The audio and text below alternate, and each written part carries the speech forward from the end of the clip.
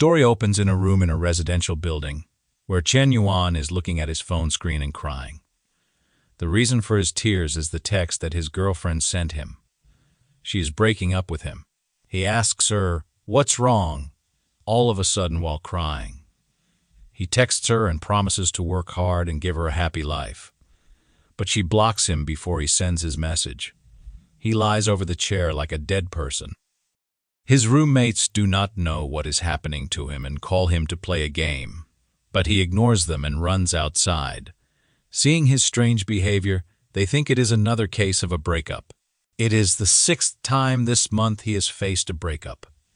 On the street, people look at him and start whispering about him. They know Chen Yuan as a famous dog licker. Chen is here to meet the girl who just broke up with him. Her name is Shutong. She tells him not to behave like this in public as everyone is watching them. He tells her he knows she is angry with him. So he has brought her favorite guava pork.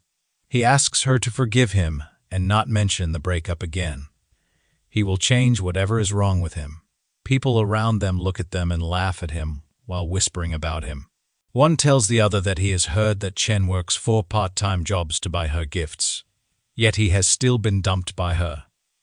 Shutong tells him that she is not angry. Her ex-boyfriend came to patch things up with her. After thinking a lot, she felt that he needed her more. Chen gets angry and asks her what she thinks he is. He says that her ex is a scumbag. He asks if she has forgotten that he cheated on her and made her have an abortion. While he is yelling at her, a Mercedes stops by them. It's Shang's ex. He tells her to get in the car. Before getting in, she tells Chen that it would be better for them not to meet again. She does not want her boyfriend to misunderstand her. She leaves with her boyfriend while Chen stands there, watching them drive away.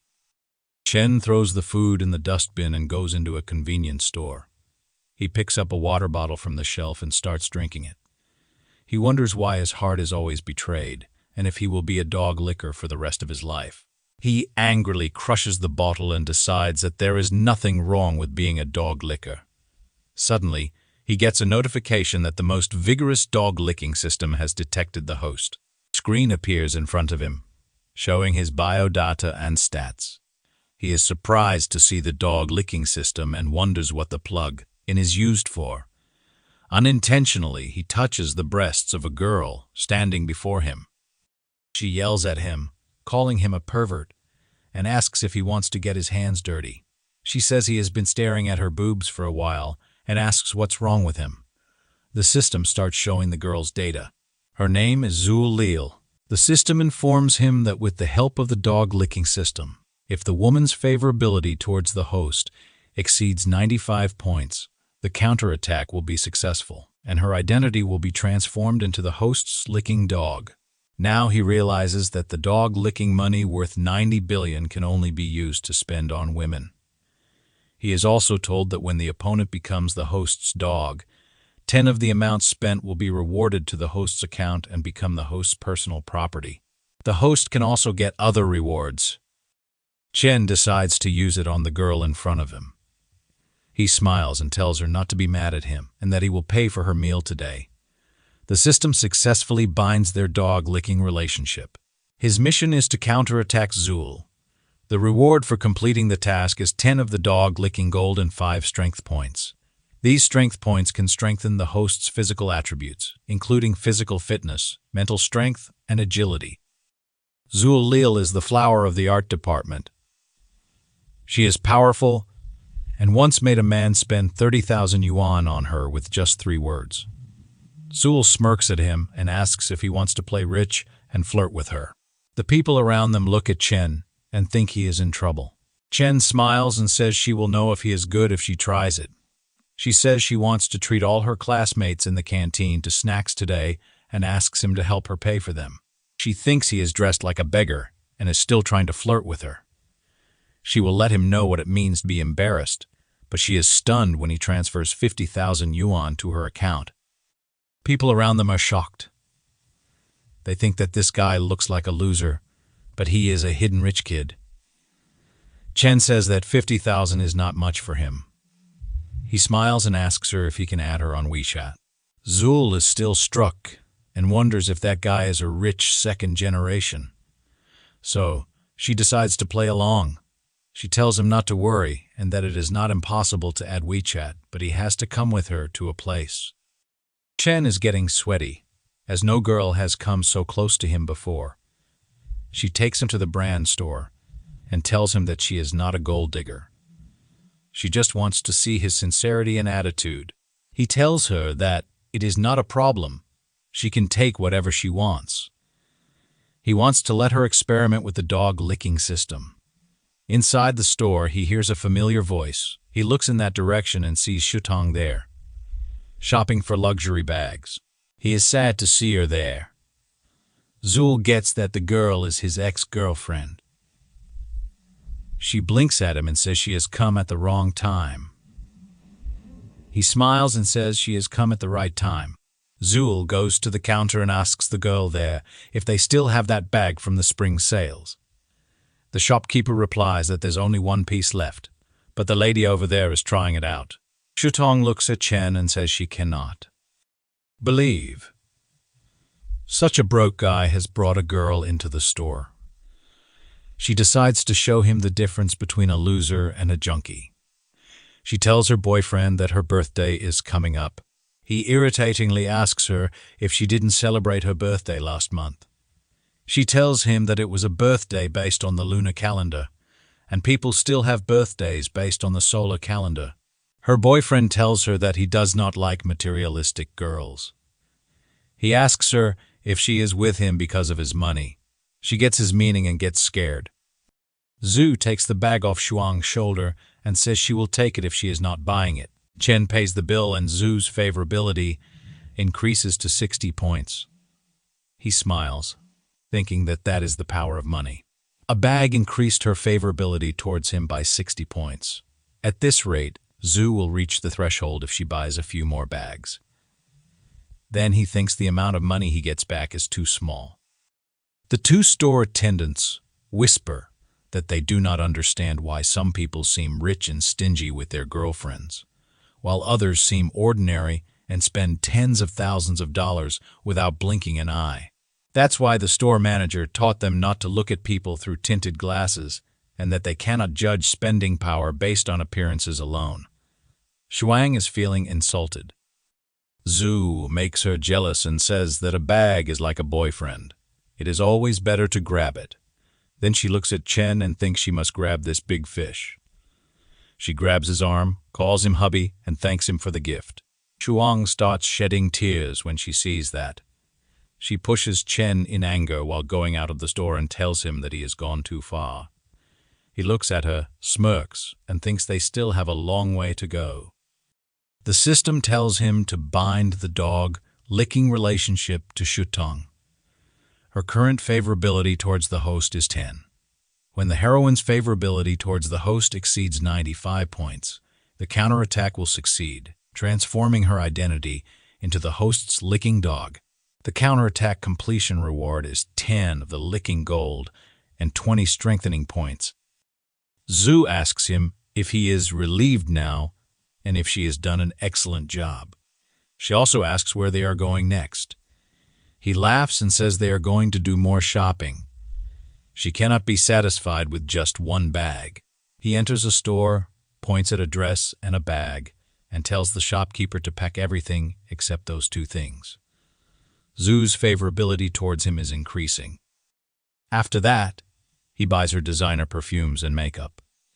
After buying so many things, she tells him it is almost enough. She cannot fit it in her rental house. If she buys more, he says that it is not a problem. He will buy her a house. She feels ashamed and says it is not good. He has already spent a lot of money, and it's too much for their first meeting. Her favorability decreases to him by 5. Chen thinks that he might have scared her. It's true. He would also feel upset if someone had to give away a multi-million-dollar house just like that. He goes closer to her and says that she is a junior at the College of Fine Arts, 21 years old, 165 km tall, weighs 49 kg. Her favorite color is black. Her favorite food is Korean food. Her zodiac sign is Capricorn. Her shoe size is 30. Size is 37 and she likes to watch horror movies. Walking at night. He says he wouldn't be so abrupt if he didn't like her. He tells the shopkeeper that he would like to fill their store value card for exclusive members up to 500,000. And when this lady comes to the store in the future, they will directly recommend the latest model to her. She obeys his order. He tells her that if he has scared her, she should consider this card a gift to make amends. She looks at him with affection and starts blushing. He goes near her ear and whispers that if she cannot bear it, she should give herself to him. She shies away and slaps him, calling him a bad boy. With that, her favorability increases by 30. Even the store girls start liking him.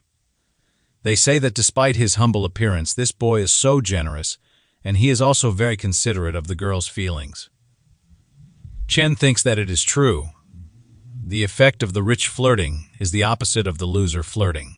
Zhu says he has bought her so much, and asks if he does not want to buy something for himself. He replies that he has no money. She says that now it is her turn to give him a present. She thinks she cannot just ask for it. If she wants to play a long game and catch a big fish, she also needs to give something appropriately. She takes him to a men's clothing store and buys him a few clothes. Then she takes him to a salon and gets him a new haircut. His whole personality changes with his new look. Zhu thinks that this guy looks so handsome when dressed up. Her favorability towards him increases even more.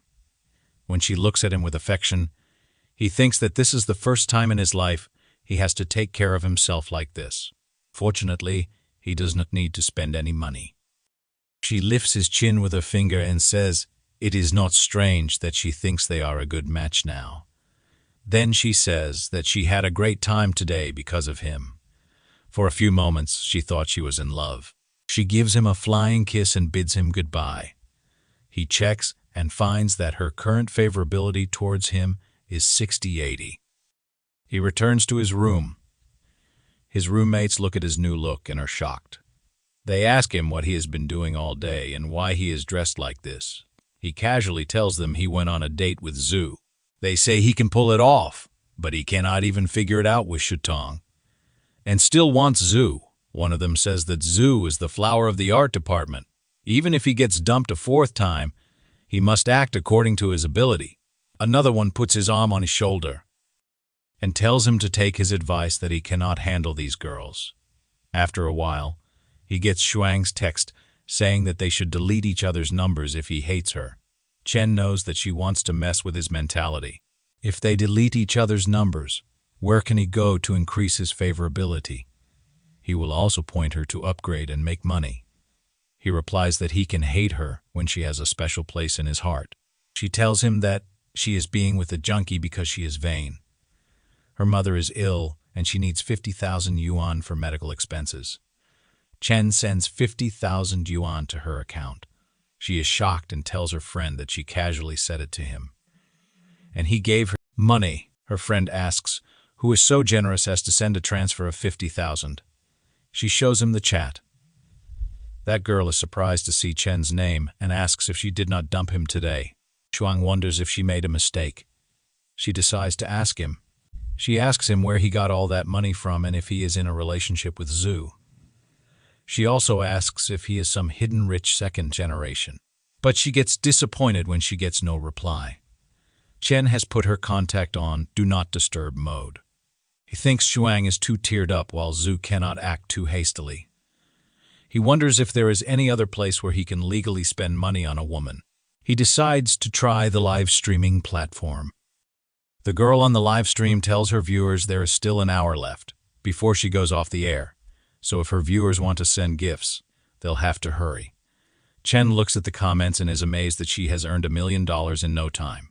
It means he has come to the right place. He presses the rocket icon and sends her money. After seeing the amount, that girl is stunned. It is not just her who is shocked. The other viewers are struck as well. Chen gives her more money, shattering all expectations.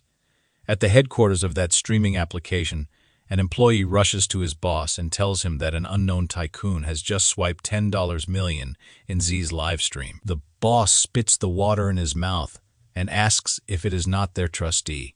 Seeing this, the other streamers start sending him private messages. They think that just a few points from him are enough to cover their salary for several months. Zhu thinks that she is dreaming. She could not believe that someone had given her $10 million. A guy shows her a board where it is written that the boss told her to confirm that he will give her a 10 raise to get that lonely smoke. She understands the assignment and says she will not give up her big daddy to someone else. She sends him a flying kiss and thanks him for the gifts. She requests him to send her a private message, and she will give him 8 management. But Chen has slept peacefully. The following day, his fellows check out the search engine and are surprised that some rich guy swiped $10 million in half an hour on the stream last night. Chen wakes up due to the noise of their discussion. While brushing his teeth, he thinks he spent so much money last night and wonders why Mr. did not have any binding relationship. It means the bonding has to be in real life. Also, he wasted his money last night. He opens the app and looks at all the texts he had received the night before. He wonders if he is digging a hole in the chicken coop. His fellows are going somewhere and seem excited about it. They are in a hurry. He watches them go and asks what those 3 are doing without him. One of them says they are going to class. He reminds him that today is a public class. They can appreciate the goddess Xiao Yuki up close.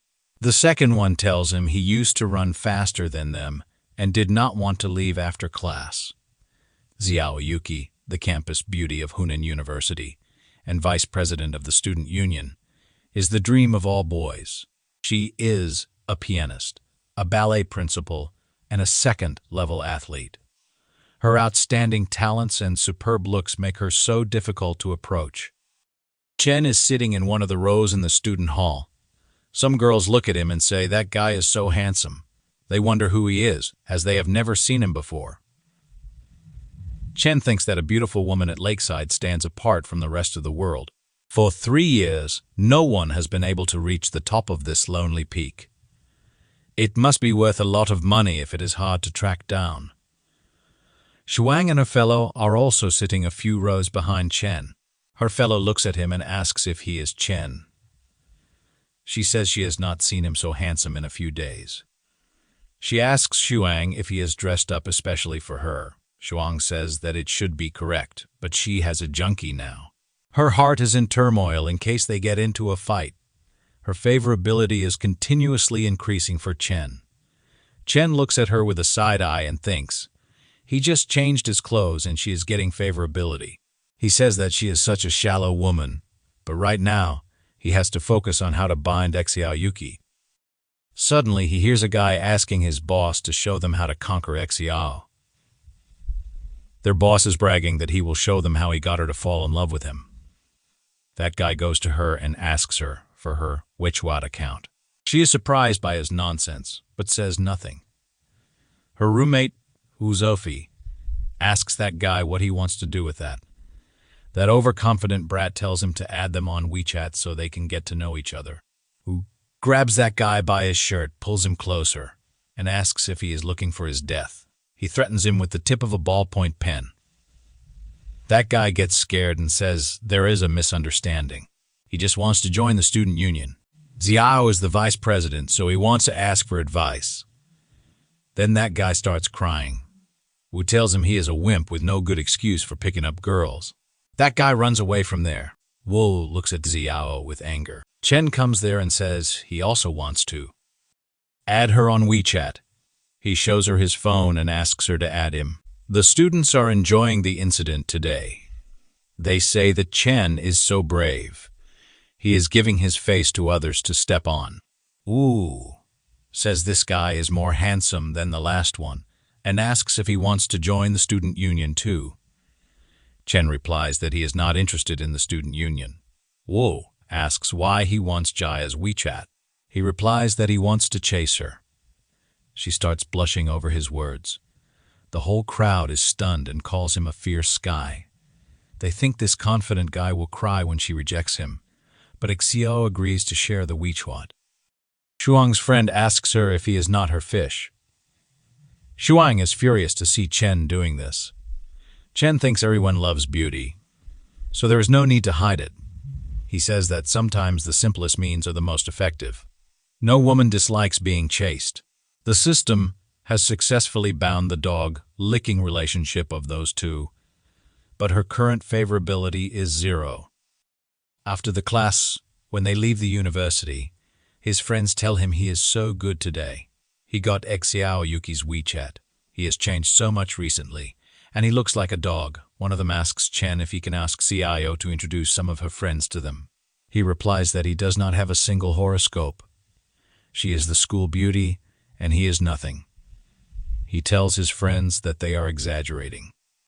Suddenly, someone tells him he is a loser with a sense of self-awareness. It is the guy whom you threatened. He tells Chen that he is wise. Chen tells him that he is the one who is more professional and that he will learn from him. That guy gets furious and asks Chen what he is talking about. He calls him a blind cat running into a dead rat. He tells him not to be so proud. Suddenly, Zhu comes there and says Chen is so slow. She has been waiting for him for a long time. The boys standing around are shocked to see Zhu talking to him. Chen replies that he will be damned if he is going to keep a girl waiting for so long. He asks her to allow him to buy her dinner and make amends. She likes his words and asks if she looks good in the clothes he bought for her. He replies that those clothes were made for her, and that the bag looks best when she carries it. He keeps praising her, and they walk away while talking. The crowd watches them go away together. That guy from earlier starts crying and wonders why he is one step behind. Shuang is crying with tears and wonders who Zhu thinks she is. It was Shuang who came first. Zhu and Chen go to a restaurant. There, she gives him a portrait of himself. She says that she stayed up all night to draw it. She also threatens him that she cannot spare him if he dares to throw her away casually. Chen is surprised and thinks this is the first time since birth that he has ever received a gift from a girl. Zhu smiles and asks him if he likes it. He wonders if this is a bait that she has prepared for him. She planned to trap him from the moment he spent money on her. He smirks and thinks it is a shame he is not the person he used to be. Zhu looks at him and thinks he does not seem very happy. It means he did not like her gift. Chen asks her why she is giving that portrait to him. He says that she made it by staying up late for him. He takes it from her hand, looks into her eyes, and asks how she should be responsible to him if she does not give him such a good gift in the future. She yells that he scared her and asks him to return her painting. He says he wants to collect it and use it as a family heirloom. He grabs her hand, pulls her closer, and says he likes her better in person than in her gifts. She starts blushing and thinks Chen is an expert in flirting. Her favorability also increases by 5 points. Seeing this, he thinks that if she wants him to be her dog, she should be a good toolman and blow up the gold. Suddenly, someone comes between them and pushes them away. That guy is almost crying, and his nose is running as well. He asks her if she did not say she is getting her nails done with her girlfriends and who that guy is. He says she is so good at getting her nails done that she can hug each other. He points at Chen and says he must be wealthy. Therefore, she even hugs him. He adds that he has been chasing her for so long, and she will not even let him touch her hand. Chen looks at that kid and thinks this unlucky kid must be Zhu's licking dog. Chen is too familiar with this kind of treatment. Zhu asks that kid who he thinks he is to her. She says it is none of his business whether she falls in love. Suddenly, Chen comes in between them and introduces himself. Then he asks the name of the guy standing before him and how long he has been chasing Zhu. That guy replies that his name is Wang Yu, and he is from the Department of Fine Arts. He has been chasing after Zhu for half a year.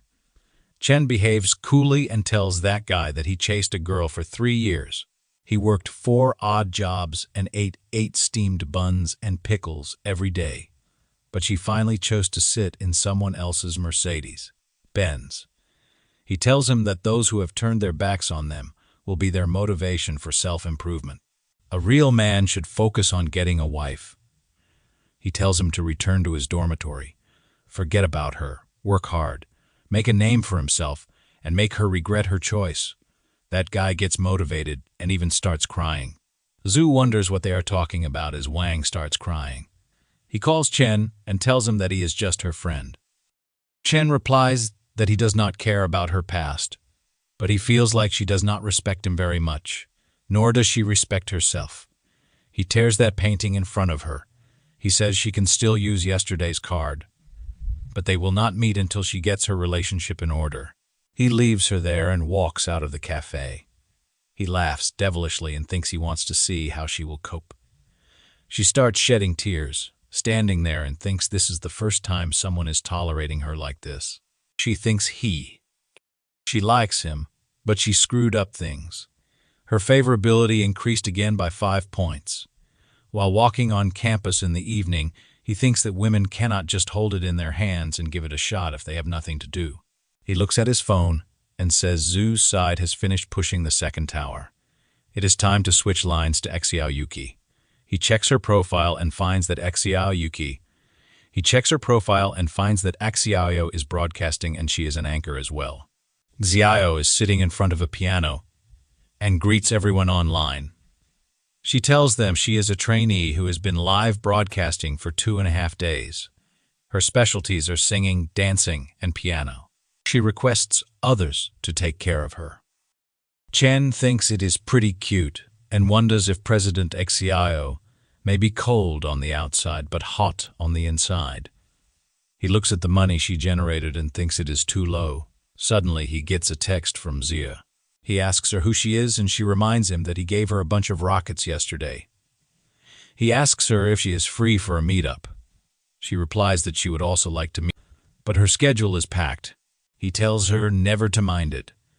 Then she thinks he has gone mad and says she will do a special dance for him tonight. He is furious that she still wants to trick him into swiping gifts. He does not even have a binding judgment for $10 million. He could give it to President Xiao. Suddenly, Xiao gets a notification that someone wants to peek with her. Chen is also glad to see that.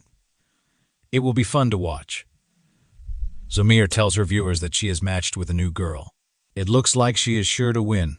Chen also watches the match and says it will be hard to tell who wins until the end.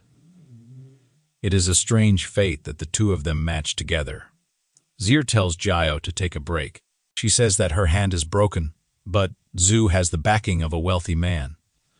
She is sure that she will convince this smoky guy with her farming skills. Till now, she has gathered more gifts than Xiao. However, she soon becomes shocked when she sees that the smoky guy has sent multiple rockets to Xiao instead of her. Zia is surprised as well. Zia is now worried as she did not get support from the guy she was getting support from. She's been told that her boss demands an explanation of what happened. Zia gets disappointed and apologizes to her viewers by saying she has something to do, so she is going off the air now. Chen smiles and says he can give her a gift. He could also gift someone else. She wanted to pin him down with a smile.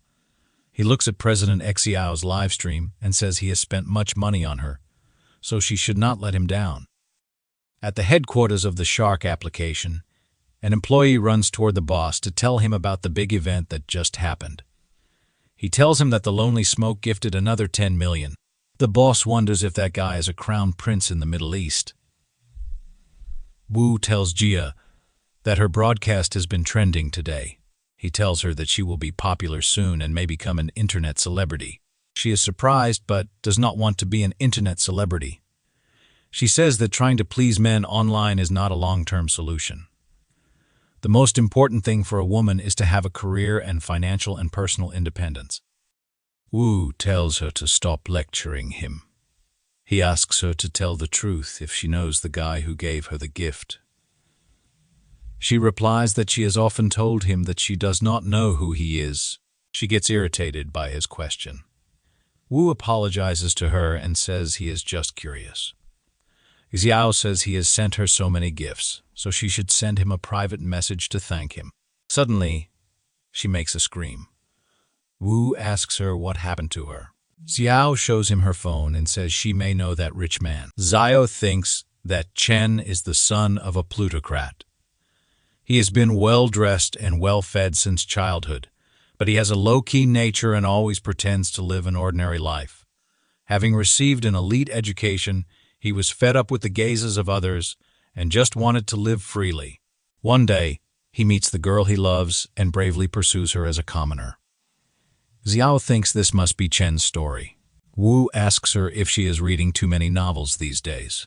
She does not care what Wu thinks and says Chen has lived well since childhood, so pretending to be ordinary must be challenging. Now, she has to thank him sincerely. Chen comes back after taking a shower and sees Xiao's text. She invites him to dinner tomorrow and says she will wait for him at the school gate. Chen thinks that she did not ask him where he got the money for the gift, but simply invited him to dinner. He wants to see what she is up to. The next evening, he reaches the school gate on an electric bike. He stops near a luxury car. The middle-aged man with a cigar outside that luxury car asks Chen if he is waiting for someone. He replies yes, and asks if he is waiting for someone too. He replies that he came here to pick up his goddess. Xiao appears on the road. Chen looks at him and is stunned. The uncle tells Chen not to look at her. He says Chen must work hard to earn money, or uncles like him will pick up all these beauties. Jiao looks at Chen and sits on his bike behind him. That uncle is shocked to see that beauty choosing that guy's bike over his luxury car. He sits on his knees and cries, asking what the purpose of making so much money is. Jiao feels like riding a heavy bike and sitting with her husband after marriage. They have arrived at a local restaurant. Chen parks his bike outside. Their orders of spicy garlic are served. Chen starts serving her food. She adores his manner, thinking he forgot to be a gentleman, even in a simple stall. It is the style of a noble family. Chen passes her the hand-glove box. She smiles and thinks he treats people with a sense of propriety. A little more attention, and they will be attentive. A little less, and they will be cold. He is very... Chen, a disciplined family man, wears a glove and starts eating lobsters with his hands. She looks at him and thinks this must be the most undersized lobster he has ever eaten. She thinks that if he is so rich in eating with her, he does not want her to be stressed out. She thinks he is such a soft, gentle flower of the highlands. Her favorability towards him increases by 10 points. Surprised by this sudden increase, the lobster falls out of his hand. She picks up a lobster and feeds him with her hands. She blushes and says she will peel the shrimp for him. He is amazed and starts liking her generosity. When she is feeding him, Shang and her boyfriend, Junkai, enter the restaurant. She is shocked to see Xiao feeding Chen shrimp. She is worried and thinks first it was Zul Lil and now Xiao Yuki. She wonders how he could be so capable. She tells her boyfriend Junkai that there are too many people here and asks if they can go somewhere less crowded. He grabs her and says he thinks there are a lot of acquaintances. He tells her that he is a person who likes to eat in crowded places. He goes to Chen's table and throws some money at him. He tells Chen to take these $500 and give him his seat. Chen looks at the currency notes that fell there and wonders what Junkai is doing and if he thinks he looks good like that. Junkai throws more notes and asks him if these are enough. Chen shows no reaction. Xiao stands up in anger. He thinks that he was provoked and wonders why she is so angry. Xiao angrily thinks about what that dog thinks of himself, that he dared to mess up her perfect date. Seeing all that money, a guy comes there and tells Junkai to give that money to him, and he will give his table to Junkai. Junkai grabs him by the shirt and angrily says he wants this table. Suddenly, he gets hit by a purse and one of his teeth breaks. It was Xiao, and Chen was stunned to see her being this brave. At that very moment, a vast woman appears on the scene and tells Junkai that he eats her food, wears her clothes, drives her car, and asks how he dares to use her money to pick up girls. That woman looks furious. Chen looks at her and is scared to his death. Junkai, who just got hit by Xiao, grabs his face with one hand and asks why Xiao King is doing here. She thunders and asks if she had not been here, how would she have discovered that he was having fun with women behind her back? She says Junkai is a beast worse than a pig or a dog. Junkai tries to play innocent and says she has got it all wrong. He asks how he could have a woman. He says that she has given him everything, so there is no way he could betray her. He grabs Shutong by her hair, pulls her, and says it was her. She seduced him. Shutong cries and says that Junkai is lying. He asked her first and also said that he was single. He slaps her on her face and tells her to shut up. Shutong looks at him with tears in her eyes. He again raises his hand at her and tells her to lower her gaze. Chen grabs his wrist and stops him there. He asks Junkie if he does not feel ashamed of himself while hitting a woman. Shutong cannot believe that Chen took a stand for her. She thinks he still loves her. Her favorability for him increases and reaches the target point. The system informs him that Lin Shutong, the dog-licking partner number 2, has a favorability score of 95 for the host. It congratulates the host for a successful counterattack on dog-licking target number 2, spending 50,000 on dog-licking gold, and rewarded the host with 5,000 yuan. Lin Shutong is transferred into a licking dog, and the host is rewarded with 20 enhancement points as well. With those points, his strength and agility increase. Chen bends Junkai's arm. Junkai gets hurt and asks him to let him off. He lifts a bottle from a table and tries to hit Chen with it, but Chen breaks the bottle and Junkie's nose with one punch. Chen tells him that there is no shame in eating soft food, but he is a beast who eats soft food and beats women properly. Junkai feels insulted and brings out a knife from his pocket. Chen tells him to watch out. Chen speedily grabs his wrist and releases the knife from his grip. Then he lifts him and throws him. Junkai passes out. The crowd gathers around to see the fight. Chen starts walking outside. Shutong looks at him and rushes toward him. She grabs his leg and says she was wrong and blind. She asks him for a chance to start over. He asks her if Chen, whom she is talking to, is the person who once carried her over 10 km to the emergency room at 3 a.m. Is he still the same Chen who saved up for half a year to buy her a cell phone, only to be criticized for not being the latest model? Is it Chen who knows she is frivolous and vain, but always believes she will look back one day? He tells her that the old Chen is already dead. She chose it herself. Then he leaves her there crying. Chen drops Jia at her hostel. He apologizes to President Xiao for the mess tonight. She replies that calling her president is too rude. He should just call her Kiki. She adds that she did not feel disturbed, but she got to see a different side of someone.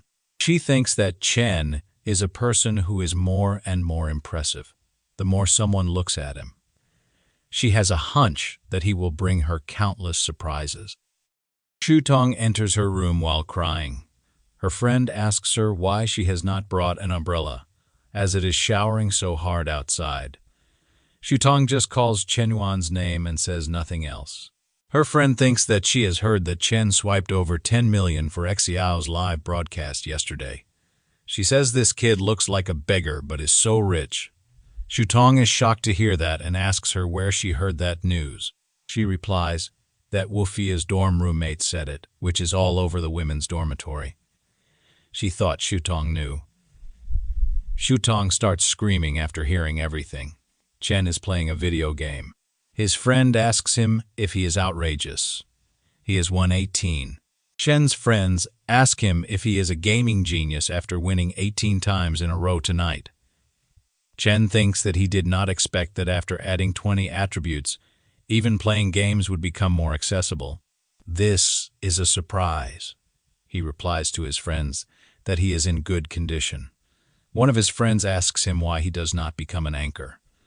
He says that when Chen makes 1 million a month, he can fly with him. Chen removes his shirt and looks at himself in the washroom's mirror. He thinks the attribute points have made qualitative changes in his body, and he is in better shape.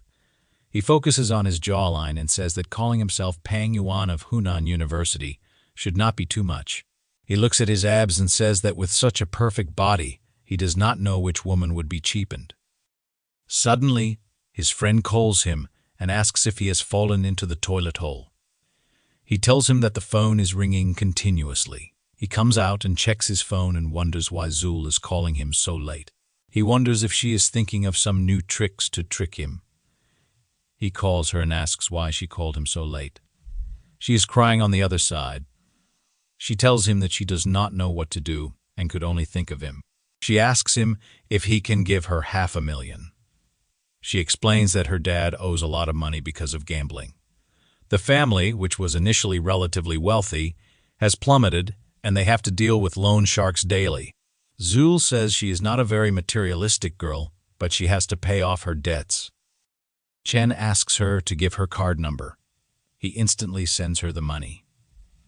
She is shocked to see the figure, as it is 5 million instead of $500,000. She asks him why it is 5 million. He replies that it is okay. He accidentally hit an extra zero. Her favorability increases towards him multiple times. She thanks him for helping her and says she will repay him. Zul's current favorability score is 94. Chen wonders why it is still 94, and if his sudden help did not win her heart. He wonders if she wants to confess her feelings. Then he thinks that it might not be the case. The person who reveals his neediness first is often at a disadvantage. Whoever confesses first will lose. The next day, when Chen is outside the cafeteria with his fellows, Shang comes there and tells him that she has brought him a bun from the cafeteria. She invites him to go to the classroom together. His friends are stunned to see her bringing breakfast for him. Suddenly, Zul comes there too and says she has brought him breakfast. She guesses he is tired of eating in the cafeteria, which is why she made him seafood porridge. Both girls look at each other with hate in their eyes. Suddenly, someone else calls Chen at the same time. Now his friends wonder who the third candidate is. It's Yao. She says she has brought him beef noodles. Shong and Zul wonder why Xiao is there. It's like a boxing match between those three inside a ring. Her strong sense of oppression fears those two. They think that is the power of being number 2 on the school's beauty list. Chen asks Xiao how she knows that he likes to eat beef noodles. She says she just assumed he likes spicy food when they ate crayfish yesterday, and knows a great place that serves it. He replies that it feels so good to be cared about by others. He thanks Kiki. He thinks that he expected this from Xiao. She could gauge his taste through the details, and without making a sound. Xiao welcomes him and says, of course, giving breakfast is a priority. She adds that if one does not care for the other party's liking, how can they say they like them? Shutong and Zul are annoyed to hear that. It feels like she is punching them very severely. Xiao gives him a gift and says it is to express her gratitude. Chen asks if it is the newly released F15 Pro Max. Chen's friends are shocked to see him getting the latest mobile phone model as a gift. Seeing him receive the gift makes them feel worse than the death of their fathers. Even Shang and Zul are surprised to see her willingness towards him, as that phone costs more than 10,000 yuan. This feels like she has knocked them in a single move. Chen tells her she does not need to spend so much on him. She replies that he has spent more on her. She does not have much money. It is a favor to him. He says that he will accept it. Then they both walk away, leaving the others standing there. Shutong says she wants Chen back and wonders why it is so hard. She is sad because it has only been a few days, and another girl has appeared. Zul comes to him and tells Shutong to find a place to chat. Shutong asks what she is talking about. She has nothing to discuss with her. She adds that it is all Zul's fault. Zul says that she wants to talk about forming alliances. Shutong startles and asks what kind of alliance. She replies that it is an alliance against their common enemy, Xiao. Chen checks the mobile features. It is hard to believe that she gave him such an expensive mobile phone which costs more than 10,000 yuan. Jiao asks him if he is okay, and if something is wrong with the phone. He smiles and says everything is fine, and the phone is handy. Her current favorability is 40. Chen thinks he would have already believed she loves him if he had not seen her favorability. She is indeed worthy of being the goddess. She is more skillful in making the hunter think she is the hunter. He has to find a way to push forward the progress as soon as possible. When he is busy thinking about this, his phone beeps. It is a text from Zir. She tells him that the last time she said she could not meet, it was not that she could not do it. She is a little bit afraid of society, but it does not mean she does not want to meet. Smokey. He looks at the message, laughs, and wonders what kind of attitude this is. He also wonders if she thinks him a. At the same time, he gets a notification that Dragon King wants him to join a group where all the anchors are ranked. He wonders if this is the legendary Big Daddy group of anchors. He joins the group and starts chatting with the other members.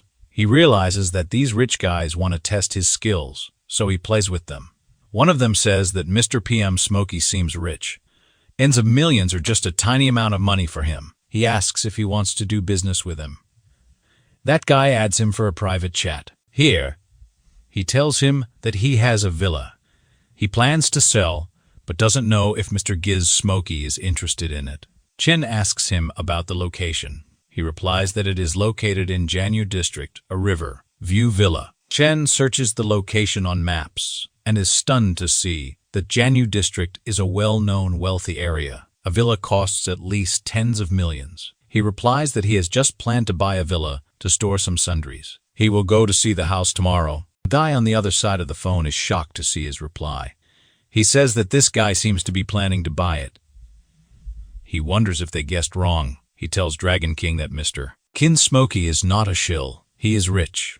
Dragon King, who is drinking tea, replies that whether he is rich or fake, they will know when the time comes. Even if they guess wrong, there will be many benefits if they can make friends who will not frown, even if they throw tens of millions of dollars at others. He tells the other guy to send Mr. Smokey their address and learn more about him. Chen receives the address and wonders how much her favorability will increase if he gives her a villa. Xian brings Xiao to that location with him. She asks him why he has brought her here so mysteriously. The owner is waiting for them outside. He waves at Mr. P. Smokey. He thinks that Smokey looks ordinary, but he is accompanied by a woman who is a natural beauty. He wonders if he may be the son of a hidden family. It seems to him that the price today is challenging to negotiate.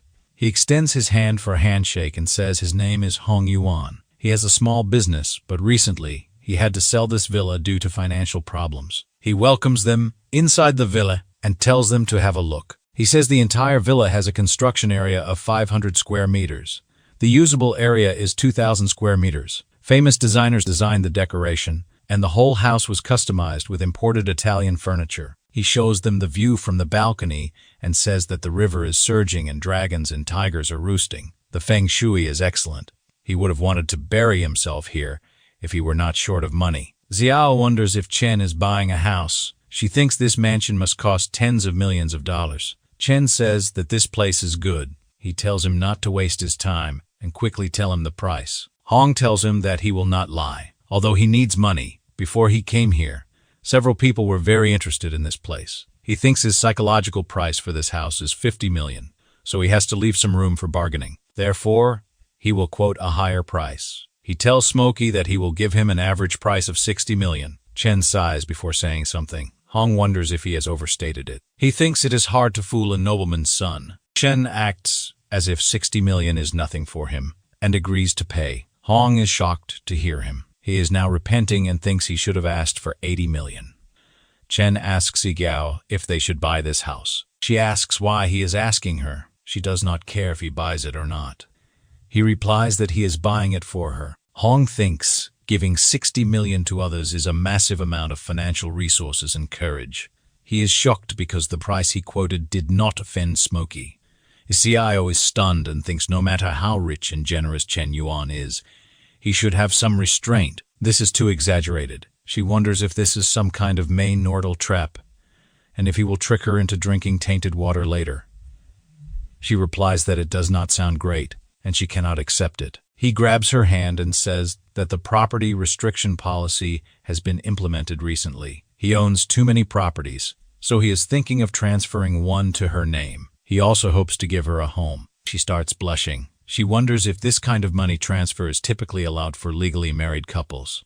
She wonders if he treats her like his future wife. Chen asks her what their relationship matters, and if it is not his and hers, there is no need for distinctions. She starts blushing more, and her favorability rapidly increases for him, reaching 90 points. Chen thinks his acting skills are improving, and the film industry owes him an Oscar. Chen paid the initial deposit of 10 million and said he would transfer the remaining money to Hong after completing the formalities. Hong replies that it is okay, and Chen can leave the transfer matters to him. It will be sorted out in the next few days. They sit in the taxi and Hong waves them goodbye. Hong thinks that with Smokey's wealth, it is surprising that he still insists on taking a taxi daily for physical exercise. It is like going incognito, proving that the wealthier he is, the more low-key he becomes. While sitting in the taxi, Chen thinks that President Xiao's favorability is already 90 points. Once he completes the licking dog transformation, the 70 million invested in her will turn into 700 million in returns,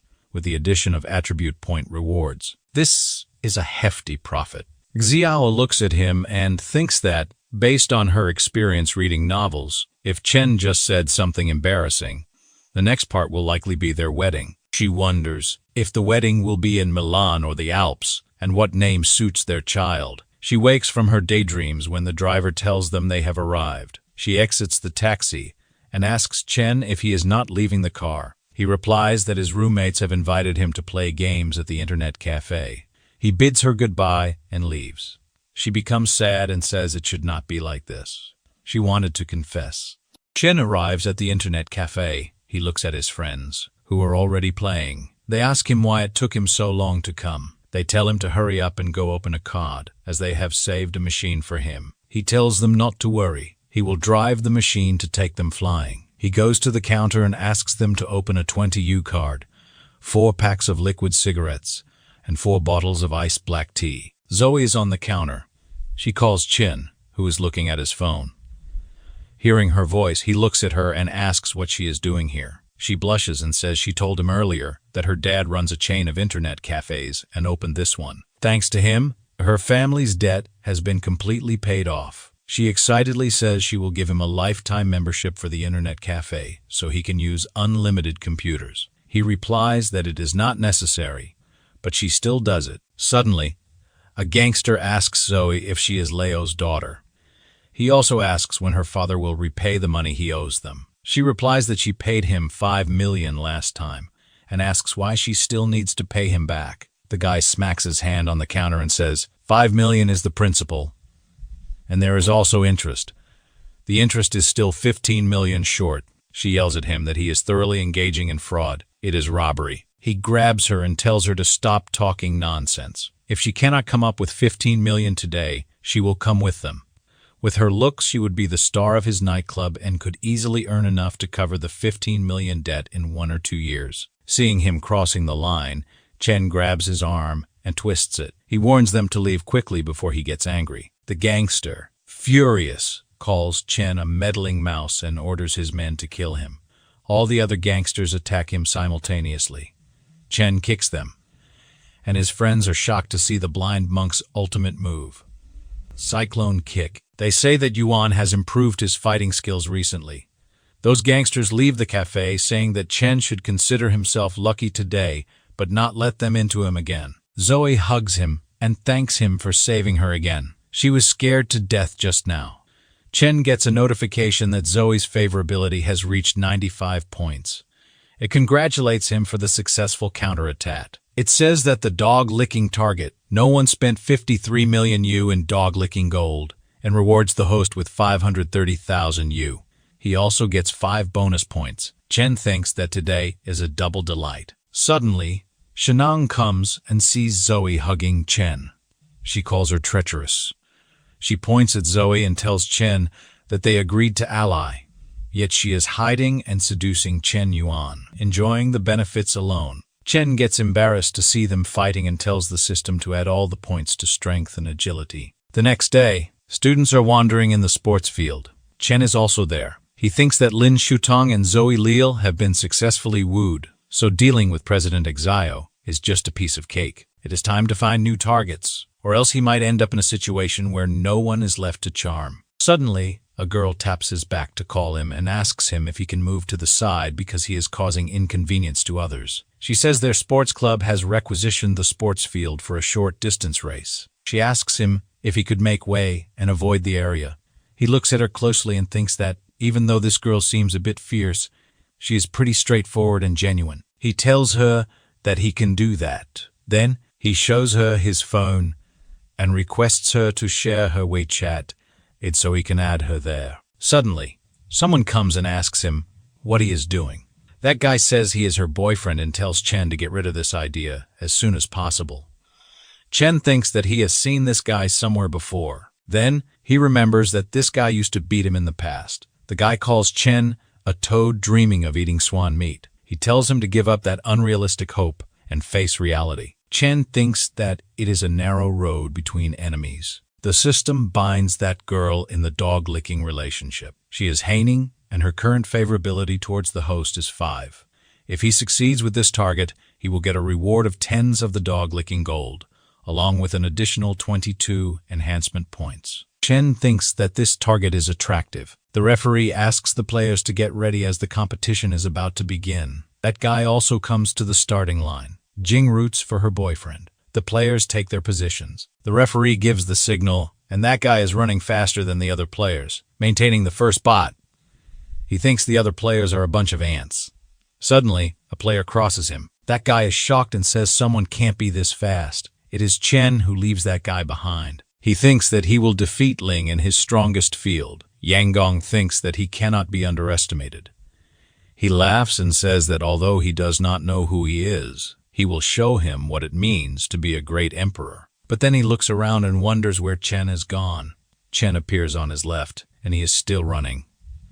Ying is shocked that Chen has lapped him by a whole round. He wonders how many seconds it was. Chen smirks and thinks that with just a mere decade of hard training, Ling could never compare to his meticulously planned skill points over a whole week. The anchor says that they witnessed something extraordinary. The real speedster has emerged. In the face of his speed, even the iron arm, Adam bows. Down in awe, the whole crowd shouts for him.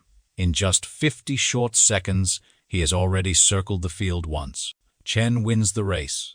Jing could not believe that her boyfriend had lost. The anchor says that a new champion is born. He has broken records, surpassing even the limits of human intellect, but they still know nothing about him.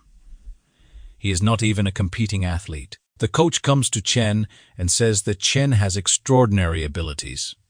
He says that if he is interested in joining the track and field team, he recommends joining the national team. Ling starts crying and asks the coach if that spot wasn't meant for him. Jing looks at him and wonders why she does not feel bad about that guy.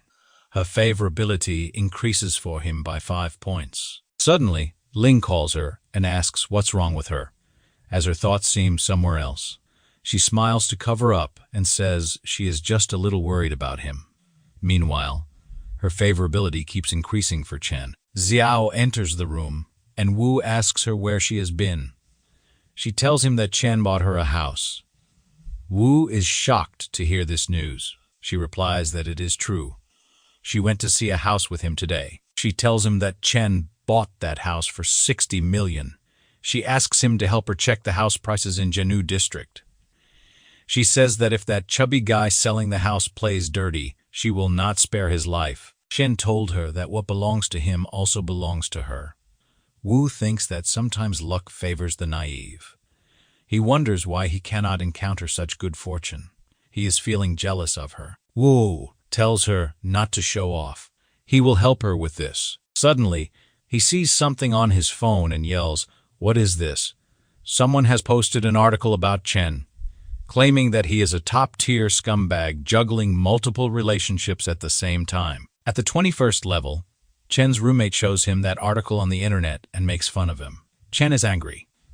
He thinks that the writer of this article is kidding with him. He is obviously a money-splitting boy. It seems like he has been relatively high-profile lately, and someone might not be happy about it. He wonders who that person could be. 3 nerds are behind this scene. The one with the glasses tells the others that their article was pushed to the top of the list. The post has gone viral. His fellow laughs and says that now Chen's reputation is over. Suddenly, Ying comes to them and asks what those 3 are doing by drawing the curtains and turning off the lights in broad daylight. Firstly, those 3 get scared by his sudden appearance. They look at him and say he is so scary, as he always walks silently. The main culprit tells Ying that there is a guy named Chen Yuan in the School of Liberal Arts who is very arrogant. Recently, they are dealing with him. Ying looks at Chen's picture and wonders if he is not the guy from the sprint race. He suddenly realizes that he is the same Chen that he used to beat up in high school. He laughs and tells those 3 that he knows him. They went to the same high school. Chen has been a sociopath since childhood, and he has quite a bit of information about him. Ling says that Chen is probably not worthy of being a good guy. He persistently clings to girls and harasses them. Those 3 start welcoming Ying to get more information about Chen so they can add more to their already viral article. Ling wants revenge as well. He smirks and thinks it does not matter if Chen wins the game, and the coach likes him. Ling wants him to be ruined.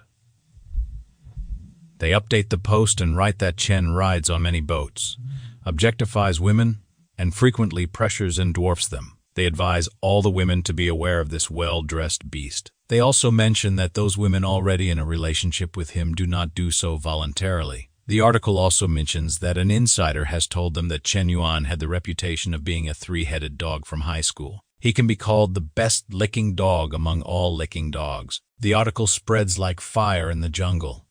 Everyone is shocked to read so much about Chen Yuan. Even the principal of the university reads it. He smashes the phone on the table in anger and says, "That is too much and is simply unreasonable." He adds that he will not allow such a black sheep to appear in his school. He will personally investigate and find out if it is true. He will expel this scum among students. Xiao tells the investigation team that Chen Yuan from Huda College of Liberal Arts is an exceptional person. What he hates the most is girls suffering. He comes from a famous family and possesses extraordinary wealth, yet he is generous and willing to help others, hoping to alleviate their worries and solve difficulties. He hates those who beat women. Whenever night falls, he transforms into a dark knight, pushing evil and striking with a heavy fist. He is powerful and mysterious, guarding this city entirely of desire and sin. Xiao says that from her perspective, Chen Yuan is a hero. Those officers ask if it is not an exaggeration to call him a hero. They ask her on what basis she draws this conclusion. She replies that she has drawn it with her woman's intuition. The principal asks his secretary if Xiao Yuki's testimony is credible. He looks at her profile and replies that she is the vice president of the student union. Although he thinks she is a bit weird, she should not lie. Chen Yuan is probably a good person. The principal orders the officers to ask Chen's classmates again. They go to Sheng, show her their ID, and say they have some questions about her classmate Chen Yuan. They need her help in their investigation and request that she come with them. In the investigation room, she starts crying while telling the officers that Chen Yuan is a good person, but it is a pity that she is not good enough for him. She says that she is greedy for him, working day and night, but Chen Yuan is not willing to choose her. She admits that she excuses herself for being emotional because it makes her heart ache when she thinks of him. The officer passes her another tissue and asks if she is saying she likes Chen Yuan, and he rejects her, but she still thinks he is a good person. She sobs and says she deserves it. She does not deserve to fall in love. Chen Yuan is undoubtedly a good person. He has not done anything wrong. He just does not love her. The principal also hears the testimony. After that, he leaves the room, smokes outside, and wonders if it is possible that Chen Yuan is innocent and the people on the forum are trying to smear him. Suddenly, he looks down from the window and sees 2 people coming that way. He wonders why they are presenting a banner. He meets them and introduces himself as the president of Hunan University. He asks them what those 2 are looking for. Zoil opens the banner and tells the principal that she is from the art department. She came today to present a banner to Chen Yuan from the literature college. She adds that Chen acted bravely a few days ago and helped her family a lot. The principal is shocked to hear of another fan of Chen. He sees those two off and thinks that he has blamed Chen Yuan wrongly. He must have to look at that post again. Surprisingly, there are some videos in favor of Chen. Someone also posted a video of him winning the race. Other than that, there are many comments from girls speaking in favor of Chen Yuan just by seeing his innocent looks. Seeing all this, the principal grabs his head in worry and wonders if this man is a popular idol. He thinks that it is just like a set of light falcons. A tall tree stands out in forest, but the wind will break it. If a person is too good, he can easily be targeted and forced by others. The principal starts sighing and says he can understand Chen Yuan now. He says he will surely give him justice. He will be unruly. He cannot bear this grievance. He calls all the students in the hall. He tells them that recently there have been some rumors on the forum against Chen Yuan, a student of their school. But based on his thorough investigation, he found it to be completely a rumor. It's slander. He pulls Chen closer and says that today he is here to clear Chen's name. He adds that Chen not only has a correct lifestyle and is willing to help others, but he has even acted bravely for justice many times, but kept it secret. He sobs and says Chen has a majestic personality and a noble soul. He gives him a certificate and tells others to learn from Chen Yuan and become people who contribute positively to society. All the students applaud him. Chen wonders what is happening there and why he is being given this certificate. He is getting embarrassed, wondering when he has shown courage and been willing to help others. Ling is burning to see Chen getting all those praises. He cannot understand why Chen has not been ruined at this time. He thinks that everyone has gone blind. It is Ling who should be the one standing on the stage, accepting flowers and applause. Suddenly, he looks at his girlfriend Jing, who is enchanted by Chen's personality. Chen is surprised when he sees that Jing's favorability towards him has increased by more than 10 points. The students start leaving after the ceremony ends. Ling goes to Jing and says he has seen it all. She just enthusiastically applauded Chen Yuan. He asks her what the meaning behind that is. She asks him if he is not feeling well and why he is so jealous. She says that she only has genuine admiration for her classmate Chen Yuan. As a fellow university student, he has done many good deeds yet remains indifferent to fame and wealth. She quotes an example. After winning against Ying, he could have become the pride of the heavens, but instead he chose to return. These comments work as oil in the fire for Ying. He grabs her wrist with force and tells her to shut up. He says that Chen cannot beat him. She starts weeping and tells him that he is hurting her. Ying has gone crazy with hatred and says Chen Yuan is just a useless dog that he stepped on. It does not matter if the coach likes him. This society values those with money and power. His dad can buy him a Tesla. He asks her what Chen Yuan has in his possession. Suddenly, Chen passes them, talking on the phone, telling Hong he can drive in. He tells him that he keeps a low profile at school and instructs him not to come to pick him up in an overly expensive car. Jing and Ling forget about their fight and start looking at him. After a while, they see that a fancy car comes and stops by Chen. He tells the man who brought the car that he told him not to drive such a fancy car. He scolds him softly and tells him to pay attention next time. Hong apologizes to him and says he will from the next time. He explains that he rushed and forgot. Chen does not like it to be too flashy. Hong opens the door for him and Chen gets in. Ling's eyes come out of the shock that he has just received. After the car leaves, Jing tells Ling that they should break up as he does not trust her. Ling cannot believe that his girl is breaking up with him. Chen Yuan and Hong go to the office where he pays the remaining amount to Hong, and he gives him the villa papers. After completing all the legal procedures, Chen says that he is heading back to school. Hong offers him a lift. He refuses, saying that his car attracts too much attention. He will take a taxi back himself. While walking on the road, he thinks that even though he has bought the house, he still needs to prioritize with President Xia. After all, reaching full favorability earns a 25-point attribute bonus. He needs to give her something else. He checks his phone to see what else Hong wants to sell. He opens the group chat and sees the praises for him as he bought an expensive villa in no time. Moreover, he gifts it to his girlfriend. Chen replies that it is just a small favor he is doing. Suddenly, someone posts in the group an ad about selling a car. Chen likes the idea of giving her a car. Chen reaches the showroom of that guy. The guy receives him in person and introduces himself. He is Jiang Hain, and his family runs a small business. Personally, he manages a small car dealership. He says it is a pleasure to meet Mr. Smokey and gives Chen his business card. Chen knows that the Gen Group makes cars and cargo ships. This is a large local enterprise, and this guy, surnamed Jiang, is a wealthy second-generation entrepreneur. He calls him Brother Jiang and says that managing a large car dealership at a young age is truly impressive. Haosen tells him not to call him brother, as he cannot afford it. He tells him just to call him by his name. He says he would like to take him on a tour to see some cars. He tells Chen that he is really young and promising. When he first heard Hong say, Mr. Smokey, he thought he was an uncle, but he did not expect Mr. Smokey to be so young and have such outstanding charisma. One of Jiang's secretaries asks the other who that person is, whom Mr. Jiang received personally. She replies that he must be the son of some wealthy tycoon. She tells the other not to bother looking into it.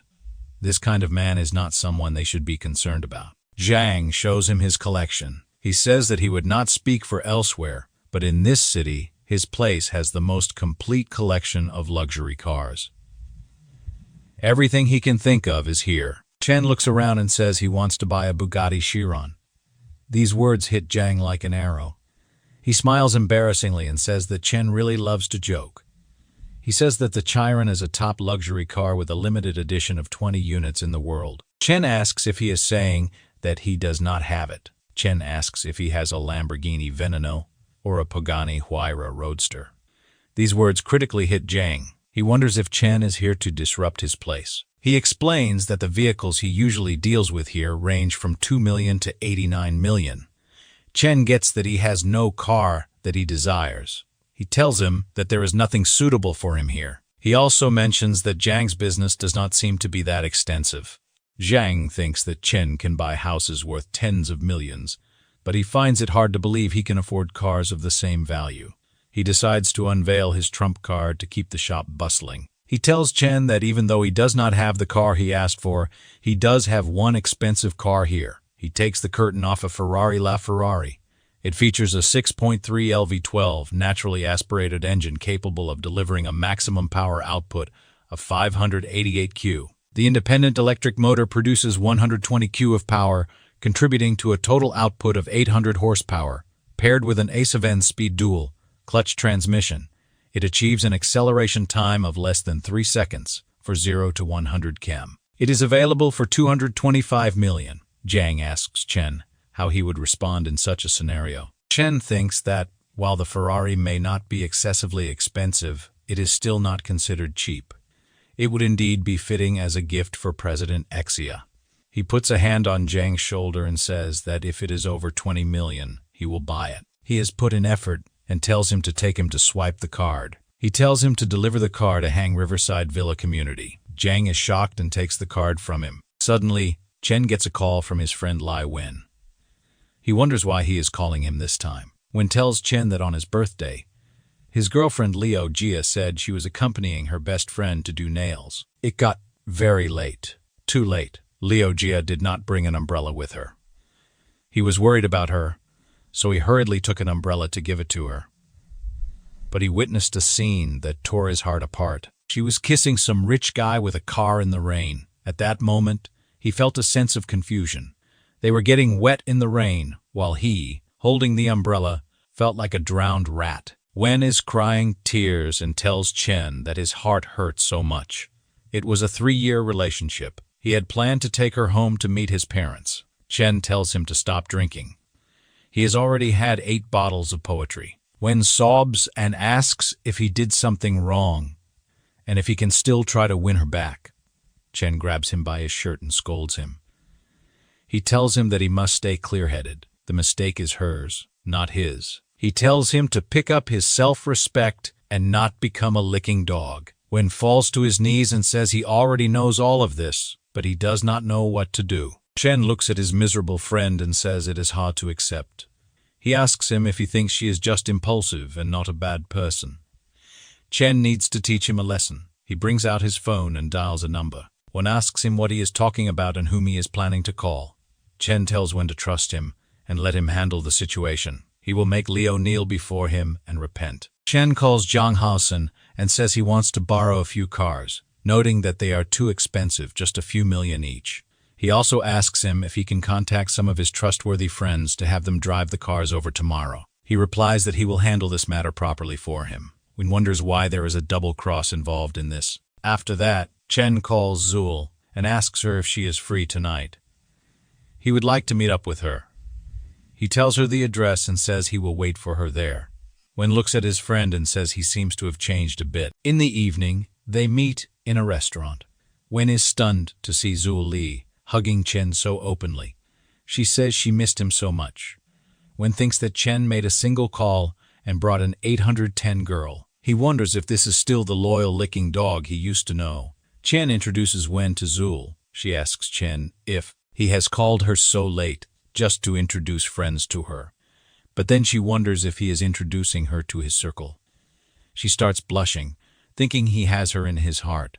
Chen replies that he wants to ask her to help him with a play tomorrow. Maya is driving on the highway with Liu Jia. He tells her not to be gloomy. She will not be happy with that loser Lai Wen. He will get her a new bag for her birthday in a few days. She replies that words are easy to say, but considering the years of their relationship, Maya better treat her well in the future. Suddenly, a Ferrari overtakes them and applies brakes in front of his car. Maya applies the brakes just in time and avoids an accident. He yells at the guy in the Ferrari and asks him if he does not know how to drive appropriately. But then, he sees someone with perfect curves and shining wheels and a pair of unparalleled headlights stepping out of the red car. He becomes a Ferrari as nothing in front of her. Right after that, Wen steps out of the car. He is covered in luxury brands from head to toe. Dia is shocked to see him coming out of that luxury car. Li grabs him by his arm and says she is scared, as the new car he bought for her almost got hit by this guy. Wen is acting hesitantly and says that if it gets hit, he will buy her a new one. Maya looks at Wen and wonders how he turned out like this. Is he a hidden rich second generation? Jia looks at them and thinks for a second. She understands that they are acting. She yells at him and asks what he is trying to pretend. Wen tries to act cool but fails. He tells Zul to get in the car, as they still have a bit to go. Jia tells him she has known him for a long time and asks if he thinks she does not know about his background. She admits she is wrong, but aside from the facts, his performance today disgusts her. Zhang is in the car with Chen, listening to their conversation. He tells Chen that the woman has figured it out. Chen smiles and says it is not a problem. It is time to take the stage with his little brother. The real show is about to begin. After that, all the cars he borrowed drive toward their location. They reach there in no time and surround Maya. A guy in a white suit who knows Maya comes out of the car. He looks at Wen, pretends to be an old friend, and is surprised to see him there. Maya is shocked to see that guy. After that, all the other drivers come out of their cars. The guy in white named Bai walks toward Maya and asks if he recognizes him. Maya starts shaking due to some fear. Bai surrounds Maya and Jaya and asks if that guy told her that his name is Maya. His family owns a coal mine, and he studies in America. Bai grabs him by the head and tells Jia that this guy is a habitual liar. He pretends to be wealthy to deceive women into bed. He is nothing more than a gigolo. He laughs and asks her if she actually believes he is some rich second generation. Bowie says, Maya's tactics are so clumsy, he should have starved by now. But surprisingly, there are still naive girls falling for it. He adds that she does not even take a good look at herself. She does not even deserve to be with wealthy people. Those words fall like lightning on Jaya. Jia runs to beat Maya with her sandals and says he is worse than a dog and that she will kill him. Maya starts crying and apologizes to her. Seeing this, Wen tells Zul to go from there. Jia grabs him by his leg and tells him not to leave her behind. It is not that she admires vanity, but she is just afraid of being poor. She asks him for another chance, but he walks away saying she should not call him that way. He breaks up with her and tells her not to call him ever again. Maya finds a chance to run away, but Chen comes from the front and asks him where he is planning to slip away. He adds that letting him go is not impossible, but first he must give himself 100 slaps. After that, they all go to a pub to celebrate. Chen thanks everyone for their strong support. The others tell him not to be so formal, as Hyan's friends are his friends too. Bae gets closer to Chen and says he has heard Chen is a master on the Shark Live platform. He has a favor to ask Chen for help with. Chen asks what kind of favor it is. Bae says he has a favorite streamer he wants to support, but he has run out of money this month. He is wondering if Chen can help him a bit. Chen understands that they want to test his abilities again. He thinks that these wealthy folks always like to underestimate others. Bae gets embarrassed and tells Chen that Bae is just kidding and that he should not take it to heart. He tells Bae that supporting his girl is his own responsibility. It is unreasonable to expect Chen to foot the bill. Chen slams his glass on the table. The boys there think that he has gotten angry and wants to fight, but Chen unlocks his phone. He slides his phone toward Bae and says he is going to the bathroom. Bae can feel free to use his account as he likes. He tells him not to help him save money and to spend it freely. Then he goes to the washroom. Bae is surprised and wonders if Chen is letting him freely use his phone to browse, and if he is trusting him that much. Then he thinks that if they ask him to pay the bill, he might actually feel a bit reluctant. He is not tired of paying for gifts, since the system pays for them anyway. When he comes out of the washroom, he looks to see that all those guys are standing in a circle around Bae and are encouraging him to spend more. Chen comes there and asks what he is up to and what is going on with all this excitement and commotion. Bae starts sobbing and tells Chen to save the child. Chen takes his phone back and checks it. He says that he has been away for so long and Bae just spent less than 20 million. He calls him weak. All those around are struck and wonder what kind of identity this Chen has, and if his family is richer than the Tiandian banks. Bae sighs and says on a regular day he might earn a few tens of thousands, but surpassing 13 million is like brushing out several sports cars, and this is tearing his heart apart. Chen says that 20 million does not sound good. He says he will round it up to a neat 60 million for him. Bae tells him not to do this. He grabs his hand to prevent him from doing this and requests him to stop, as it is enough. He adds that she does not deserve so much money. Zhang asks Bae if he has realized he is not up to par. He tells them to raise a glass to Boss Chen. Bae says that he genuinely surrenders. He will follow Chen's lead from now on. A girl in the bar asks others who that person is. He seems quite influential. She recognizes one with white hair. He is Bae, killing from the white real estate. The other girl says it sounds like a gathering of the elite generation in the top circles of Seoul. If she joins any of them, her life after that would be worry-free. Another girl asks if the one called Chen is that mysterious person who went viral for brushing 1 billion. She says that his life is her dream. Chen receives a text. He tells others that he has something to attend to, so he will take off now. They will plan for another meetup next time. That text is from Zarir. She tells him she is in Seoul now and cannot wait to meet him. He replies that they can meet tomorrow.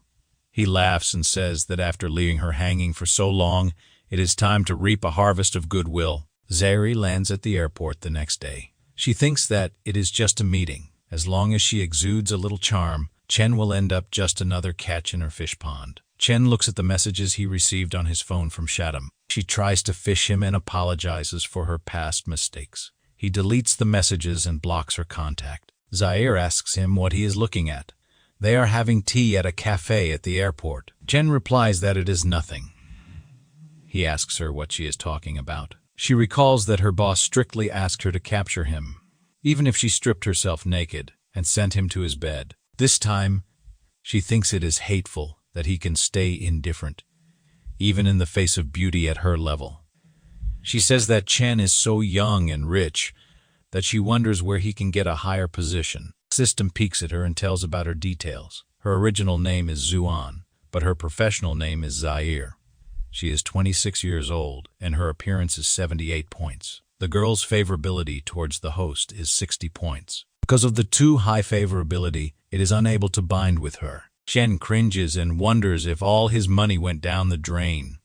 It seems like he needs to lower the favorability first. He starts pretending to be silly and puts his pinky in his nostril. He tells her that she has got him wrong.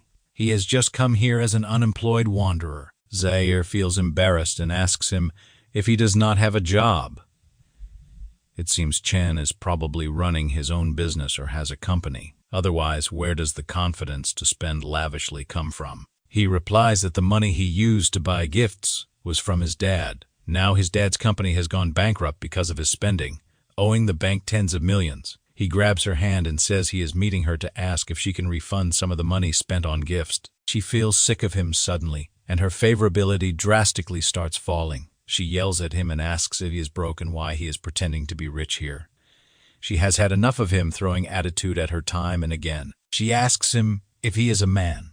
He is a disappointment, asking for money to be refunded. She yells that she must be out of her mind wasting time with a loser like him. She dials someone's number, calls him Lan, and tells him she is at the coffee shop outside the airport. She tells him to hurry up and come pick her up.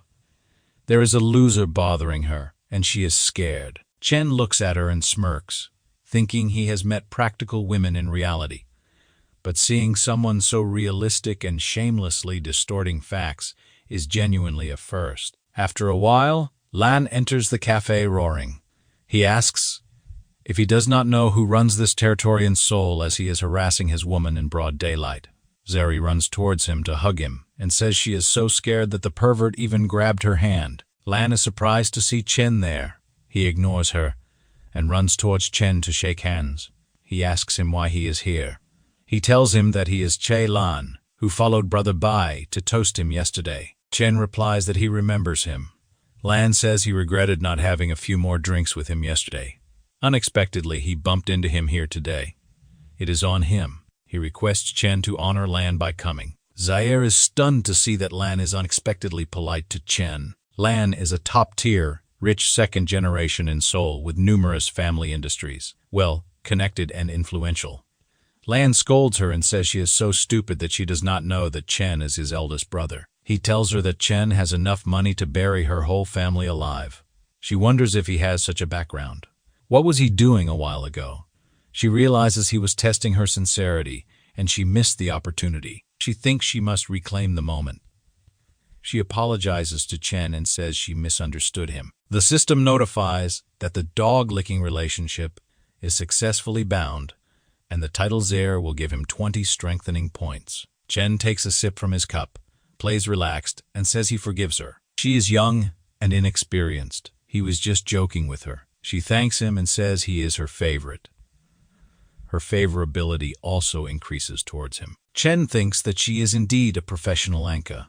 Her favorability will rise like chicken blood as long as she has money. Unfortunately, he will not simply let her go. Lan yells at her that he has boosted her popularity to millions, and he is treating his brother to this foreign soy milk. He tells Chen that they should make today an unexpected encounter. He is hosting, and Chen must honor them with his presence. Chen replies that it is not a problem at all. He will show him the respect he deserves. Chen opens his car door for him and makes him sit carefully. Zaire also runs to sit with him. She grabs his arm inside the car and keeps her chest close. She asks him if he is still angry with her. He replies that she is worrying for nothing. He looks at his screen. She wonders why he is using the Shark Live app. Anchors live stream and sends her multiple gifts. She is shocked to see him. Chen keeps tapping the gift icon and almost sends 3,000 gifts. Even the host of that live stream feels stunned and falls unconscious. Zaire is stunned as it is her first time seeing someone receive gifts this quickly. She worries that the money should have been hers if she had seized the opportunity. She understands that this man is playing with her. However, the way he spends money is really good for her. She thinks that if his fingers were not tapping the screen, it might be hitting her body. Her favorability towards him increases unimaginably. Lan brings Chen to the most famous private restaurant in Seoul. It's called Black Pearl, and it is a 3-star restaurant. Lan says this place operates on a members-only reservation system, ensuring high privacy. But the most renowned aspects of this restaurant are its 3 main highlights. Chen says that one is the outstanding food, the other is the unique scenery, and asks, what about the third one? Lan says that Chen is genuinely experienced. He got the first two right. The third highlight is the boss's daughter, Xiao Yuki. Xiao is sitting there playing an instrument. When she looks at Chen, he's also shaken up to see her there. Xiao glances at Zer holding his arm, and her favorability for him decreases by 5 points. She gets furious and breaks her musical instrument. Her eyes tear up and she runs away from there. He is worried now as Xiao's side was so close to staging a counterattack. He wonders if it is going to overturn at a critical moment. He chases after her and catches her in the corridor. She yells at him that he toys with her emotions and asks him to let her go. Chen thinks that if this continues, the sensitivity will be lost. He has no choice but to risk it. He plays the victim and asks her if she has watched the 4. She cries and asks why he is bringing up movies when she is talking about her affair. He replies that he is the tomato tycoon. He lights a cigarette, takes a puff, and exhales them. Smoke in the air as he wants to show himself as a victim of unbearable life and responsibilities. He tells her that she should know about his extraordinary family background.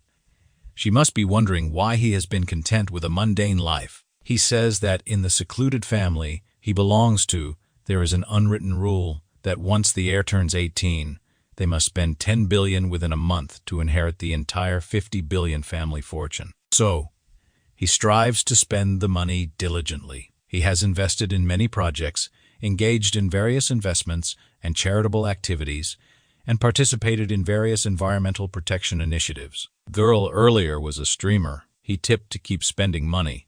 He had to stage a little drama. He grabs Xiao's hand and says this matter is known only to her.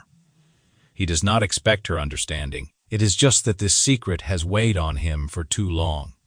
He bids her goodbye and tells her to take care of herself. Then he leaves her there and walks away. Xiao thinks that she must have been causing unnecessary trouble. He has been working so hard contemplating the inheritance of the family fortune. She cannot believe she doubted him. She runs after him and hugs him from behind. She says she does not want to say goodbye and asks him not to leave her. It is her mistake to accuse him wrongly. She thinks he genuinely cares about her. If he reveals secrets like the family inheritance, her favorability level increases. Her current level is 92. They both return to the others with smiles on their faces. Xiao tells them that they do not need to apologize. Her mood was off earlier, affecting everyone's meal. Chen is her friend too, so she will cover this meal. Lan is impressed by Chen to see that it only took him 5 minutes to sort it out. Zaire is jealous and thinks that Xiao is acting all high and mighty, making it seem like she is the main consort, but it is still unclear who will end up with the upper hand. She asks Chen who that sister is, as he has not introduced her to them yet. Xiao tells her not to call him brother. He is probably younger than her considering her age. Lan looks at both ladies and says it is not a battle on the same level. It is a complete one-sided domination. Chen tells them to stop fighting, start eating. He is hungry. Lan is trembling to see that he is not even angry. He admits that Chen's methods are genuinely mysterious and cunning. On one side is the famous shark anchor, rich brother, a reaper of wealth. On the other side is a locally renowned talented woman, with aspirations higher than the sky. Lan says that Chen's maneuvers have already surpassed the so-called art of charming women. He is practically a male succubus. Originally, Lan was conquered by his wealth, but now Chen is becoming his spiritual idol. He says that he will follow him to the death. Ben returns to his campus. He thinks that the restaurant is so expensive, but fortunately, it was not he who paid the money. Suddenly, he remembers to check the current progress of his strategy. He looks at the profile of Zaire and Xiao and finds that the favorability levels are already relatively high. He wonders if it is time to push for more progress aggressively. Suddenly he sees another profile and wonders who this is. He looks at the picture and recalls that she is Young's girlfriend. Initially, it was only a 25-point favorability level, but now it is 76. He has not seen an increase this much in a few days. He wonders if his charm is that impressive. While he is busy checking the progress, his roommates run somewhere. One says that he has heard someone confessing to a girl downstairs. The other laughs and asks if it is a pure love warrior charging into battle for love. Chen hears these words and finds them attractive. Someone outside the hostile buildings is confessing his love to his lover in a fancy way. He also sings a song for her. It is young. He tells his girlfriend that he was wrong. He should not have been mean to her and should not have treated her with cold violence. He tells her to think about their beautiful past and give him another chance. His girlfriend, Xing, finds this offensive. Chen also comes there to see that and is surprised to see Yang, who is rehearsing for the ex-lover drama here.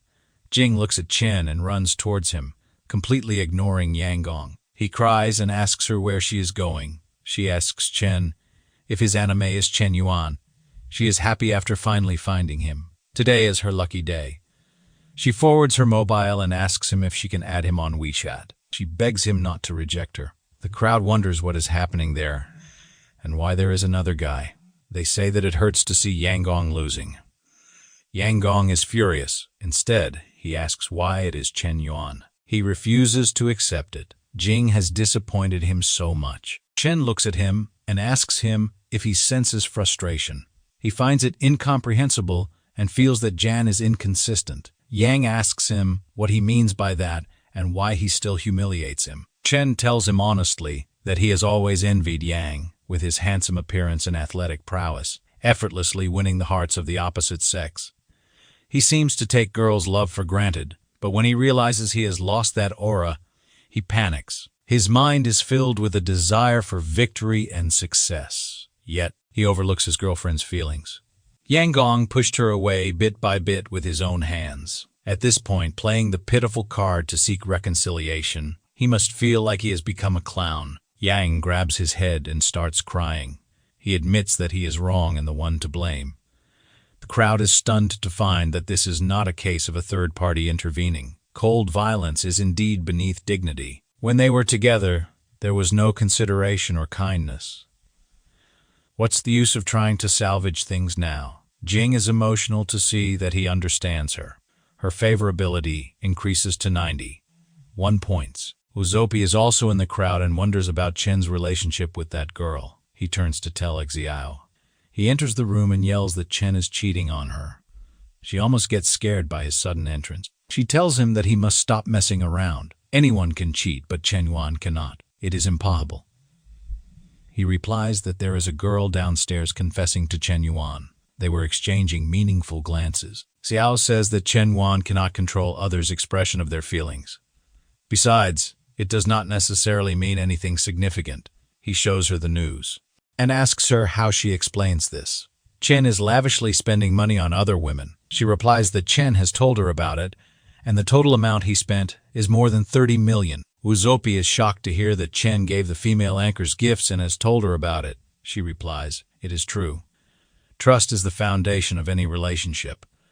She pats his head and tells him never to mind it. He has been single since birth, so he will not understand this kind of telepathy of the heart. After that, she starts singing. Uzopi wonders how such a sensible person ended up acting so foolish. Chen is yawning as he is feeling sleepy. His friend, China, asks him to focus and asks, "Who gets sleepy during a murder mystery game?" Chen replies that he did not want to come in the first place. He begged him to come here. Those girls there ask how or why he is being so loud. He might scare Chen Yuan. They just enjoy watching Chen Yuan sleep. One of them asks him if he has some time for her tonight. The other says that Chen seems tired and asks if he wants her to buy him a hazelnut tea. Taya tells him that if he does not come, these girls will not come either. A handsome guy like him will not understand the struggles of the ordinary guy. Chen points at Shang and asks Taya to explain why she is here. Shang is acting well in the play. She sobs and says she abandoned her childhood sweetheart and ran away with the wealthy man. Then she got killed, but she feels she deserves it. There is no need to look for a culprit. She deserves this punishment. Her classmate tells her to calm down and says they cannot continue playing this way. Tao tells Chen that if Lin Shutong hears that he is around, it is tough for Tao to avoid tagging along. He asks Chen what is wrong with her.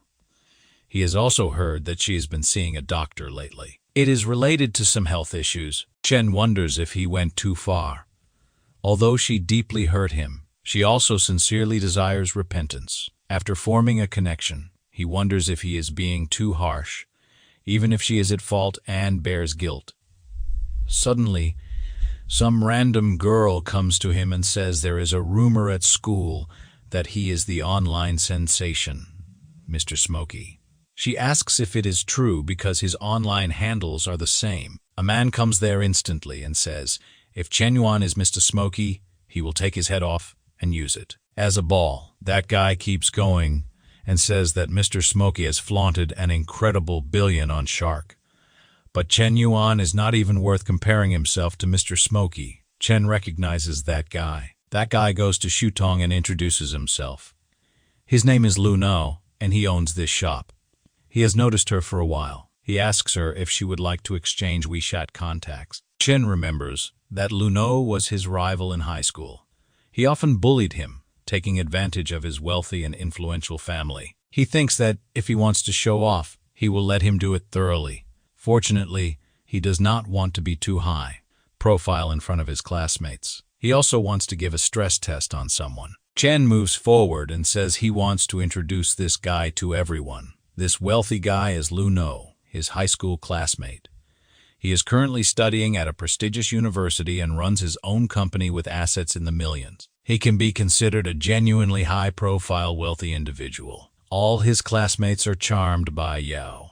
As for Chen Yuan, he is not precisely Mr. Smokey. His family recently received some compensation from a demolition, around 3 to 5 million. There has been a misunderstanding. Lu No is surprised that Chen has a few million in family assets. Shutong is shocked to know that Chen is not Mr. Smokey. She thinks that, on one side, there is an elite with assets in the millions. Conversely, someone with some money used to have feelings for her. Her favorability starts to decrease drastically and reaches 15 points. She adds Lu No on her WeChat instantly. Lu No tells Chen Yuan that the world is strange. The girl Chen introduced Edit Yato on WeChat. He whispers in Chen's ear that in the past, hitting him was like beating a dog. Now he can only be stepped on by Yao. Then he tells his waiter that Chen Yuan is his classmate. He has made him very happy today, so the bill for his table is free. Chen puts his hands on his face and laughs hysterically. His classmates wonder what has happened to him. Suddenly he tells them that he is okay. It is just that he suddenly understood some things. He thinks he gave Shutong the opportunity she wanted. But unfortunately, a leopard cannot change its spots. He will not sympathize with her because she does not deserve it. Chen leaves the cafe. Lu No asks him why he is leaving so soon. He tells him they are having a high school reunion tomorrow at Kyushu restaurant. He asks Chen if he is daring enough to come there. He replies that since Lu No has invited him, he will come. At the reunion, Lu No tells everyone to enjoy food and drinks today. He will cover all expenses. He also says that those guys do not help him save money. It is meant to be spent. His friends praise him and say Lu No is generous. He welcomes them and tells them to give him a nice word when Ruo comes later. One stands and says he and Ruo are a perfect match. Talented and beautiful. They will all support him and help him succeed. Chen thinks that you never misses any opportunity to show off. After a while, Ruo enters the room. She apologizes for keeping everyone waiting. She says the driver at home took a day off today, so she took a taxi and arrived late. Chen looks at Ruo and thinks she is the only white moonlight that could illuminate his life. During the 3 years of high school, she is so mysterious and noble, like an unsolvable equation that makes all the boys in the school lose their composure. Chen goes to her and asks if he can add her on WeChat for easier communication. Yao gets irritated to see Chen doing this. He thinks he will make him regret that in no time. Royo thinks she has seen him somewhere before and replies that it's no problem. They can exchange contacts. With this, the boot-licking relationship was established, and she has an appearance score of 9.2. Someone shouts from the middle of the table that Chen Yuan has never been anything special, so why is he being so bold? One of the girls says that he's pretending to be rich and is actually shameful. She warns everyone that Chen Yuan hangs out with some second-generation rich kids who harm many women. One of Chen Yuan's friends says that she has no idea what she's talking about. She says that Chen Yuan made her get humiliated by her ex-boyfriend. I think it was that guy who delivered the car and made her suffer. Crying. She says she is sure that Chen Yuan only asks for Ruo's number to sell it to his friends. Ruo looks on and starts losing favorability because of this. I takes the opportunity to ask Chen Yuan if he is so poor that he needs to lean on others, and if he wants, he has a job for him. Chen Yuan, seeing the two insulting him at the same time, thinks that they are plotting together. But if they are showing their faces, he will have to step on them. He sends a message to Hen, telling him to come to this restaurant with a Ferrari. A while later, everyone is going downstairs to leave. Yi is confident that Chen Yuan and his friend will never show up here again. He asks Ruo if she wants him to take her home, but she declines. An attendant approaches Ai, asking him to move his car, and he gets angry. How come he has to move it from the restaurant parking lot? The guy tries to explain that after 9:00 p.m., the restaurant is reserved for VIPs only. I wonders who this so-called VIP is. Sitting in his car, he is impressed.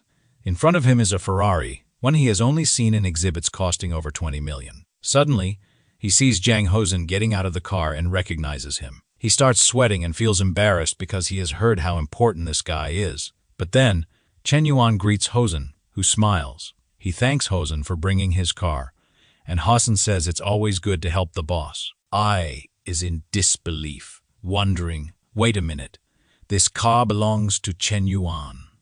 People start questioning if Chen Yuan is really that rich, and the girls say that the one girl had lied, claiming he needed others. Ruo immediately realizes that this girl and Ai are trying to tarnish Chen Yuan's reputation. However, despite being humiliated, he didn't bother defending himself against these people. She finds this quite interesting, and her favorability rises by 20 points. Seeing this, the rascal smiles and asks her if he could have the honor of escorting her home. She agrees. The class is now all in love with Chen Yuan, and his friends take the chance to poke fun at him. I will image photos of a busy avenue, copy, and paste them inside. Ruo feels a bit uneasy. Perhaps she was too hasty in getting into this car. Chen Yuan tells her that he has been paying attention to the pendant on her bag. It's a diet. She is impressed that he recognizes it. It's a character from a Chinese cartoon. He tells her that he loves watching that series and seeing the transformations. And she says she has always liked it too. She glances at him, feeling a bit embarrassed and smiling, while he thinks she's very cute. Perhaps her cold attitude is just a protective measure. Seeing her beautiful face makes it irresistible to want to protect her. The boy didn't last 3 words. He says he is experiencing the feeling of love for the first time in his life. At her house, he makes a gesture representing that, and she thanks him for bringing her home. They stand there like 2 idiots, laughing as he leaves.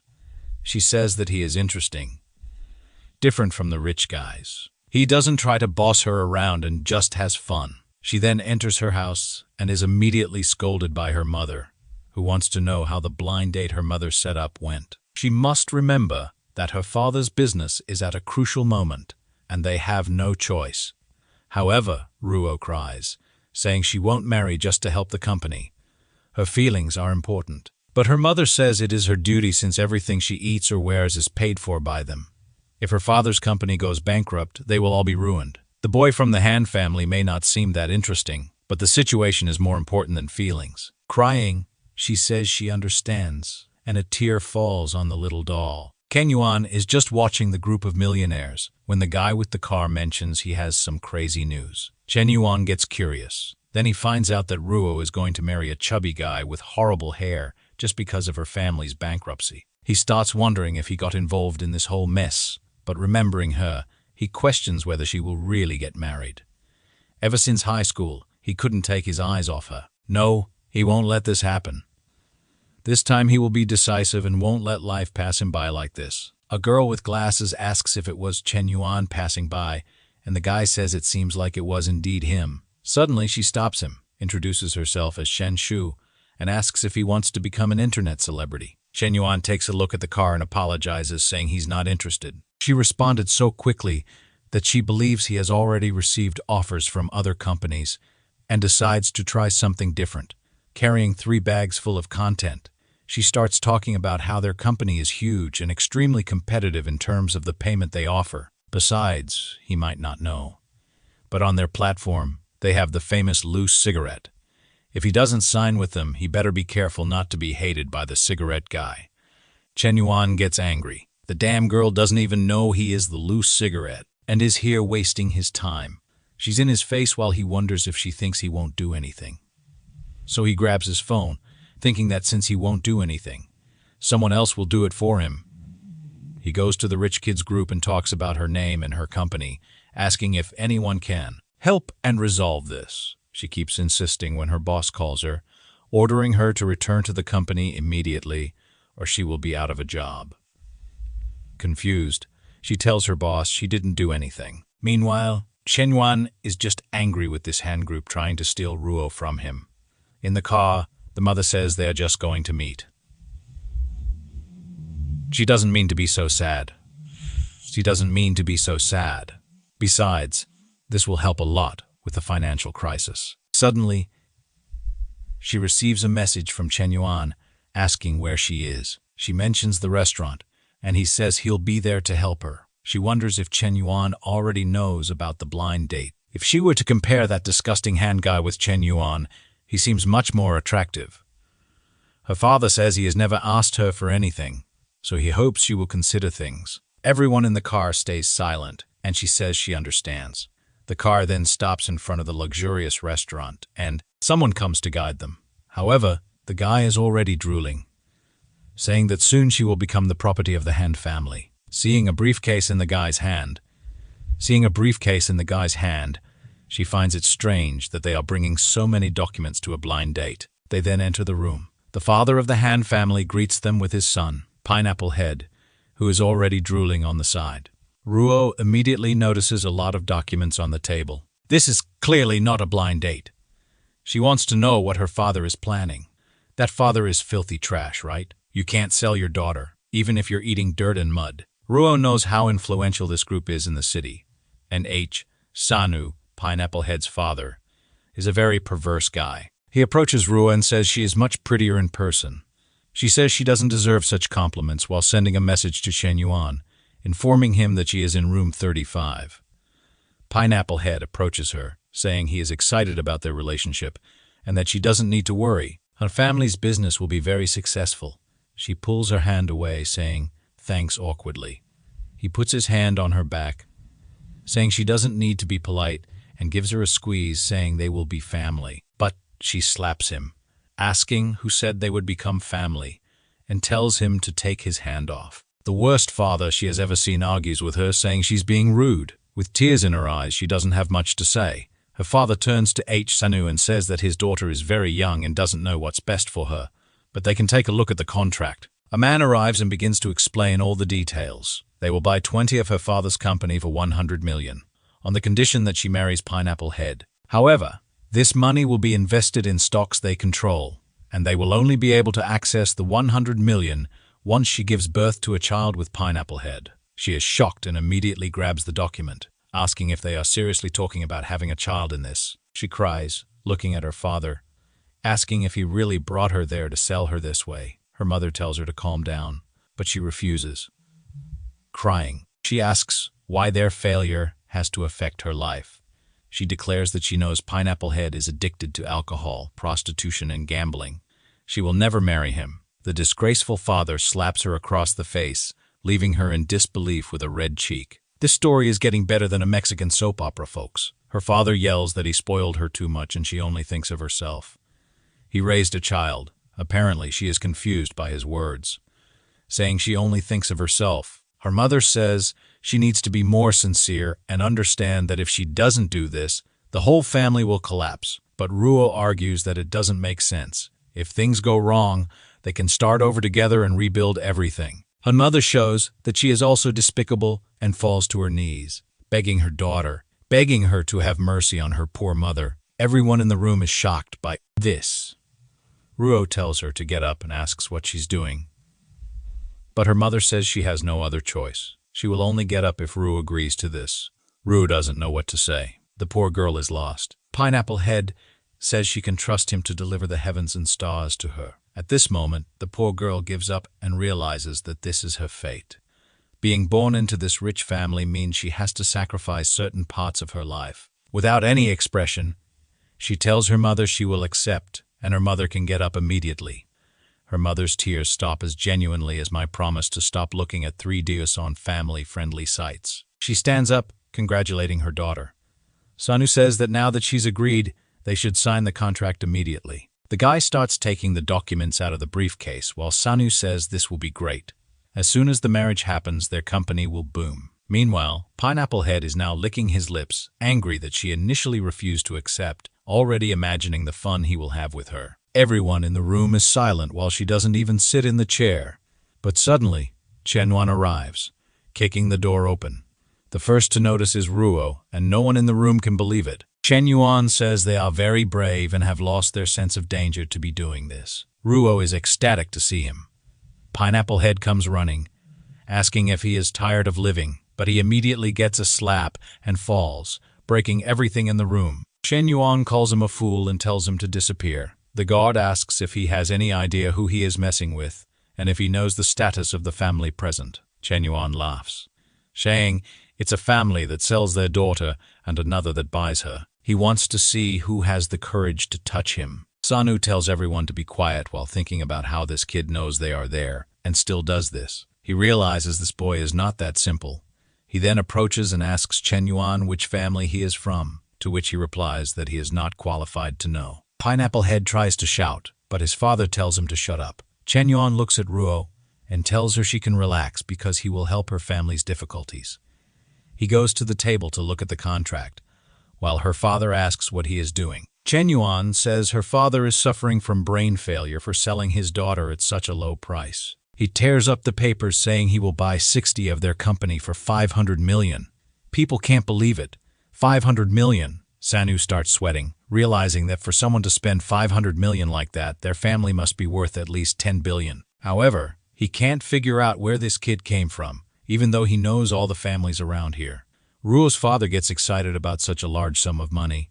Not only can he restore the company, but he can even expand it. But Chen Yuan says that to provide the 500 million, he has one condition. He points to Ruo, who wonders if he really wants to buy her for that price. She drops her bag to the floor, feeling desolate, thinking that Chen Yuan is just like all the others. In the end, once again, she cries over her little doll. Then Chen Yuan reveals that his condition is that 60 of the company must be transferred to her name. As soon as she has more than half of the company, he will transfer the 500 million. Now she is radiant, feeling like a bird released from its cage. Double meaning yes or no. She sees Chen Yuan as a hero, and obviously her favorability starts to rise and rise, instantly reaching 85. A guy arrives with a contract and says all she needs to do is sign it. He gently holds her hand, saying that after she signs this, she will have control over her own life. Immediately, the money is transferred to the accounts of the worst family members in the world, who become emotional. Her father asks Chen Yuan if he really will only ask for this, and Chen Yuan says that's all. However, he warns that from now on, he controls the rise or fall of their family, and it's best if her father does nothing more to cause Ruo pain. He tells her there's nothing left to be said, and they should leave. Sanu suddenly changes his mind, saying he really recognizes Chen Yuan's hard work and tells him not to take what his son did to heart, while imagining that he is some kind of money god for spending 500 million out of nowhere. Seeing this, her father knows it wouldn't be smart to become his adversary. Pineapple Head starts yelling at his father, saying that he was the first to be hit, and now he gets hit a second time for being a fool. As he is being beaten, Chen Yuan walks out the door with Ruo. Sometime later, in the Ferrari, she thanks him for saving her. He says nothing has changed. It's not the first time he has saved her. In a flashback, Ruo was riding her bike home, worried she wouldn't meet anyone strange. Of course, she met the most honest people in society who wanted to talk to her. One of them even offered ear cleaning. But from afar, someone was running toward her, and he arrived, headbutting one in the stomach. While holding off the guys, he told her she could run and not look back. She ran while Chen Yuan stayed there getting beaten. She was so desperate at the time that she didn't remember his face. Later, she returned with the police to the same place, but the boy was already gone. Crying her eyes out, she says she never imagined she would find the person who saved her. Once she gets all excited, saying she never expected it would be him. Another 10 favorability points are added. And with that, we reach the legendary 95, and the counterattack is ready. The system detects that he spent $500 million to bootlick her, and in return, he will gain $50 million for himself. Moreover, he gains several attribute points: proficiency in English, French, Russian, and Korean. Good heavens, he became a polyglot. Chen Yuan is amazed the system worked, and the deal was quick this time. Staring at her, he thinks it's too good to be true. He never had the courage to talk to her and could only watch from a distance. The only time he could do something was to save her, but it was an action that always brought him pride. He takes a look, and they get closer to feel each other's breath when, of course, the phone rings, and they separate. It's Yuan, and now it's complicated. She says she has already moved into the house and bought some furniture. Does he know what day tomorrow is? He says yes. Tomorrow is her birthday, and he has already bought several presents. While thinking, it's a critical moment in the middle of the house with the changes. She asks him not to be too extravagant when meeting her friends. He says it's fine. He will think about what to bring as a gift, while her friend just wants to set up the furniture. She never revealed it, but she finds it wonderful to have a house worth $60 million. Crazy in the head. Chen Yuan says his friend is organizing a birthday party and asks if she wants to go. His strategy is that he leaves things very exposed. No one will doubt him since he isn't hiding anything. However, she tells him not to worry and to go ahead. She has plenty to handle, but she isn't foolish and isn't asking questions. She knows won't get answered. He says it's a pity because she would be the most beautiful one there. She replies that when she has a chance, she will visit, but he's just being polite. He knows that if she really accepts, things will get complicated. Meanwhile, she is confident in her charm, believing she can win, even if there are more beautiful women. She loves competition. Getting out of the car, she thanks Chen Yuan for everything he did today. He tells her that if she feels bad for not being able to accompany him today, she can repay him in another way. She gives him a $500 million kiss on the cheek. However, she warns him that now he is marked by her and belongs to her. Chen Yuan suffers as he's getting back in the car, thinking about going home to play some games. Someone suddenly asks if that's his car. When he looks back, it's Chuang, shocked with her thumb out. The door closed and the car on the road. She was ignored. Her friend then says it looks like he lied last time and was just testing her again. Chuang is shocked for the 10th time.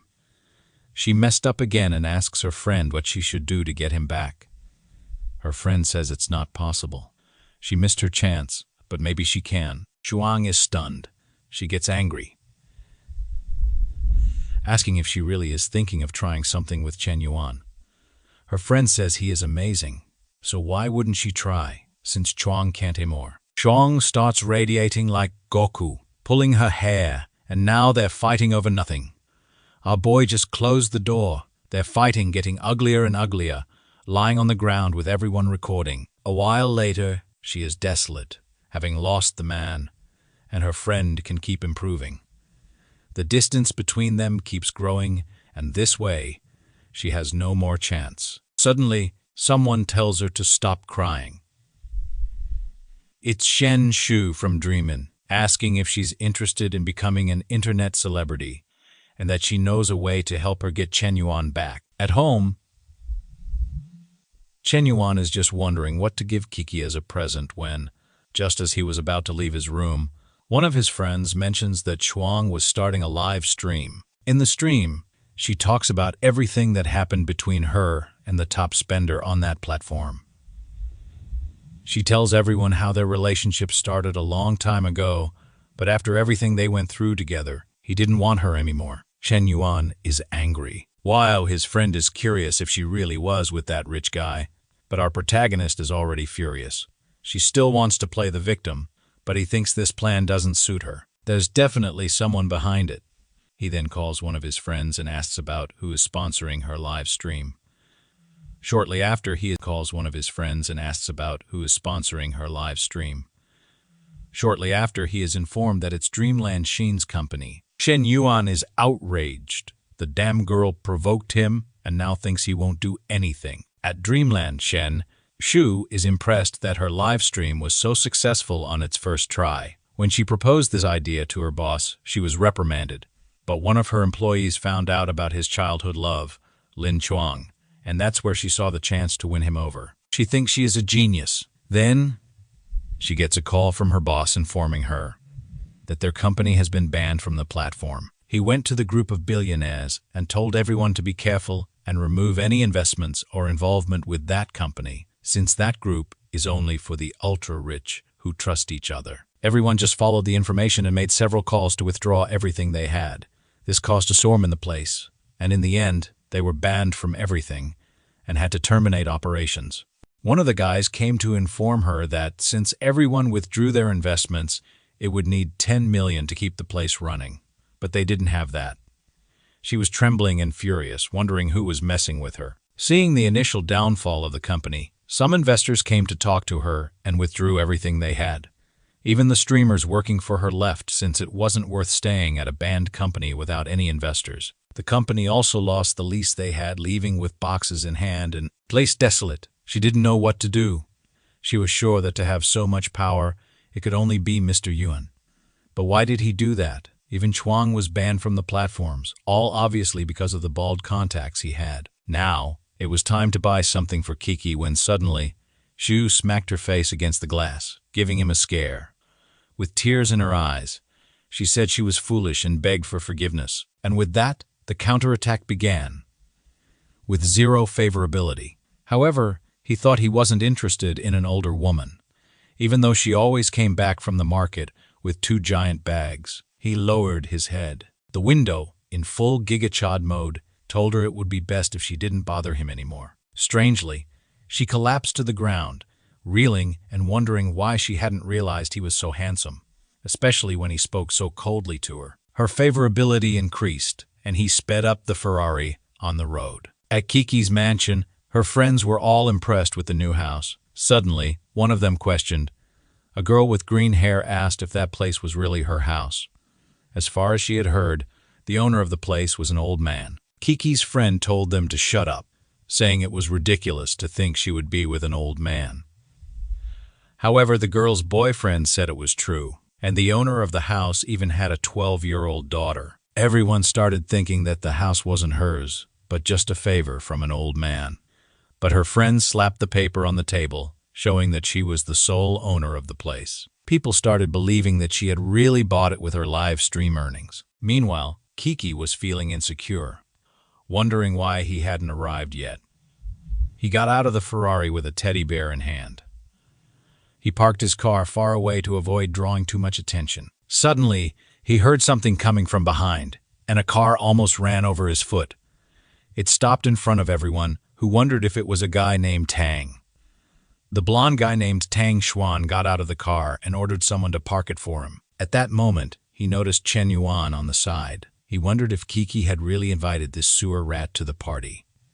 Not to mention, he brought a teddy bear, which was ridiculous. Suddenly, Kiki shouted that he had finally arrived. As the two turned, she said she had been waiting for a long time. Tang Yuan, all gleaming, said it was so good to see her happy like that, but she dodged him. She went straight to Chen Yuan, who brought the teddy bear for her and thanked him. Everyone started commenting on how the fool was ignored, while he wondered why she was giving attention to this kid. Suddenly, a red truck passed behind him, and he thought the perfect chance had come. He told Kiki he brought a gift that he was sure she would like. While the guys were unloading some things from the truck, he thought that Rat should have stayed in the sewer and would now learn the difference between them. He gave her a Yamaha F6 piano and said he thought it was perfect for the star of the day. Did she like the gift? She said she did, but the piano was very expensive, so she would transfer the money back. He said it was okay because the value was nothing to him. Besides, he had composed a piece just for her. The girls were all smitten and excited to see what he would show, and he started playing the keys, music here and there. The other girls kept saying the two were a perfect match with that piano talent. Kiki strangely complimented him, saying she couldn't compare to such talent, and he said she was flattering him too much. He then turned to Chen Yuan and asked why he didn't show a bit of his talent. Chen Yuan smiled, realizing the guy wanted to embarrass him, and said he would then show a bit of what he knew. Kiki wondered if Chen Yuan really knew how to play the piano, but obviously he knew nothing. However, with 35 enhancement points, any skill could be improved. The system notified him that it would take 10 points to learn, and he used them immediately while thinking he would make that guy look foolish. He asked the system for 50 years of piano experience. He started glowing at the piano, and Xuan noticed his vibe had changed. He started playing, and the guy was stunned. It was the same piece he had just played, but the kid had already memorized it. Chen Yuan was confident, saying the surprise was yet to come.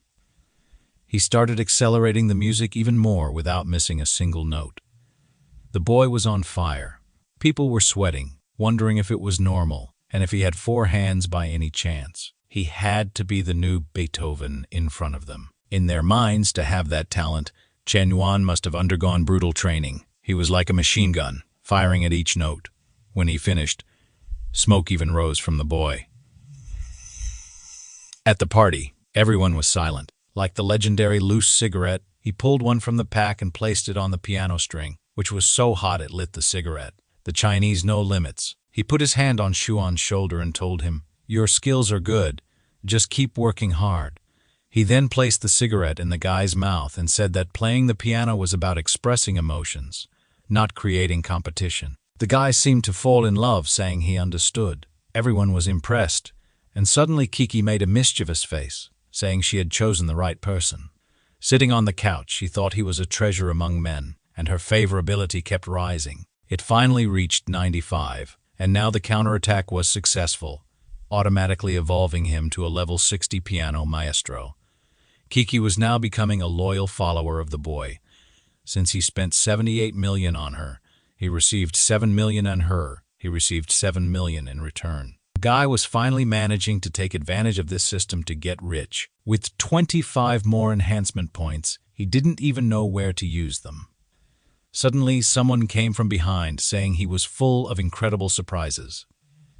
It was Kiki, saying he made her very happy that night. He said that this performance was his second gift, so how would she thank him? A new girl appeared. Kim Bing-soo, known as the Ice Beauty. She wasn't famous for her looks, but for her hostile attitude toward all men. Because of this, everyone speculated she was a lover of women. Besides, she was always close to the president, so they even thought they had a relationship. But the truth is that she was kidnapped in her childhood. Even though the police arrived in time and nothing happened, it created a trauma in her. And since then, she hates men. Kiki asked Chen Yuan who he thought was more beautiful between the two. He told Kiki that, of all the women he had met, she was the most beautiful, while thinking he wanted to avoid women like Bing-soo as much as possible because they're all crazy. At that moment, Kiki called her friend over to meet him. She apologized, saying she was stuck in traffic. Kiki quickly introduced Chen Yuan, who asked if he was the guy who had played the piano. He said yes, but she said she had heard he was the type of guy who had relationships with several girls. Really, a man with no morals, even if he had some talent. Chen Yuan wanted to strangle her, but Kiki told him to calm down, saying she had always been like that. However, the system doesn't forgive, and another target was found. Kim Bing-soo, 25 years old, 52 kilos and 9.3 in appearance, with -80 in favorability. You would gain combat skills if he completed everything. Chen Yuan threw the system on the ground, saying that last time it was the ant, and now it's another woman. He doesn't want to bootlick. The night passed, and it was time for the birthday wishes. She celebrated, they cut the cake, and everyone was happy until Bing-soo called Kiki for a little chat outside. She warned Kiki that it would be good for her to stay away from Chen Yuan. Kiki asked why. Bing-soo said that Chen Yuan was involved with many girls, and she didn't want to see her friend in a toxic relationship. Besides, she was about to graduate and wanted to pass the president's position to her. Kiki seemed to want that president's position. She remembered that when she arrived, she always competed with Bing-soo, and they argued a lot. But now in the end, Bing-su wanted to pass the president's position to her. Were the rumors about Bing-su true? Was she looking for some fun in the capital? Embarrassed, Kiki responded that she really didn't deserve the position, and it was better to find someone else. But Bing-su approached and said that love really blinds people because Kiki wasn't acting like the person she knew. Kiki said she was even thinking about leaving the student council to spend more time with Chen Yuan. Bing-su got angry, saying she was losing all ambition and being stupid because of that guy. Her favorability kept dropping while he wondered if he couldn't even eat cake without losing points. The party was about to end, and everyone was leaving. Suddenly, she told Chen Yuan to wait a minute. There was something she wanted to tell him. He was about to leave, thinking she was getting more adorable with more favorability. All she did was invite him to watch a movie tomorrow. He thought she was inviting him for some Netflix and chill. Suddenly, he heard someone crying in the background.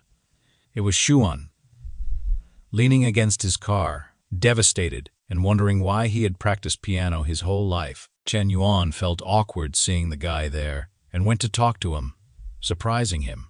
The guy was startled and asked what he wanted. Chen Yuan said he had just lost a piano duel, which wasn't a big deal. He felt awkward because he humiliated the guy using the system. However, Xuan interpreted it differently and thought he was being belittled. Chen Yuan said that wasn't the case, but Xuan replied, saying he admitted Chen Yuan's skills were good. However, it didn't matter because his family was extremely wealthy, and he had everything good. He pulled out his car key and said he was sure Chen Yuan was a poor guy who didn't even have a place to fall dead. But Chen Yuan was heading to the Ferrari. The poor guy even broke his car key lying on the ground. He wondered why the god wore simple clothes and drove a Ferrari. As he was leaving, wondering what movie to watch with Kiki tomorrow, he suddenly saw Bing-su standing in the middle of nowhere. She clearly looked cold, and he imagined she might catch a cold. But he didn't care about that, letting the ice princess freeze, and sped away. However, when he looked in the rearview mirror, she was surrounded by some guys. They asked if she was alone and if she needed a bodyguard. By any chance, if she made them happy, they would even do it for free. She got angry and said if they touched her one more time, she would call the police. The guys laughed in her face and said the angrier she got, the more fun it was. However, they stopped laughing when she kicked one in the balls. She turned and ran, leaving the guy in agony. He told his friends to capture her, who was already fleeing. Looking back, she was confident she could outrun them, but there were too many of them. However, suddenly she ran into Chen Yuan, who asked if she was okay. She was curious to see him, but now the guys had already surrounded them both. The guy who had been kicked told his friends to capture her quickly. She thought that men were indeed bastards, and now she was trapped because she bumped into this damn Chen Yuan. But he warned the guys they had 2 minutes to get out of there. The guy with the mohawk asked what would happen if they didn't leave. Sometime later, everyone was lying beaten on the ground. Chen Yuan wiped his hands, saying he had given advice. He turned to Bing-su and asked if she was okay, but he lost 5 favorability points. The poor guy was in disbelief. He was now at -95 after saving her. She was glaring at him with fiery eyes. He had no idea how this happened. She asked him if he thought she was amazed at how he was acting like that. Did he think such a trick would work on her? She was waiting for a car when some gangster showed up, and he saved her. Clearly, he had orchestrated everything. Not only did she underestimate his intelligence, but he also underestimated hers. She grabbed him by the collar and said that Kiki was willing to give up the president's position just to be with a guy who deceived everyone just to be with her. She turned and said that trash like him made her even angrier. Chen Yuan was in disbelief that she invented this whole story. What madness was this? He called after her, saying he would explain, but she said she didn't want any explanations and just hoped he wouldn't use such a trick again. Our boy was left there not knowing what to do, and the guys were getting up from the ground. He vented his anger on the guy who was waking up. With that, he left, cursing everyone, in disbelief that such a thing happened, until his phone rang, and he wondered who was calling. It was Royo from her presidential bed. She wanted to know if he was free tomorrow. He wanted to know why, and she said she was free and wanted to watch a movie with him. But now, things got complicated for the guy because he had already planned a movie with the president. Before he could respond, She said it was the first time she had invited someone like this and just hoped he wouldn't reject her. Please. So he devised a devious plan. He would have one movie in the morning and one at night. The next morning, his friend sent him a message wanting to talk to him. When he met his friend, he explained that he had bought tickets to watch with a girl, but got stood up and wanted Chen Yuan to accompany him. Unfortunately, there was a friend he couldn't refuse because when he was poor, his friend was always there. The plan was to watch with the friend at 2:00 p.m., with Kiki at 5:00 p.m., and with Royo at 8:00 p.m. He knew this wouldn't be an easy day. Suddenly, he looked to the side and was startled by a crazy girl. There was a girl putting on makeup inside his car. Out of nowhere, she apologized, saying she was distracted with her makeup and accidentally got in without noticing. He said that since she had regained her senses, she could get out, but she said that maybe she had entered by accident, but found the right person in her mind. She wouldn't miss this chance and asked for his contact because she felt a connection. But with his phone in hand, he said he didn't have a phone, clearly not wanting to give a chance to the stranger. She said it was fine, then she would get out of the car. As she was leaving, the guy outside recognized her and asked what she was doing there. Chen Yuan and the girl recognized him as Li Weenie, a friend of Chen Yuan who they were going to the cinema with, and he asked why she was getting out of the car. Did the two of them have something going on? Chen Yuan was worried his friend would get the wrong idea. He got out of the car and tried to explain to his friend, but his friend got angry at the girl and told her he was sure she saw his friend driving a luxury car and threw herself at him. Chen Yuan confirmed that was exactly what happened. They locked the car and left. She was in disbelief at Li Weenie, knowing such rich people. While they were watching the movie, a friend asked him why he couldn't get any women. He was so unlucky. Chen Yuan told him not to worry too much about it. Two girls behind them said they were strange for watching a movie together like that. Chen Yuan then told his friend that he should never expose his needs. He explained that the more you chase after women, the worse they will treat you. A real man doesn't spend his money on women, but on himself to impress women. That's what he said. And his friend was impressed, saying he had heard a confession from the gods. He grabbed Chen Yuan's hand and said he really understood how things work now. Chen Yuan told him to be careful. People might think the wrong things. He explained that to attract more women, you just had to be a bit more handsome, a bit richer, and have a few more girlfriends. That's how it works. His friend was frustrated with these obviously impractical tips. As they left the cinema, his friend thanked him, and Chen Yuan said he had a favor to ask in about 2 hours. The girls behind them left, convinced they were a couple, all part of Chen Yuan's plan to escape and go on a dangerous adventure. In front of the cinema, someone was waiting. It was Kiki, wanting to know where Chen Yuan was. Suddenly, a guy named Wu Banzi appeared, asking if she could give him her contact info. She apologized, saying she was on a date, but the guy insisted, saying her date wouldn't be interrupted by giving her number. Suddenly, someone tapped him on the shoulder. It was Chen Yuan, saying he would show how it's done. He put his hand beside her and asked if they could have a deep conversation somewhere with fewer people. The guy wondered if this kind of harassment would actually work, but she responded affirmatively, and the guy was fuming with disbelief. They were watching an action movie, and Kiki kept glancing to the side. She asked if he wasn't interested in the movie since he was always on his phone. He tried to explain that it was some family business that had been troubling him a lot lately. She believed him, imagining that to have so much money, he must have many problems. His life was different. People only see his extraordinary skills but don't see the countless drops of sweat he sheds while practicing every day. He had been training tirelessly since childhood. He should be training for his future now, but here he was, being monopolized by her. Okay.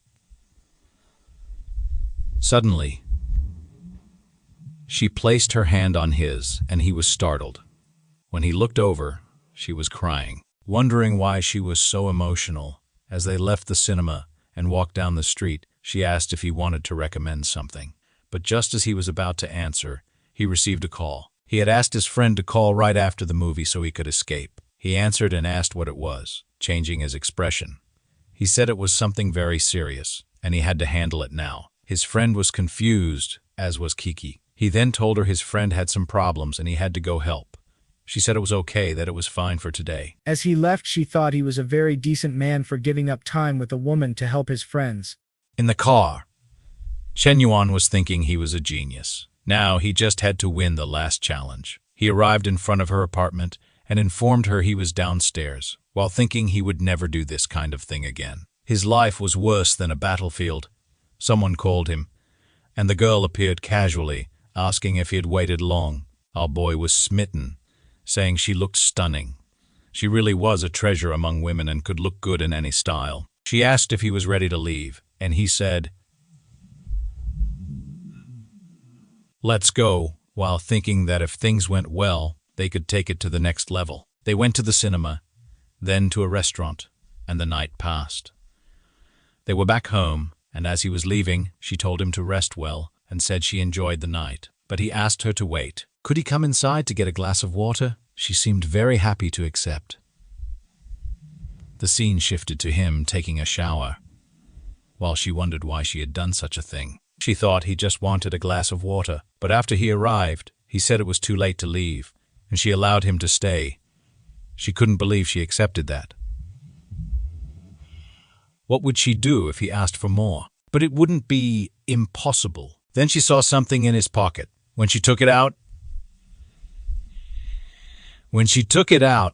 it was the tickets for all the movies he had watched today. Our guy was caught in fork. He came out of the shower saying he was ready, but was startled when he saw the tickets on the table. She then wanted to know what that meant. Either he was a movie addict or he was dating a lot of women. Why did he want to get involved in her life just to be with other women? Chen Yuan couldn't say anything while she berated him, saying he just played with her emotions. Minus 20 favorability points, as she told him to leave. Now, he was down to 75.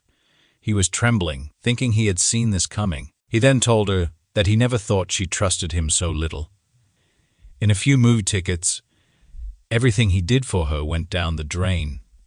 Angrily, she said he still had the nerve to make excuses. He called Wayne and told her to talk to him and ask what they did today. Wayne answered, asking why he was calling so late. Royo picked up the phone and asked him if he went to watch a movie with Chen Yuan today. Wani said yes.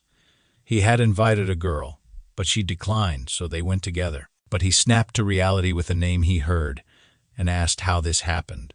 She half ignored him and angrily hung up the phone, saying it was all settled now. She was confused, not knowing if he was telling the truth or if his friend was lying to her.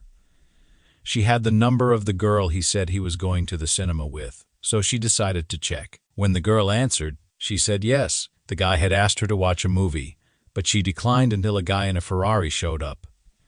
Chen Yuan asked her if she wanted to check his cards to see what he bought. He turned, saying he was very disappointed. She said there must have been a misunderstanding and asked for forgiveness, but he slammed the door. Outside, he thought he had managed to get out of that situation. The guy doesn't lie much. She sent a message on her phone and he said it was okay. He understood and forgave her. She felt relieved, thinking he was very kind, and her favorability rose by 21 points. Now, he relaxed. Her favorability went up again, luckily by 1 point more than before. He realized he needed to be more careful since he almost ruined everything. He needed to keep in mind that certain connections are just for gaining points and status, while others are for fun and joy. If he got the system for revenge, he would build a harem. Some girls passed by him, commenting that they were going to watch something. He seemed to recognize the name and decided to take a look as well. The court was packed with people. The girls were all excited, cheering and saying they loved them. On the side were Shang and her friend, who suddenly teleported next to Chen Yuan. He greeted the famous shill, but someone touched his shoulder. When he turned, it was Xing, asking if he liked basketball. The guys seeing this were all envious, saying Chen Yuan was a lucky guy. Suddenly, B3 appeared, saying that men love to talk behind women's backs. Kiki told her to relax, since they were just going to watch the game on the court. Xuan was worried, seeing Chen Yuan there again with a lot of girls surrounding him. What kind of disaster was this? But he saw Kiki and believed that this was his chance to shine. He had been practicing basketball for the past 6 months. It was time to humiliate this guy. He threw the ball in his direction. Chen Yuan sensed something coming and, in Spider-Man style, managed to catch it. He turned to the guy and said it was shameful to act that way, just because he lost in the piano competition. Suman said it didn't matter. If he wanted, he could come and compete in basketball. Our boy seemed to be losing his temper with the guy. He threw the ball back, saying he would play. Then, Suman decided to catch it, but the throw was too strong, and he was knocked back. Kiki was impressed by the power, while Bisu commented that men are all savages who know nothing but. The poor guy was lying on the ground with his friends asking if he was okay. He couldn't believe that Chen Yuan was that strong. Chen Yuan was that strong. Chen Yuan said he wasn't interested in a 1-on-1 match. Why not have a 5-on-5 to see the school's level? Everyone was shocked and couldn't believe he had called for it. Xuan knew he had the school team, the coach on his side, and the crowd. This was more like a 1-on-none, and he was sure he would win. The game started, and he received the ball. He was confident he would humiliate Chen Yuan and finally make Kiki recognize who was better. Chen Yuan was surrounded not only by enemies, but by his teammates as well. But he knew very well that this would happen. Who needs a team when you have the system? With that, he added 30 more years of basketball experience. Xuan continued to be confident, thinking it was time to show his skill. He jumped to dunk the ball, but suddenly Chen Yuan appeared and blocked it easily. Everyone froze in disbelief that the poor guy was defeated so easily. It was one play, and the guy was already psychologically shaken. Chen Yuan said it was his turn now, but the referee blew the whistle, saying it was a foul. With that, Xuan took a free throw and scored a point, thinking Chen Yuan was an idiot. Since everyone was on his side, there was no way he could lose. But the school crowd was starting to notice something was wrong. It was shameful to call the referee for something like this. And Chen Yuan was getting angry. Now he was motivated to end this guy. The game resumed, and he stole the ball. He went and scored a basket. The poor guys hadn't even moved from their spots. Xuan scolded his team for not being able to block one guy. He even cursed Chen Yuan's team for not stopping him. Once again, they tried to surround him, but he jumped and scored another. The referee and the players didn't understand why Chen Yuan was trying so hard. Clearly, the game was rigged for him to lose, so why didn't he just give up? The referee started to remember what he had taught his students about respect and how, when entering a court, you should always give your all. Seeing Chen Yuan trying so hard left everyone in the basketball community emotional. Chen Yuan advanced once more, not understanding why everyone was standing still. People couldn't figure out what was happening on the court.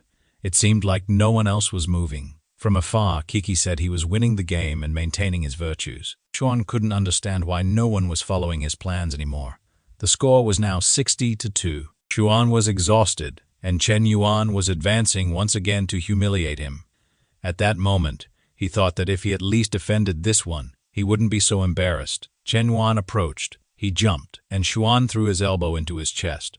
But it was his arm that got broken. He fell to the ground, writhing in pain, and Chen Yuan slammed the dunk. With that, he gained points with Kiki. He gained points with Xuan. He gained points with Shuo. He gained points with Shui. He gained points with Cheyenne.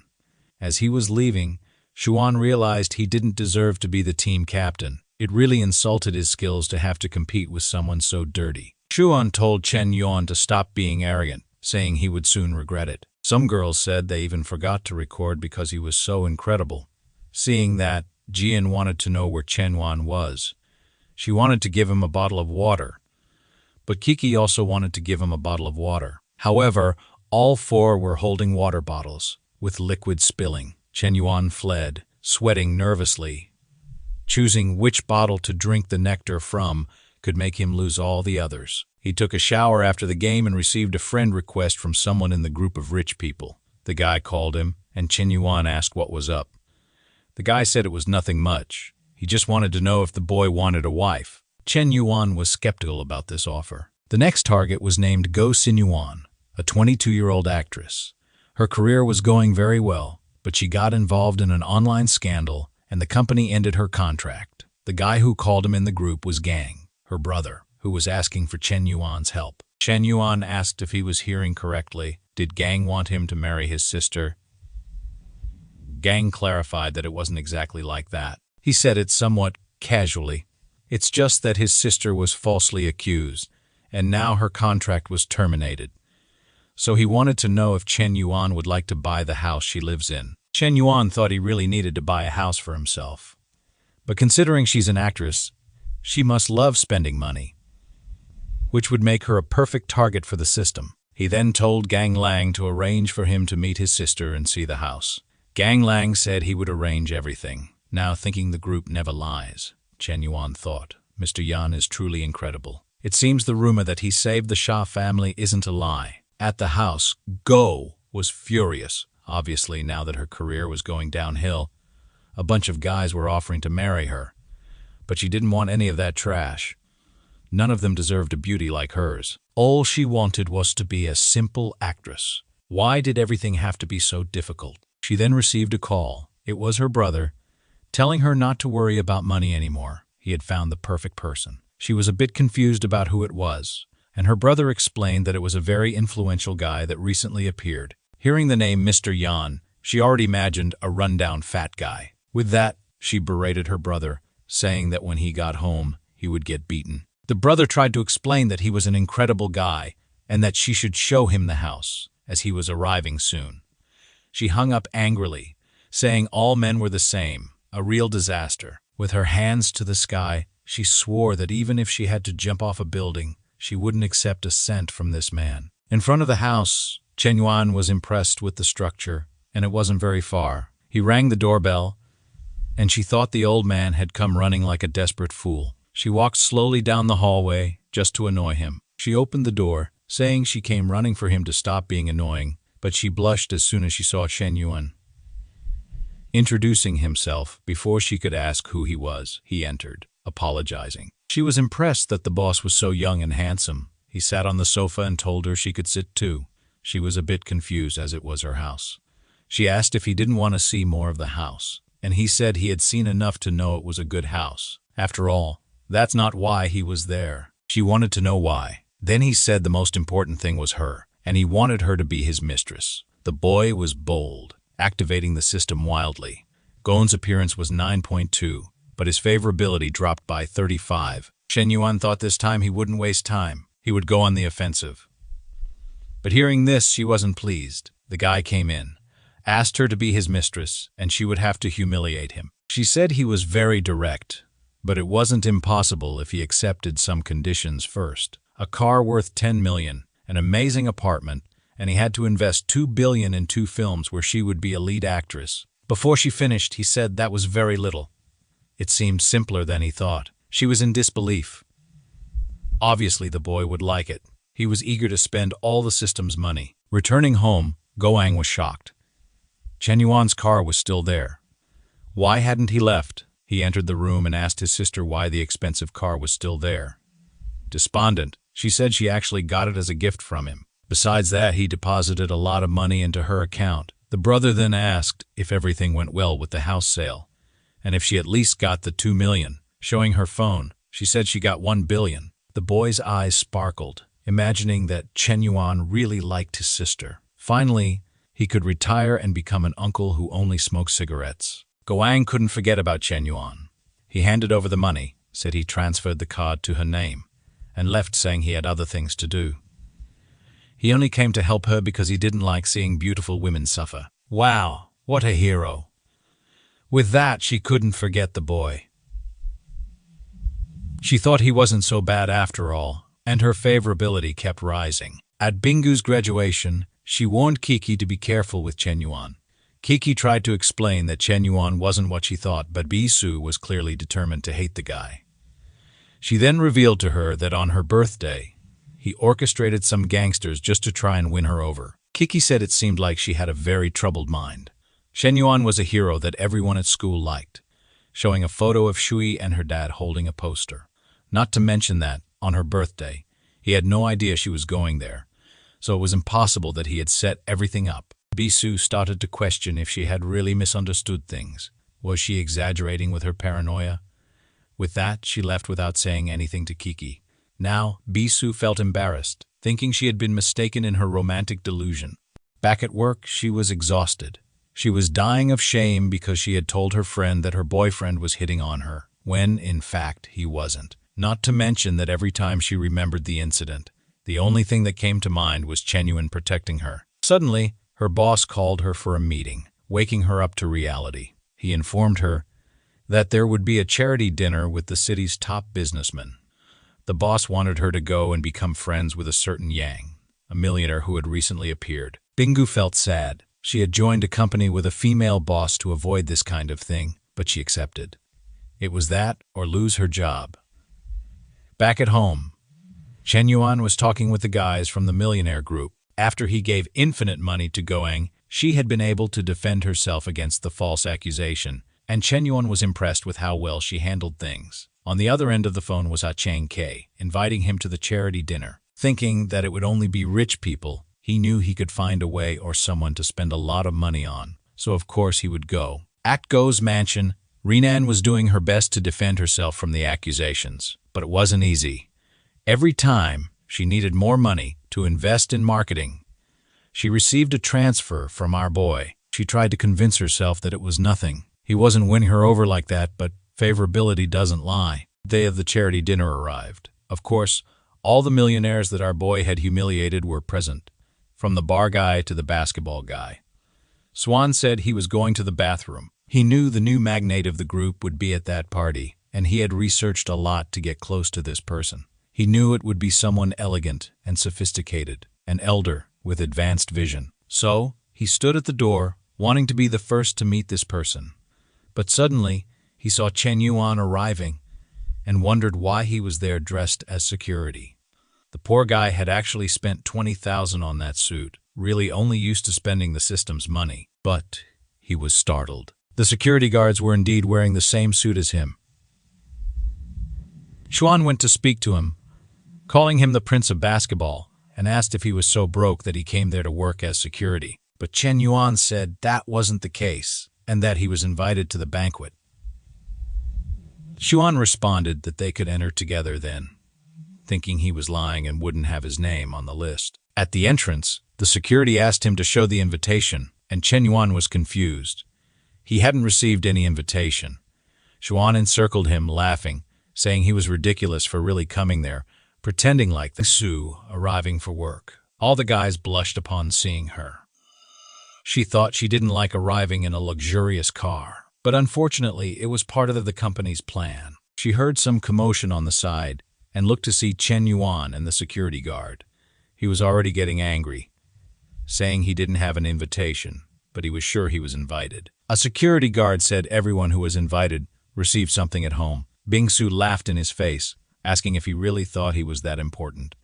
Suddenly she appeared and said that each card allowed bringing a guest, so he was hers. The guard accepted without a word, while Chen Yuan was confused as to why she was helping him since she hated him. She turned and told him to hurry up, saying her perception of him hadn't changed.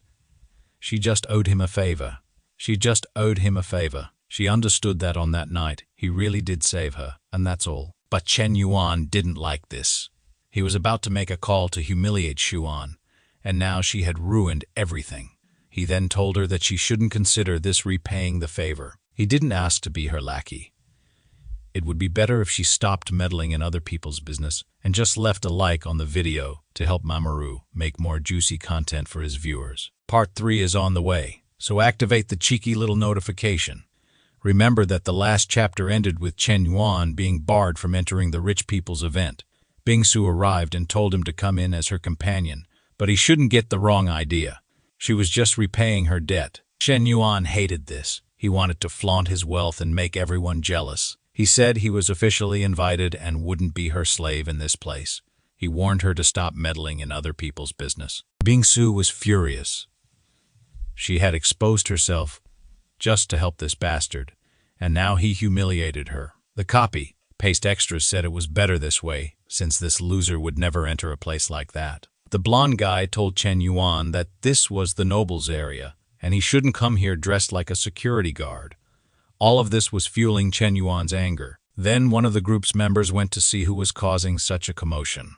He noticed that Tang Xuan, the blonde guy, was trying to humiliate the cigarette soldier. He got worried, saying this would cause trouble, and called Hien. Meanwhile, inside the event, a man in a suit named Tang Ogi was eager to meet the so-called Mr. Smoke. The car guy said Chen Yuan was eccentric. And even though he was very rich, they always treated each other like brothers. Then he got a call saying Chen Yuan was being humiliated and barred outside. He was shocked, asking how they dared to do this to a special guest.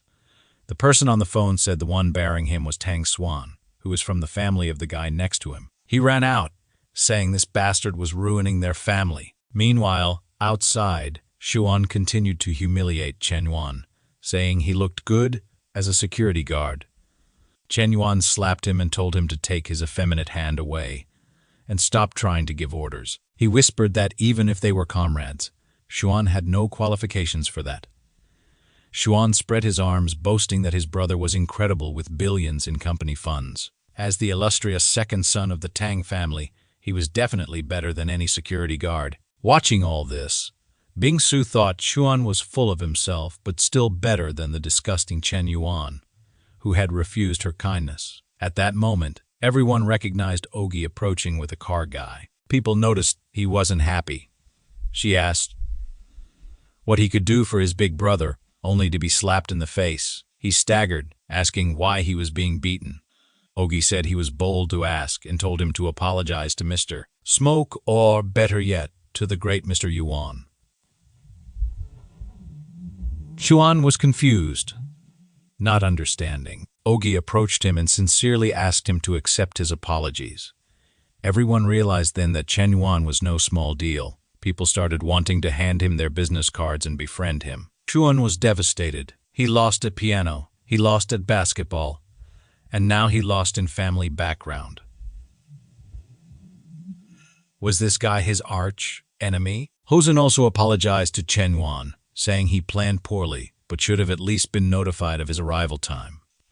Chen Yuan said they were friends and Hosen didn't need to worry about those details. Then he was guided into the event. Bing-su was impressed because Chen Yuan really seemed to have a lot of money but didn't flaunt it.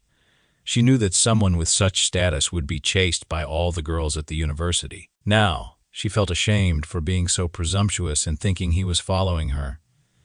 She covered her face, wondering how she would complete the mission her boss had given her, especially since the guy she had to talk to was called the Smoke Soldier. She started to wonder if she would have to use her physical appearance. Meanwhile, inside the charity auction, Hosen said there would be jewels, paintings, and even pieces of an island. Chen Yuan was impressed, and the guy said it was all too. Support the auction. Our guy now had the face of a crazy psychopath, eager to spend money buying a piece of land in the middle of the city to build something which surely cost a lot. The problem is, as always, he has to give it to some woman to get a share. Later, he starts thinking about Ru and Yu but then realizes Bingyu is right behind him. However, he decides to abandon the idea because every time he tries to please her, he gets rebuffed. At that moment, a guy stands up exclaiming how amazing it is to see her there. The blonde Gwenon whom our guy had given a mansion to, looking strong and healthy. Seeing her from afar, the psychopathic Chen Yu thought of buying everything in the place and giving it to her. He also found the seating arrangement interesting. It seemed that the more important the person, the closer they were to the front. That's when he recognized that the name of the person beside him belonged to someone extremely important in the city. Apparently, the cigarette soldier was highly respected there. Then someone sat down, and who do you think it was? Of course it was a girl with extremely high potential, and she probably had her blood tests up to date. People around commented that she was the daughter of Secretary Shu. Our eavesdropping boy just listened. He blushed and got flustered, realizing she was not only the daughter of a big boss but also healthy and strong. However, he turned to the side, embarrassed and nervous, though he didn't know why.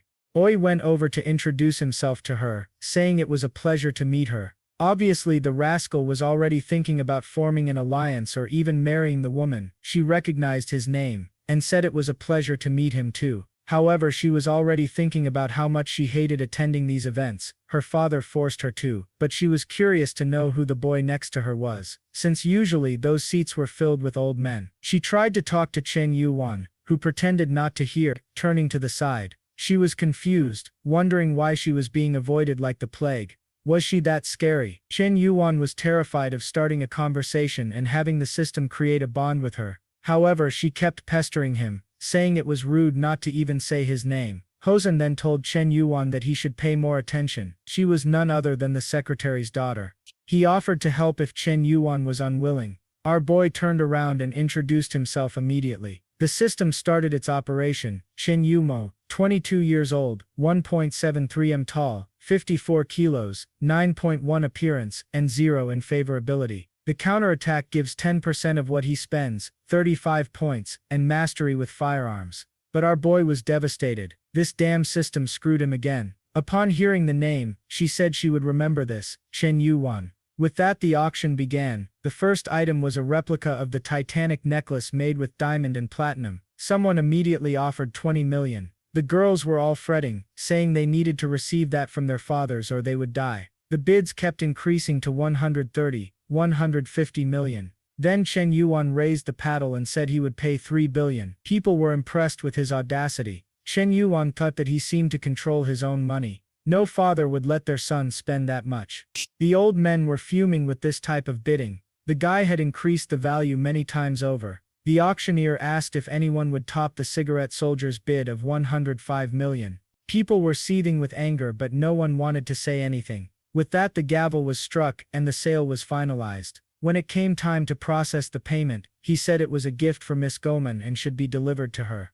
Everyone heard this, and her favorability immediately increased by 10. Her brother immediately said the gift she was about to receive was incredible. Favorability kept rising. The poor girl knew he was doing this just to mess with her, but unfortunately she couldn't resist, and her favorability was already at 35. She got angry, saying she couldn't be swayed by such things. She was a woman with dreams and aspirations. She made a dark face, asking if Chen Yuan really thought he could win her over with money. She was showing how formidable she could be. At that moment, the woman brought out the second item for sale. Who would he give this to? It was a crystal piano. The announcer said the bidding would start at 30 million. Someone offered 35 million, and another 40 million, and another 45 million. Of course Chen Yuan raised it to 200 million. He thought this would be the perfect gift for Miss Kiki. Then from the background, someone said they would offer 210 million. He looked back and saw a mage carrying 2 fire spheres. He recognized her as the heir to the fire group, and the owner of several gaming industries. He then raised the bid to 300 million, and she increased it to 310 million. He gave her a hard look and raised it to 500 million. The old men were all crying. Even the auctioneer was angry with this kid. He then asked if anyone would top Mr. Cigarette's offer. The item was sold to him, and she was fuming.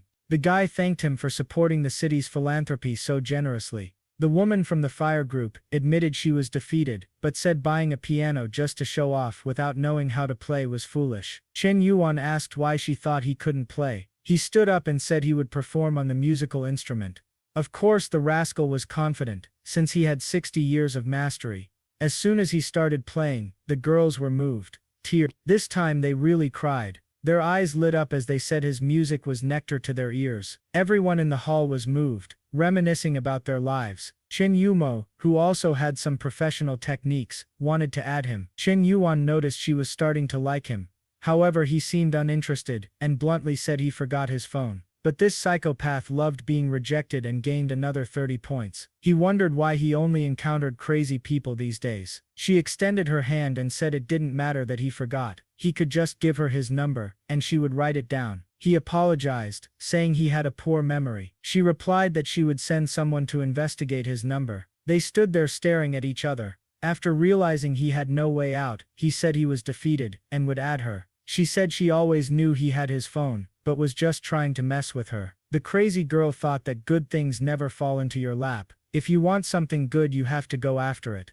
At that moment, the auctioneer announced they would be selling failing companies. Chen Yuan's eyes lit up. The woman then announced a streamer company that had recently faced some problems and shut down. The bid started at 50 million, probably the one Chen Yuan tricked the fool into losing, and he immediately offered 60 million. Our boy was confused as to why no one wanted to compete with him. However, everyone was thinking the same thing. The bastard would triple the value. The presenter said Mr. Chen Yuan was trying to take everything from this place. Was no one willing to make an offer? He struck the gavel 3 times, and it was sold. He then announced he hoped Mr. Chen Yuan could rebuild this company and restore it to its former glory. However, one of the guys there had received information about Chen Yuan and was eager to wipe that smile off his face. He went to the corner of the room and told someone to give him all the details to bring this kid down. He discovered that our boy was 21 years old and came from Hue province. His parents collected oranges and had a pond. The guys looked up all the schools he attended, from high school to university, but the hacker revealed that the bank account he used was a global VIP type.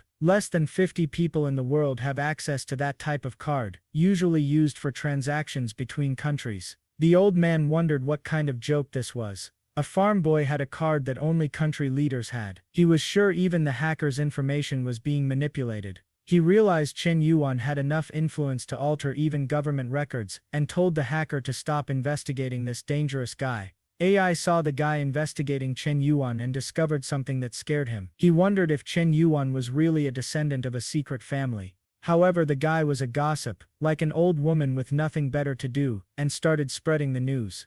Soon everyone thought Yuan came from the secret Chen Yu family, one of the 4 hidden families throughout China, with worldwide influence. The guys were babbling like idiots, saying the world was about to face a storm.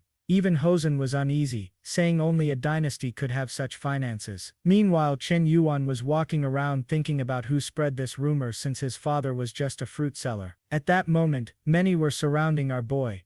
Some handed him their room numbers, others invited him to dance. One even said she could do a backflip, and asked if he wanted to see. Our boy was shy, not knowing what to do. While people danced, he was being dragged around. That's when he noticed Chen Yuan walking in from afar, and realized she was his escape from this situation. He told everyone he already had a dance partner waiting for him. He approached Chen Yuan, and asked her for a dance. She was embarrassed, wondering if she should refuse because he might take advantage. However, he gave her the necklace, so it would be rude to make him lose face, and she reluctantly agreed. He pulled her in, saying he wanted to enjoy the moment since he had turned down 18 others just to be with her. The rascal used the system to receive a specialization in dance skills. She was moved, saying he danced well and his hand was warm. She thought he always surprised her but didn't find it unpleasant, and was even starting to like it. Boy, all that effort just to gain 5 favorability points. This is tough. Everyone in the hall was talking about the two of them. Chen Yuan found it strange that he wanted to get involved with that girl considering her scandals, but at least he wasn't swayed by that swarm of killer spiders. Of course, she was angry that he rejected her and asked Chen Yuan instead. The same fool from before came to ask if he could dance with her. She told him to buzz off because she wasn't interested in old men. The poor guy was called old at 30, and felt crushed. Chen Yuan was happy he managed to gain at least 5 points with this dance. Then someone came and called him, saying they wanted to dance before he left. The guy who had been rejected earlier was furious at this brat. But our boy was very Sigma, and said he was unfortunately exhausted from the last dance. She said it was fine and asked what he wanted to know about her. Our boy was impressed with her resilience to rejection. Since that was the case, he suggested they could talk in the corner. She kept poking him, asking if the actress was his girlfriend, to which he replied, no. The psycho got excited, thinking if the relationship wasn't established, she had a chance. Then she asked if he knew about the scandal she had been involved in. He said he didn't care, since her image would soon be clean because he was supporting her. She asked how much money he had spent on her. He said that unfortunately, she had asked for too little, so he only gave some luxury cars, a mansion and 2 $500 million movies. Chen Yuan created a story in her head, thinking Chen Yuan was being deceived. It seemed he had grown up isolated to refine his skills, and that was why Gowan was using him to drain all his money. She then asked Chen Yuan if he didn't think her demands were too high. Uninterested, he said it was natural for a man to spend money on a woman, which was why he had transferred the 200 million. She grabbed him by the tie, saying he was being deceived and abused by her. Not to mention they hadn't even confirmed the relationship. She calmed herself, saying that in the end it was his money, but he would pay the price for it. Roy said he wasn't being made a fool like that. However, Yumon could only think that a lover always makes the worst decisions. Remembering when he was playing the piano and making bids for her, she thought it was unbelievable that such a talented man was still so innocent. The favorability kept rising and reached 45. Chen Yuan knew very well that she thought he was being exploited by Gowan, but little did she know that in the end, he would be the one winning. He made a villainous grin on his face, saying she didn't yet know the skills of the big brother. He turned to her and told her not to speak ill of Go-on anymore, saying her behavior was very much like the behavior she wanted to judge. She was devastated and stood up angrily to leave, thinking she had a better background, appearance and personality than that actress. She left motivated, saying that Chen Yuan should just wait. Soon she would get him too, since she always got what she wanted in life. Chen Yuan was worried, saying that next time he would keep as much distance from this woman as possible. At the end of the event, everyone wanted to keep in touch with the boy. While he was on his phone, Hosen approached, introducing a new friend, Joe XY. Joe was very shy, and Hosen told him to lift his head and speak to Mr. Cigarette. Chen Yuan asked why Joe was so shy, and why he had brought him there. Joe stammered as he explained that his family was selling a giant skyscraper building. Chen Yuan got excited and asked him to elaborate. Joe explained that it had more than 10 floors, 1,000 square meters per floor, and a total value of 2 billion. Even Hosen was shocked, not knowing his chubby friend was a billionaire. Chen Yuan then said to add him, as he would come to check it out someday. Joe was a bit awkward, thinking Chen Yuan would want at most 1 or 2 floors, but it seemed he wanted the whole thing. Joe left, telling him not to sell it to anyone else, and the guy agreed. In the taxi, Chen Yuan was thinking about who he would give a $2 billion building to. It couldn't be a regular girl, or she'd collapse. It had to be someone with very high mental resilience. The taxi sped up, and he hit his face. The driver stepped out and told the woman to get out of the way. Chen Yuan wondered what Bingu was doing there. She walked over, opened the door and got in with our boy, confusing everyone. She turned to the driver and told him to start driving. The poor driver had no choice. Roy was looking at her, wondering why she was there. Bingu was motivated. It was her first job after graduation, and she couldn't disappoint her boss. Chen Yuan, embarrassed, tried to be polite to her, thinking he had just gotten rid of that damn Yumo, and now he was stuck with the worst one. She said she was there as a representative of the Carpfish app, seeking an investment and claiming they already had millions of downloads. Yuan cut her off, asking if she was asking for help. She said it could be seen that way, but it was a win-win situation as they had great potential. Chen Yuan then asked if she was begging for his help. She said yes, she was begging for help, and asked him to stop. Almost crying, she wondered why he was using money to humiliate her like this. Now the rascal was satisfied, finally she was yielding. But he knew exactly what she disliked and approached, saying that if she came seeking something, she should offer something in return. He asked if she understood what he meant. Even the taxi driver thought he was a disgusting jerk. However, Bingu slapped him, telling him to get off, saying that's why he didn't deserve Kiki. The 10 favorability points he had gained went down to -5. He moved to the side, saying he had no intention of sleeping with her. He was just provoking but admitted he didn't like cold women like her. She got even angrier and told him to stop joking around. Our boy replied that he wasn't very interested, they had only met twice, and she was asking him to invest in her company. Besides, she had disrespected him last time and never even apologized. He snapped, telling her to disappear, saying she brought humiliation upon herself, and ordered the taxi driver to stop. But that's when Chen Yuan noticed his troubles had only just begun. The taxi was surrounded by 3 vans. Unfortunately, it wasn't a bunch of women but a group of strange men getting out of the cars. There was a gang of criminals apparently hunting him. Our boy realized the night wouldn't end well. Bingu asked what they would do. He replied that they would surrender, and that's it. The guys were excited. It seemed to be the idea of the auction man, who thought capturing someone so rich would be a good move. Chen Yuan said that with such affection he was willing to benefit everyone there. The guy said that because he was so cooperative, they said they wouldn't tie him up too tightly, but then he got a kick to the neck. He fell, and his friends wondered what kind of kick that was. Chen Yuan knew this time it was real criminals, not a bunch of high school kids, but with his elevated martial arts talent, it was just punches to the face. That's when one of them had the idea of using Bingu as a hostage, but she fought back too, putting one of the guys in a chokehold. The man lost a tooth, wondering what kind of cursed woman she was. Chen Yuan thought he had it under control, but with her involved, things had gotten dangerous. With no other option, he spent all the points he'd been accumulating. 10 in strength and constitution, and 20 in agility. Now even his system said he'd be extremely dangerous on a battlefield. Oh my god, the display of millions of punches was horrible, but it hit everyone's face. The leader ordered them to capture Bingu again, but she kneed him in the groin, saying many men needed to learn their place. Then the guy pulled out an apple peeler and lunged at her, saying she had to die. Bingu was scared, thinking her life was over, but someone grabbed the blade with his hand. It was Chen Yuan, Who said the habit of threatening women was shameful. Dropping to the floor as Bingu trembled, realizing she almost died, Chen Yuan kicked the guy, calling him disgraceful. Moments later, everyone was lying in red puddles. Bingu was mumbling incomprehensible things to herself. Then she jumped into Chen Yuan's arms, saying she almost died. That's when our boy realized the iceberg had an adorable side.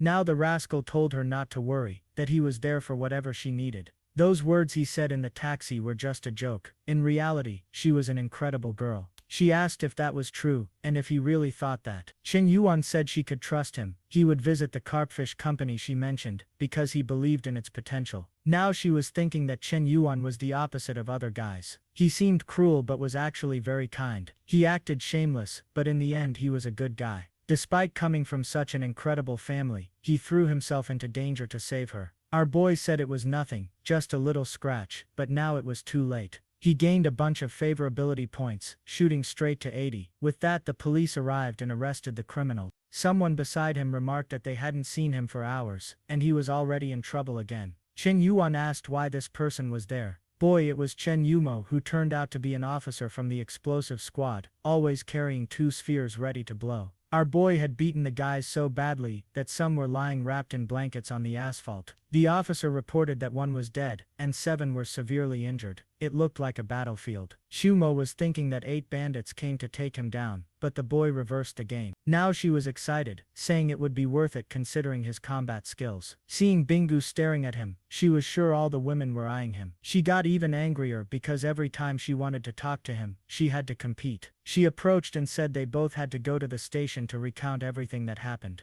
Later at 3 a.m., an officer approached Bingu and told her she could go. She asked if Chen Yuan was coming too. The officer explained that unfortunately no, because Chen Yuan was being interviewed by the captain. Bingu said if that was the case, she would wait for him, and the officer said she could stay. Another officer found it strange because she seemed very eager to wait for the guy. The captain asked to turn off all the cameras for his interview. She wondered if the game was turning against the boy. Sitting in the chair, Chen Yuan wondered what Chen Yumo was planning. Someone opened the door and handed him some food. He ate the noodles, saying he never imagined she would be a police officer. He gained another 5 favorability points, and she said the possibilities were limitless. Our boy wondered why eating noodles increased the favorability. Then he asked why he, the victim of the attack, was being detained. She approached and said it seemed he was eager to escape her, but couldn't forget. He took a life today. She grabbed his chin and asked what his relationship with Bingu was. Embarrassed, he said she came to talk to him about investing in a company, but out of nowhere the psycho started tearing everything apart.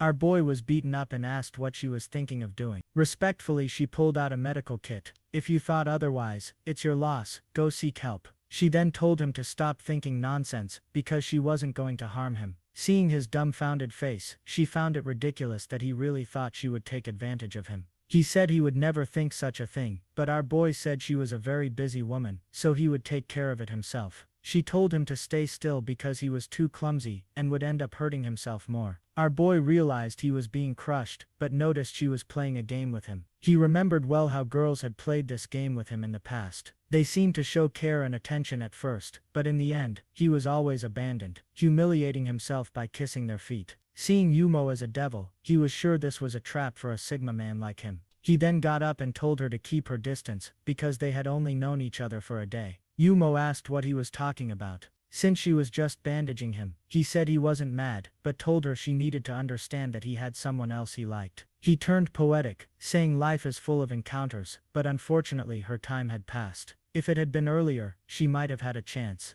However, if he were the type to change his choice all the time, she wouldn't like him either. Obviously nothing works with this crazy girl, who now thinks he loves purely. She went crazy, and our boy ran straight to the taxi. But from above, the mad woman was just observing, thinking there was no way she would lose this guy to those other cursed women. Meanwhile, Bingu was sleeping at the police station. When Chen Yuan got home, he was exhausted. The day had been a mess, and he just wanted to sleep. However, when he entered he heard the sound of a shower. He saw a silhouette in the mist, and thought the president liked testing his self-control. An angel told him to calm down, while the devil told him to go in. But an unknown girl came out of the shower, saying it was very comfortable there. She saw Chen Yuan, who was paralyzed, got scared, and screamed for help. A while later, she was crying to Kiki, saying she would never marry, because she had been seen. Chen Yuan, losing patience, said he was going to take a shower, but a friend was angry, saying that Rascal had seen everything, and had to apologize. Kiki tried to explain that he was a good friend, but Minguing found it strange that her friend was defending the guy, and wanted to know what was going on between them. She ran to Kiki, and told her to stop involving herself with losers like him, especially now that she lived in such a house, and was a streamer who received millions. She couldn't get involved with someone like him.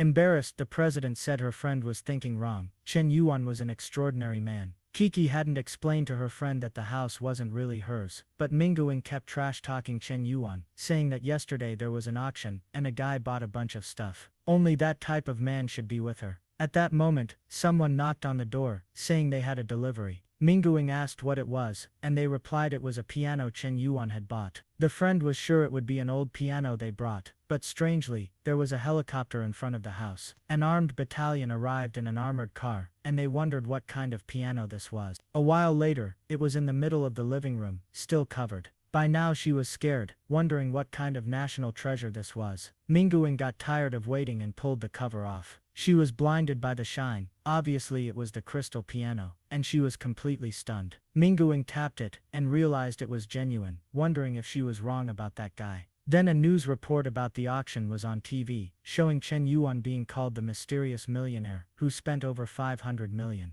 Poor Minguing was hit by a 500 million realization, and was in disbelief. Kiki turned and said she had told her that Chen Yuan was exceptional. At that moment, someone said the piano had arrived. Her expression changed as she saw our boy shining. He came down the stairs, saying it took longer than he thought. Now the crazy girl was thinking he was too handsome, going from 0 to 100. He asked Kiki if she liked it, and she said it was precious, maybe too much. He then mentioned he had a business meeting, and asked if she wanted to come along. Seeing her friend in the house, she didn't want to leave her alone, so she apologized and said she couldn't go today. Our boy left the house without worrying too much. At that moment, the system activated the link with Minguing, starting with 20 points. However, Chen Yuan didn't like this, as she was supposed to be Kiki's best friend. He would have to make her realize that her friend had eyes on her man. While Kiki played music happily, Minguing could only think about having a guy as handsome as him. But our boy doesn't know how to be poorly accompanied anymore, so he called Ruo to join him on the business trip. She was angry, as he had disappeared for days, and now called her for this kind of outing. She thought he had been distant lately, and wondered if it was because they hadn't done anything that night. Already angry, she said that all men seemed to be the same, and his favorability dropped to 95. Our boy from a distance wondered why he lost points without doing anything face to face. He wanted to know why he was losing points, and wondered if it was because he didn't pick her up from home. But our boy, being Sigma, ignored everything she was thinking, and just called the chubby guy to send someone to pick him up. He knew that if he started apologizing, it would only feed these pointless problems. His plan was to solve it with a good old system. Meanwhile, in that building, a guy was talking to his friend, asking if this Chen Yuan was really that amazing. It was the chubby guy's father who asked, and the boy replied that yes, he could be trusted. He was a very wealthy kid. The father said it seemed the boy was incredible, and was curious to meet him. Nearby there was an old bald man with Swang, wondering why Mr. Swang was there. She seemed interested, wondering if this guy was important. She was a new employee, and the old man warned her to be careful with that Mohawk guy. He was the rich one there. Swang wanted to know how the guy who hired her, a millionaire, thought the other guy was even richer. Then she saw a couple talking and said the person looked familiar. Was it him? The man greeted our boy, who said he was very modest to come there to meet him personally. Then the son arrived, saying everyone was waiting to meet him. Our boy, he was excited, saying they were very polite, while the papers fell to the floor. Swang wondered why the owner of the place came to meet Chen Yuan. The old man said that the place took 9 years to build, and was extremely luxurious. At that moment, more than 300 companies had stores there. It was basically a complete shopping mall, with many stores, cinemas, karaoke, and everything else they could want. At the top, there was even an incredible commercial area. But Ruyu wasn't enjoying all this, wondering why the bastard brought her there, just to follow him around. The old man said he would show him all the floors, and he asked Ruyu what she thought of the building. She said it didn't seem that bad. Chen Yuan then told the old man that if she liked it, he liked it too. He told him to just name the price and he would buy it and give it to her. The father asked if he would really put the entire building in her name. Our boy said yes, as long as she liked it, nothing was a problem. The old man couldn't understand how the young man's mind worked. Ruyu was hesitant to accept, saying it was too much. After all, it was an entire building. But our boy wanted to convince her, saying that if she had it, she would never have any financial problems again. At that moment, she would have to take care of her parents' company, which would be a lot of work, but this building would ensure she had no more problems. Now she thought she understood why she was brought there, and wondered if she should maybe stop acting like a princess, because he gained 3 points, passing 98. He gained another 20 strength points. The chubby guy intervened and said it was all set, informing Chen Yuan that the selling price was 2.6 billion. He pulled out his black card and said if the papers were correct, the 2.6 billion would be in their account. A while later, everyone was clapping. A contract was sealed. Our boy then said he was just an investor because the true owner was Miss Ruyu. Everyone congratulated her, and she felt embarrassed, wondering if this was the life of a boss. It explained why her parents enjoyed being in the office so much. It wasn't so bad being pampered. However, she already showed a psychopathic side, saying that seeing so many people bowing was a delightful feeling. Meanwhile, poor Swang asked why so many people were gathering. Her friend informed her that the entire building was bought and given to a girl in her 20s. Swang observed from a distance. The friend went to talk to her, but the girl had already disappeared. The poor girl was running off somewhere, saying all this should be hers, no matter the cost or what she had to do. She was determined to get Chen Yuan back. Meanwhile, on the subway, Ruyu was impressed and asked where he was. He said he loved the everyday life, and it was nice to spend more time with her this way. Ruyu then asked if he knew a woman named Gwenin. He got a bit flustered, asking if she meant the actress. Ruyu asked if he knew about the rumors regarding her disputes with the guys, and he said no, he didn't care about celebrity life. She responded that she didn't care much about it either. Recently there was news about a guy who bought a piano to give as a gift, but she didn't even look at it. Our boy was sweating, saying it was interesting to know. She asked what the problem was, and he said he wasn't ready for the subway's heat. After a while he said goodbye to her, thinking it felt like a prison, but he wondered if she was testing him. A friend called him, saying Bingyu seemed to have been waiting for him at the dormitory for 6 hours. In front of the dormitory, everyone recognized her as an incredible graduate from that place and wanted to know why she had been there for so long. She was staring at her phone, wondering where he had gone. When she woke up at the police station, he had disappeared like a ghost, and her body inexplicably brought her to that place. The poor girl was going crazy, saying her heart wouldn't stop dancing and she needed to find calm. Could she have fallen in love with Chen Yuan? No, she tried to change her mind, saying he was just a friend. She couldn't think like that. Our boy was in the crowd, wondering if she was really waiting for him, but she was resolute in solving the financial part of the company. Then she recognized him, ran over and hugged him. Everyone commented that it was impossible since they thought she was a lover of women, but she was clinging to him, saying she only felt safe this way. Chen Yuan asked what the problem was, and she told him not to move away, that she didn't want to let go. His friends were just observing, saying they wanted to kill the lucky bastard. Suddenly it started to rain, and people ran for cover. Our boy turned to her, and said they needed to find shelter from the rain.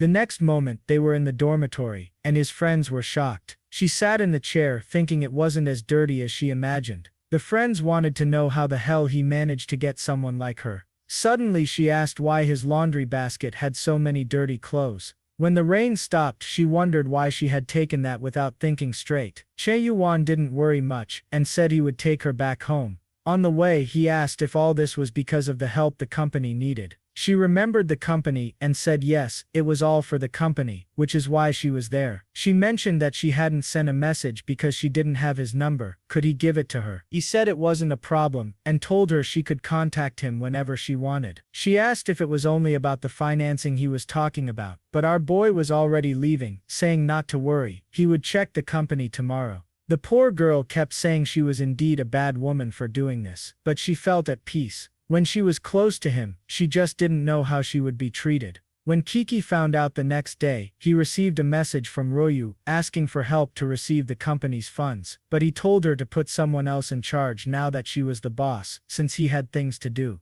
He was in the car with Bing, who asked why he was so happy. Our boy was wondering why after one night she already seemed angry again. Bingyu concluded that she couldn't get involved in other people's relationships. Chen Yuan had many other options, so obviously, he didn't want her boss, and informed her that they would be there soon. However, the office of Bingyu's company was in Royu's building. He asked if the company was really located there, and she confirmed it. Now he was in trouble. If Royu saw him, he would lose the maximum favorability he had already gained. With no option, he went to the elevator, which opened with Royu inside. She asked what he had to do that was so important this morning. Inside, there was an awkward silence. Our boy tried to stay calm, saying he couldn't show any signs of stress. He then introduced Bingyu, saying she worked at the carpfish company in the technology industry. He turned to Bingyu and introduced Royu as the owner of the entire building. Bingyu was impressed that such a young woman owned such a large place, but seemed curious about Chen Yuan's relationship with the school colleague. She introduced herself and said it was nice to meet her. However, Royu just stared and said, "Hi," finding it very suspicious that such a beautiful woman was with Chen Yuan. Even though she knew he was unfaithful, he couldn't be that shameless. Once she collected the rents, she would deal with him.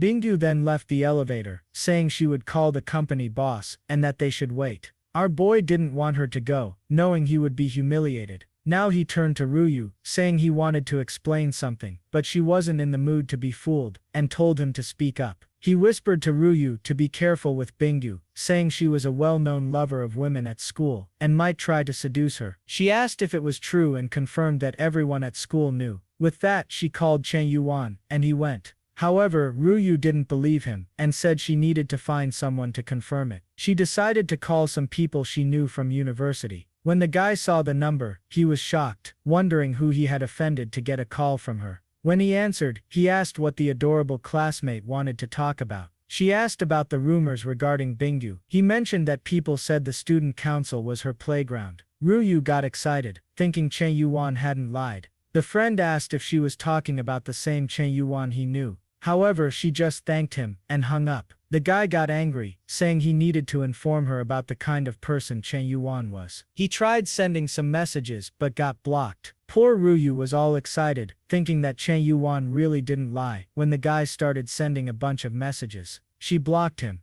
In the meeting with the president, in a flexible suit, she went over all the company's numbers. Our boy was there just to spend money, so he wasn't interested in that. He raised his hand and said he already understood well because Bingyu had explained about the company. He asked her to just name the company's price. The president hesitated, knowing she had power that defied logic. She knew her company was worth $1 billion and needed at least $100 million in investments. She said $1 billion, and our boy was shocked. She wondered if she had mentioned a too high value. Chen Yuan asked if she had really taken all this time to mention such a low value. He then said he would buy 49% for $1 billion, but had a condition. The value was too good, so she wanted to know what the condition was. The president thought she was too old for him to try something like that, but if he insisted too much, it wouldn't be a big problem. He revealed that the condition was that all shares be transferred to Bingyu's name. A while later, he left the room, and she was stunned. Bingyu asked how the conversation had gone.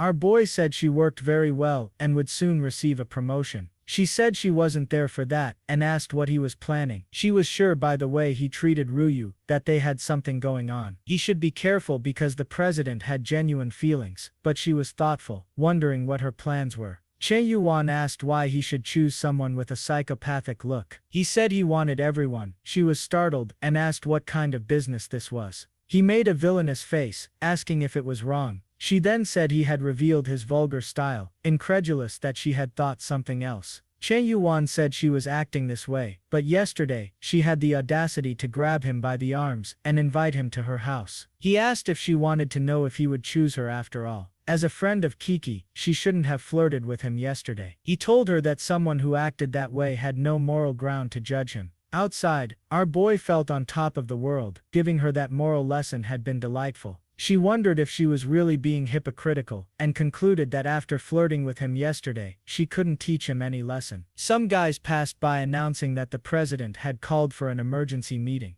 Now she was worried about the outcome of the negotiation. In the meeting room, no one had any idea what the president would say, and Bingu was terrified. The president appeared and announced that the new vice president, from that day forward, would be. Bingu was confused, wondering why she had been promoted. The other employees were angry, especially since she had started working just a week ago. The president said they had no say in the matter, as Bingu was a skilled, wealthy woman who had contributed significantly to the company. She presented the contract showing that Bingu owned 49% of the company's shares. With that, no one could question anything. The president thought to herself that Chen Yuan was quite the boss, so young, and already buying half the company. People commented that they never imagined Bingu had so much money. The president raised her arm and told everyone to applaud her. Bingu, emotional, wondered if this was Chen Yuan's doing. She remembered him asking how she was sure he wouldn't choose her. She blushed and felt passionate, thinking this proved that he chose her after all. She gained 5 favorability points, then another 5, reaching 95. Now she was Chen Yuan's bootlicker, and he gained 35 strength points. Since he spent 1 billion on her, he received 100 million back. Refries was confident, saying that having a spending strategy was the best plan. When he was just throwing everything around, he neither spent much nor gained much. But now that he planned step by step, he managed to invest much more, and came out profitable. At that moment, his phone rang. It was Jie Zenin, crying, and asking if she was an idiot. He asked what the problem was, and she said the former director had bought a bunch of people to speak ill of her again. The entire industry was cursing her, ruining her public opinion once more. Chen Yuan was shocked. Who was the bastard who had overturned his counterattack? He had spent 200 million, and they managed to reverse the opinion again. He told her to calm down, and that he would take care of everything. This guy, known as Lord Tiger, or Wang Yahoo, was infamous for using his influence in the industry to take advantage of women. It seemed this significant change in opinion was due to another actress named Fang. Chen Yuan asked if she was that influential, and Hosen confirmed she was extremely famous and made many donations, so anything she said was taken to heart by the public.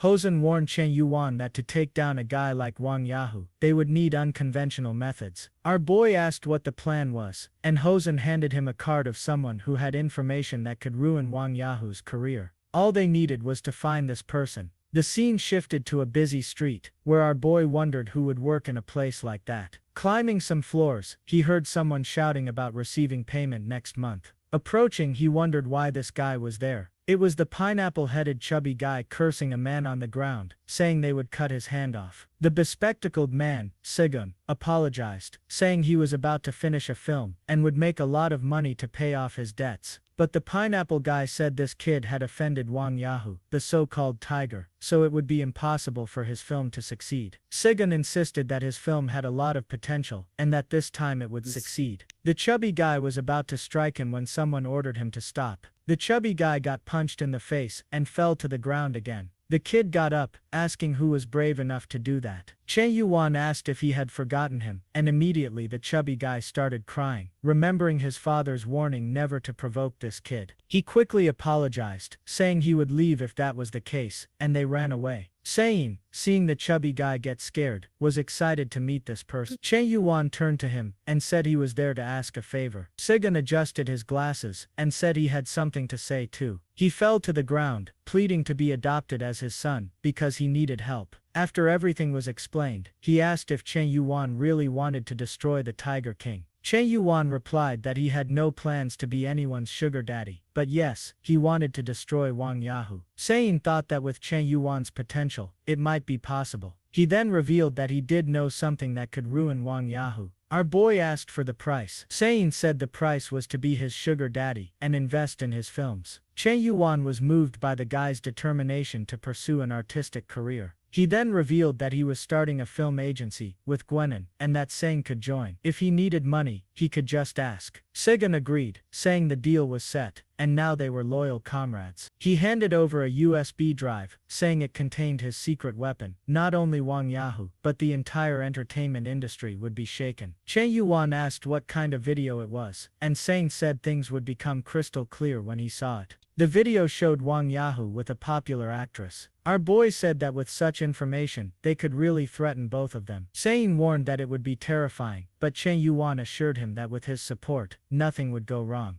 Meanwhile, at Gao Ran's house, she was furious because people hadn't stopped cursing her for 3 days. At this rate, she was beginning to consider leaving the entertainment industry. She then received a call from Chen Yuan and wondered why he wanted to talk to her. When she answered, he asked if she was alone. She said yes, and he said he would come over. Then she felt embarrassed, wondering why he wanted to know if she was alone to visit her. She was protecting her body, nose bleeding, thinking he had lost control. 10 minutes later, he was already at the door. She thought he was too desperate and anxious, like any other man. But when she opened the door, there was a chubby guy next to him, and she wondered who he was. She told Chen Yuan he was crazy for thinking something like that, ignoring her comments, and introduced Gang Zhen as a great and talented director. Now, she felt embarrassed, realizing he wasn't there for anything inappropriate, but to help. A while later, her mind was blown when she saw the video. Chen Yuan said that with it, they would change public opinion. Zun was talking about starting film production, and Chen Yuan was eager to get to 95 favorability points, having already spent 2 billion on her. The video of the interactions between the actress and the director was published online, and the press tore her apart. She was furious, wondering who had gotten that damn video. The police set up a plan and caught the director red-handed with another woman, leading to his arrest. As soon as he saw the handcuffs, he knew it was all over. Taking advantage of the shift in public opinion, Guanan held a press conference with the company, announcing that in partnership with director Sein, she would launch her own film company. They received 2 billion from investors to create a masterpiece. All the journalists were impressed by the amount, while our boy was just smiling. He felt like the boss behind the scenes, which wasn't a bad thing for him. However, the guy blocked by roofs wasn't going to leave Chen Yuan in peace. He called President Kiki, saying he had something to tell her about Chen Yuan. Soon after, she was angrily questioning him. Even though her traitor friend suggested she calm down a bit, Kiki said that all these accusations about him having so many women might not be true. However, she also found it strange that lately, he had been speaking to her, and she was feeling a bit impatient. Mei Mei understood that someone like him would attract many women, but he seemed like a man of absolute devotion.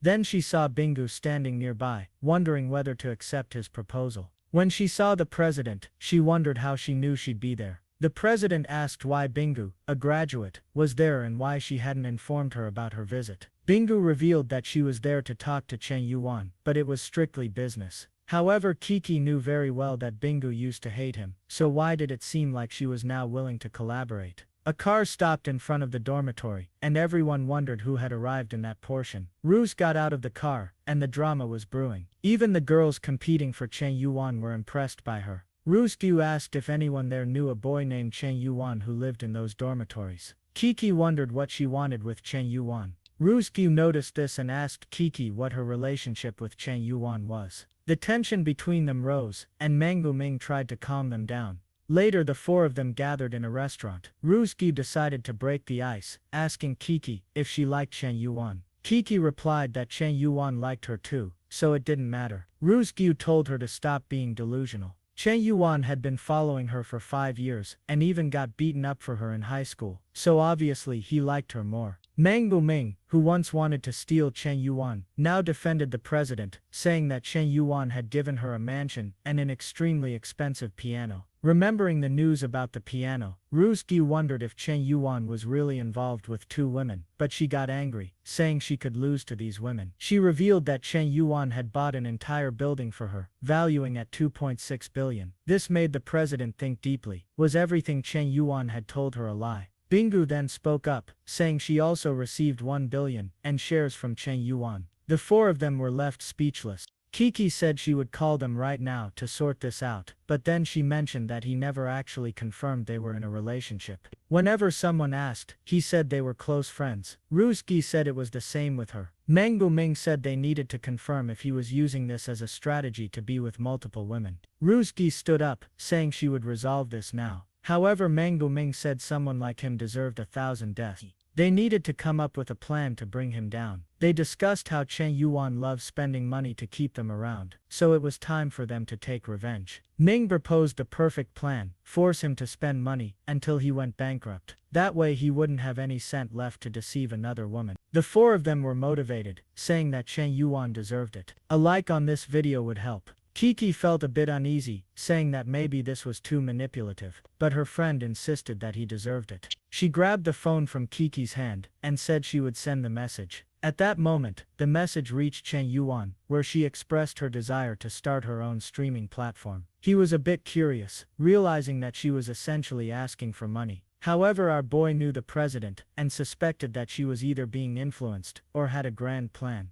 He had just bought that failing platform, so he told her that their thoughts aligned and he would help. Now the two girls were a bit embarrassed. He was not only going to provide a streaming platform, but also invest 5 billion as initial funding. Instead of being angry with the boy, she became even more intrigued. More enamored, she said that he always plans everything for her future. She felt moved, thinking that no matter how wrong his actions seemed, he always cared about her growth. In the end, Mang Buming told her to accept quickly, before Chen Yuan changed his mind, and Kiki said he never does that. While she was sending the message for Chen Yuan to start the process immediately, she was seething with anger, because she couldn't find a man like him. In his room, the protagonist knew very well that it wasn't Kiki sending the messages. The way of talking and the style of words were completely different. He already suspected it was Mang Buming, which was perfect because he would end up spending even more money. At Ruski's house, her mother asked if Chen Yuan was cheating on her. She said yes because he was involved with a lot of girls. Even though their relationship wasn't confirmed, they were already very close. She received a message and said that the group was active. Her mother asked what group it was, and she explained that it was one formed by his girls to get revenge. In the group, Kiki sent a message saying she was going to receive a streaming platform.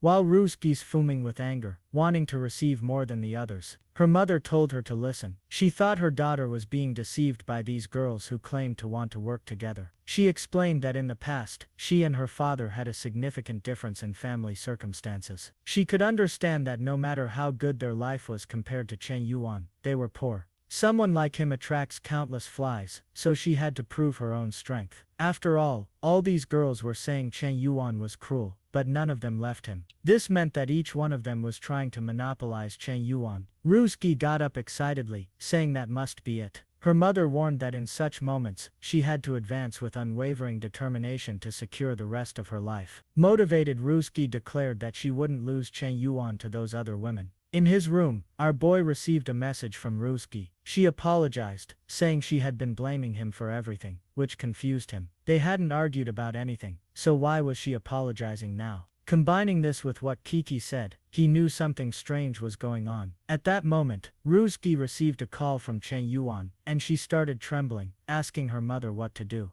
Her mother told her to accept it quickly and do her best. When Ruski answered, our boy said he had something to tell her. He mentioned that he had recently invested in a streaming platform and made a senior named Xiao Kiki the manager. Ruski got excited that he told her the truth. Her mother asked what he said, and she replied that he had told her everything the girls had put in the group. With this, her mother beamed, saying her daughter should realize that to him, she was the most important girl. Ruski got all creamy and happy, thinking that Chen Yuan really wasn't as bad as she thought, and that he liked her. She was now emotional, thinking she was reciprocating his love by teaming up with other women. She began to realize that she needed to learn to treat him well. Her mother asked why she was crying, and she said she knew she had messed up and wanted to fix things. She planned to give him a gift that would surprise him. Haha, what could this little present be? Tell us. Our boy was still clueless. The next day, a guy was already delivering the platform's papers for Kiki to sign. With that, she became the owner of the streaming platform, called Big Cat. Seeing how much they owed, she understood why Chen Yuan sent 5 billion. However, she was a bit conflicted, thinking that no matter how much he considered her, he didn't have a good personality. But her mood changed instantly when she realized he transferred 2 billion without hesitation, so she felt she had to show gratitude. This girl is bipolar. At a car show, she wanted to buy a car for the boy, and wondered which one he would like. She remembered he had a Ferrari, and thought about getting him another one. But just then, she saw Ruski there. They noticed each other, and the president asked if she was there to buy a car. Ruski replied that her father's birthday was coming up and asked Kiki if she wasn't there to buy something for Chen Yuan. But obviously, she already disliked the president's presence. Trembling, she responded that she would never buy a car for that bastard, and was there for her father as well. With that, the girls got excited, saying it was a huge coincidence. However, someone came and called both of them. It was Bingu, and they asked why she was there. She said that her father's birthday was coming up and she was going to buy a car. With that, all three were sweating, saying it was an incredible coincidence. However, now Ruzgi assures that this revenge plan against Chen Yuan was all a lie. The problem for her was that Xiao Kiki had 2 billion, and she didn't have that much money on hand. She would have to call in some foreign help. She called her mother and told her everything, who said not to worry. She immediately told the guy at home to transfer the money to Ruzgi. The guy explained that the funds were being saved for the younger boy's wedding. However, the mother sent him to leave immediately, since the priority at the moment was keeping Chen Yuan with Ruzgi. With that, she received 60 million from the family. She was already emotional, realizing that now her family was valuing her. If that's the case, she would win against Xiao Kiki. Elsewhere at the fair, Hosen was talking to our boy, saying he would take him to the VIP area, where there were a lot of expensive things that were not cars. Our boy was drooling, saying that this fair was amazing. However, that's when he wondered. Ruzgi Toltsig were talking right in front of him, and even Bingu came to bring water. At that moment, Chen Yuan wondered if they were forming some kind of alliance. Bingu felt like something, and turned around, but there was only Hosen, and she found it strange. Our boy had hidden behind him. He knew that things would go wrong one day or another, but didn't expect it to be so soon. Now he was sure they all knew what he was doing. The good part was that none of them had left him. However, he made an evil face, saying that they had favorability above 95, so it was a chance to change things. Acting very masculine, he told Hosan that he was interested in the most expensive cars in that place. At that moment, Hosan replied not to worry because they had brought everything he could want, a Pagani, a Lamborghini Aronian, and a Bugatti Veyron. Instantly, our boy said he wanted all three, and asked for the price. Hosan felt a bit embarrassed, asking why he wanted all of them. His plan was to use these 3 cars to test the strength of this supposed alliance. Hosan felt uneasy, saying that selling all 3 was a bit difficult. Chen Yuan said that money was not a problem, but the guy explained that they had been reserved by someone else. Our boy asked by whom, and Hosan said to take a look. The eldest son of the richest family, Mr. Lin, had reserved those 2 cars last year to give to his sister. Chen Yuan knew how powerful that family was, and Hosan said there were many others to look at. With that, this guy went to Ruyu and approached her. He introduced himself as Lin, and asked if he could get her contact information, saying that she reminded him of a friend he lost, which was a great regret. At that moment, she noticed Chen Yuan on the side. Seeing his angry face, she wondered why he was like that. She had no intention of giving her number to this guy, so why was he acting this way? She got angry, because he played with her and then looked at her like that. Because of this, she gave the guy her number instantly. She looked to the side, and Chen Yuan had disappeared. She wasn't sure if what she did was right or wrong, but she felt bad walking around the event. Hosan asked if he knew the girl. He said he knew her a long time ago, but didn't know her anymore. He told Hosan that he would pay much more for those cars than Mr. Lin, and asked if 1 billion was enough. Smiling, he said he didn't expect this to interfere with Hosan's business. At that moment, Hosan smiled, saying the guy was an idiot. When talking about 1 billion, anything could be done. He was excited. He would profit 100 million more than usual just because of the fight between the two, and that was perfect. He knew that Mr. Lin was important, but not more important than 800 million in his account. The card was swiped, and our boy was now confident. Hosan asked if he wanted anything else, and our boy said he wanted to prepare something for the exhibition at the event. Ruyu was still looking for our boy. Suddenly, some guys came and placed a piano in the middle of the event. Everyone was confused because this sort of thing wasn't common. Then, out of nowhere, Chen Yuan started playing, and she wondered what song it was since she had never heard it before. The sound was melancholic, and she began to cry. People at the event were all emotional, saying that it felt like seeing a distant person. Shiki remarked that Chen Yuan didn't seem very happy, and Bingyu asked if it was because of what Ruyu did. Ruyu herself began to realize that his music conveyed a sense of disappointment. Chen Yuan finished playing, and stood up, saying that when you love people, you let them do what they want, even if it means getting hurt yourself. He walked away, saying that Ruyu was now free. She started crying, saying she was wrong, and begged him not to leave her. She tried to run after him desperately, but Hosan told her to wait. He asked if she was Ruyu, and she confirmed. With that, he handed her a document, saying that she had received a Lamborghini Eronian from Chen Yuan. She stood there trembling, not understanding what was happening. Hozan explained that Chen Yuan had bought the car for her, without much thought. Apparently, he had deep feelings and was very generous. Now she was all distraught, crying, wondering what she had done. She had destroyed all his trust out of selfishness, and was left abandoned at the event. The other two girls approached her, telling her not to cry. Then Hozan arrived,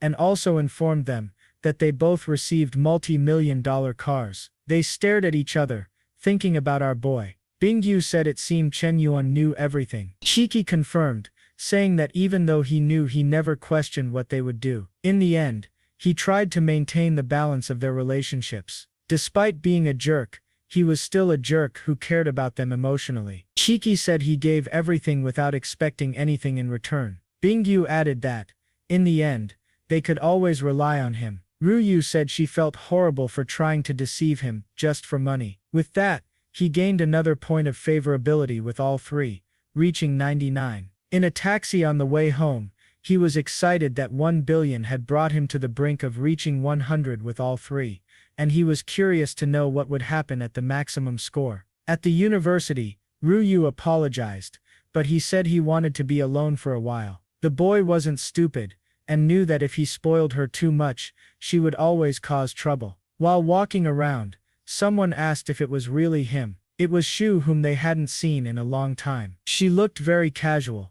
She seemed a bit different today. She grabbed his arm and started pulling him, saying she wanted to show him something. He asked what it was, and she said it was a secret. He already suspected she probably wanted some branded bag. In the end, they're all the same, but he was curious to see what it was this time. In front of the apartment, he asked what she was planning, and she told him not to be impatient. She opened the place, revealing a bunch of portraits of Chen Yuan hanging on the walls. He felt a bit embarrassed, and asked if she had done all that. She said yes, the place was too empty, so she made some portraits. He asked if that was the surprise, and she said no, it was just part of it. She told him that the house was the gift she would give him. He felt awkward, asking if she was really going to give him the entire house. She said yes. After the donation he made, her father stopped getting involved in gambling and managed to rebuild a family. Because of that, his business kept improving with her father's change. She realized she also had to reflect on her actions. She said she used to be very materialistic and understood why our boy didn't like her. She announced that she would become a woman deserving of him and win him over again. Man, what a plot twist. Our boy was confused. As far as he knew, this girl was only interested in material things. He said the house was too extravagant, but she replied that he had already given her 5 million, and this house only cost 3.5 million. If you thought about it, she was still taking 1.5 million from him. The crafty girl had even done the math, and I believe she's the least in debt. She handed over the key, saying she knew it might not mean much to him, but it was the best way for her to repay him.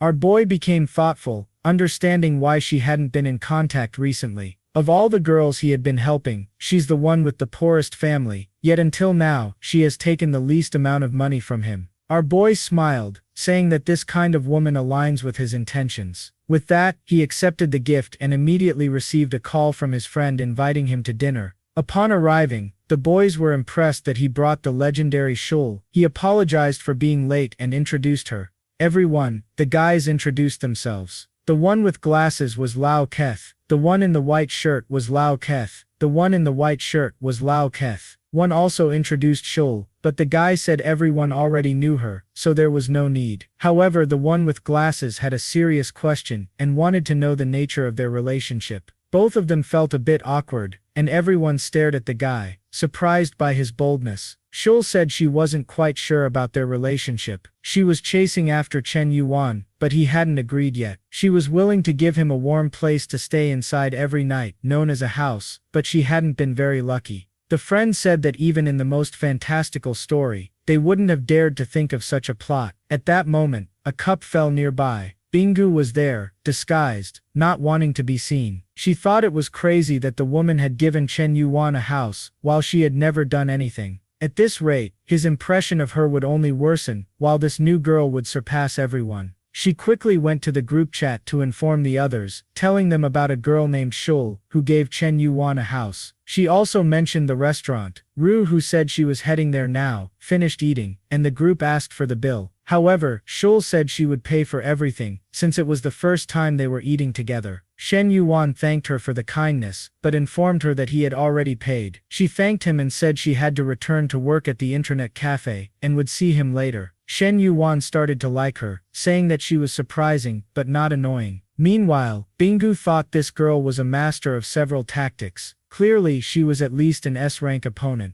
The friends approached Chen Yuan and asked when he developed this legendary charm. Our boy explained that he could teach, but the person had to want to learn. The friend said he was joking, but warned that he thought Shul was a different kind of woman. However, after meeting her, he just hoped his friend wouldn't hurt her. Chen Yuan said not to worry, because he was the type to always give his all in love. As they were leaving, they saw a guy named He pass by. Chen Yuan got excited. It was him who had been passing information about our boy to the girls, and it seemed he still didn't know. At that moment, a Rolls-Royce stopped in front of the restaurant, and he wondered if it was real. The car's window rolled down, and out stepped a furious Rubo, but the idiot Liuan was smitten. She walked towards Chen Yuan, and he was sure she was going to scold him. However, she hugged him, crying and apologizing, saying she had been doing everything wrong. She informed him that she had deleted that person's number, and never wanted to see him again. She just wanted forgiveness. Seeing her using heavy spherical tactics against our boy, the guys were astonished by her skills. Leon was seething with anger, as he had been bad-mouthing Chen Yuan to her behind his back, but in the end, she was there licking his boots. Our boy told her not to worry because she had never been wrong. They really had no relationship, and he shouldn't get involved with whomever she befriends. She said she didn't want him to think things were like that, and that she had chosen this gift for him.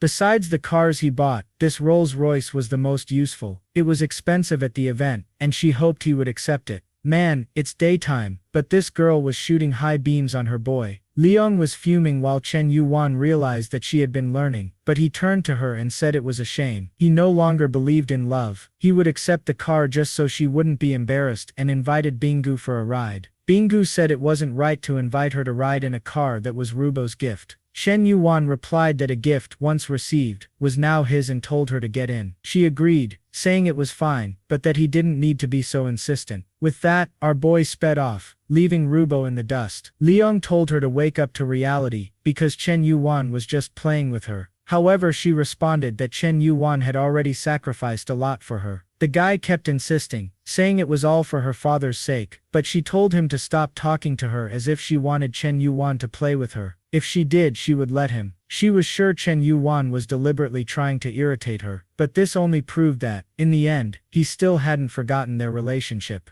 In the car, Bingu asked why he was treating Rubo that way. He replied that she hadn't become what he expected, and in the end, he was disappointed. Apparently, it was his mistake, not hers. Bingu said he seemed to care and questioned if she was his first love. Chen Yuan laughed, saying that for an ugly guy like him, there was no such thing as a first love. She laughed, and he felt a bit embarrassed. With that, she said she had a question and wanted a sincere answer. He said he was all ears, and she asked why he handed over 1 billion in koi fish shares. Chen Yuan asked if she wanted the truth or lies. She told him to be sincere, and he said he had no feelings for her, and only did it as a favor. She said that didn't make sense, and asked what he gained from it. He said there was something he wanted her to do. She seemed confused, and he sped up the car. He then said he received his system with many trillions, but could only use it to impress girls. She told him to stop reading manga, and tell the truth. He then said he spent money because she was beautiful, and he wanted to take her to bed. She felt a bit embarrassed but thought that if it was Chen Yuan, she wouldn't mind. Our boy was confused. This woman had changed a lot. Apparently, she had some sort of personality issue. Chen Yuan dropped her off at home and left. She stood there, thinking that she had never had any physical action, but it was strange. If he really wanted to throw some punches on the wall, she was sure he would have done so already. If that was the case, she knew his intentions were not that simple. Then she received a call from Rubo, and asked what it was about. Rubo asked what Chen Yuan had said about her, and if he had revealed anything. Bingu said she asked about it, but he seemed reluctant, so she didn't insist. However, the strange thing was that when she asked why she received 1 billion in shares, he said it was to take her to bed, but she didn't believe it. After all, it wasn't worth that much. The girl put herself on discount. Rubo said he had said something similar to her too, but clearly, his gains weren't proportional to his efforts. She started imagining that he had some sort of mega plan. The first thing he did was become famous on the streaming platform as Mr. Yuan. Then he started investing in the Yesef family, and later in the Koi company. Both her father's company, and Shul's father's company, and even her own company, were doing well. Bingu agreed, saying that with the money he gave, they developed AI applications, and were making a lot more profit. Rubo said he had this playboy image, but it was to disguise his business intentions. In the end, he was an extremely strategic and mysterious man. Difficult to understand, maybe Chen Yuan's plan was to rule the world. At that moment, she received a message from Kiki, asking if she could rent one of the floors to set up the streaming platform there. With that, Rubo became thoughtful. Was Chen Yuan once again creating a big company? When she arrived at Kiki's mansion, Ming Mang was all excited, saying they just needed to start recruiting people. Kiki agreed, and said Ming Mang would be the first to be recruited as an executive planner. The only problem was they needed some girls to do the live streams. Ming Mang told Kiki to look at the people she knew since she also streamed for a while. Kiki said she knew someone who was the head of a company, but was dismissed for offending someone in a cafe. In another part of the city, someone threw a glass of water at a guy. He said she wasn't the same as before. He was tired of her attitude.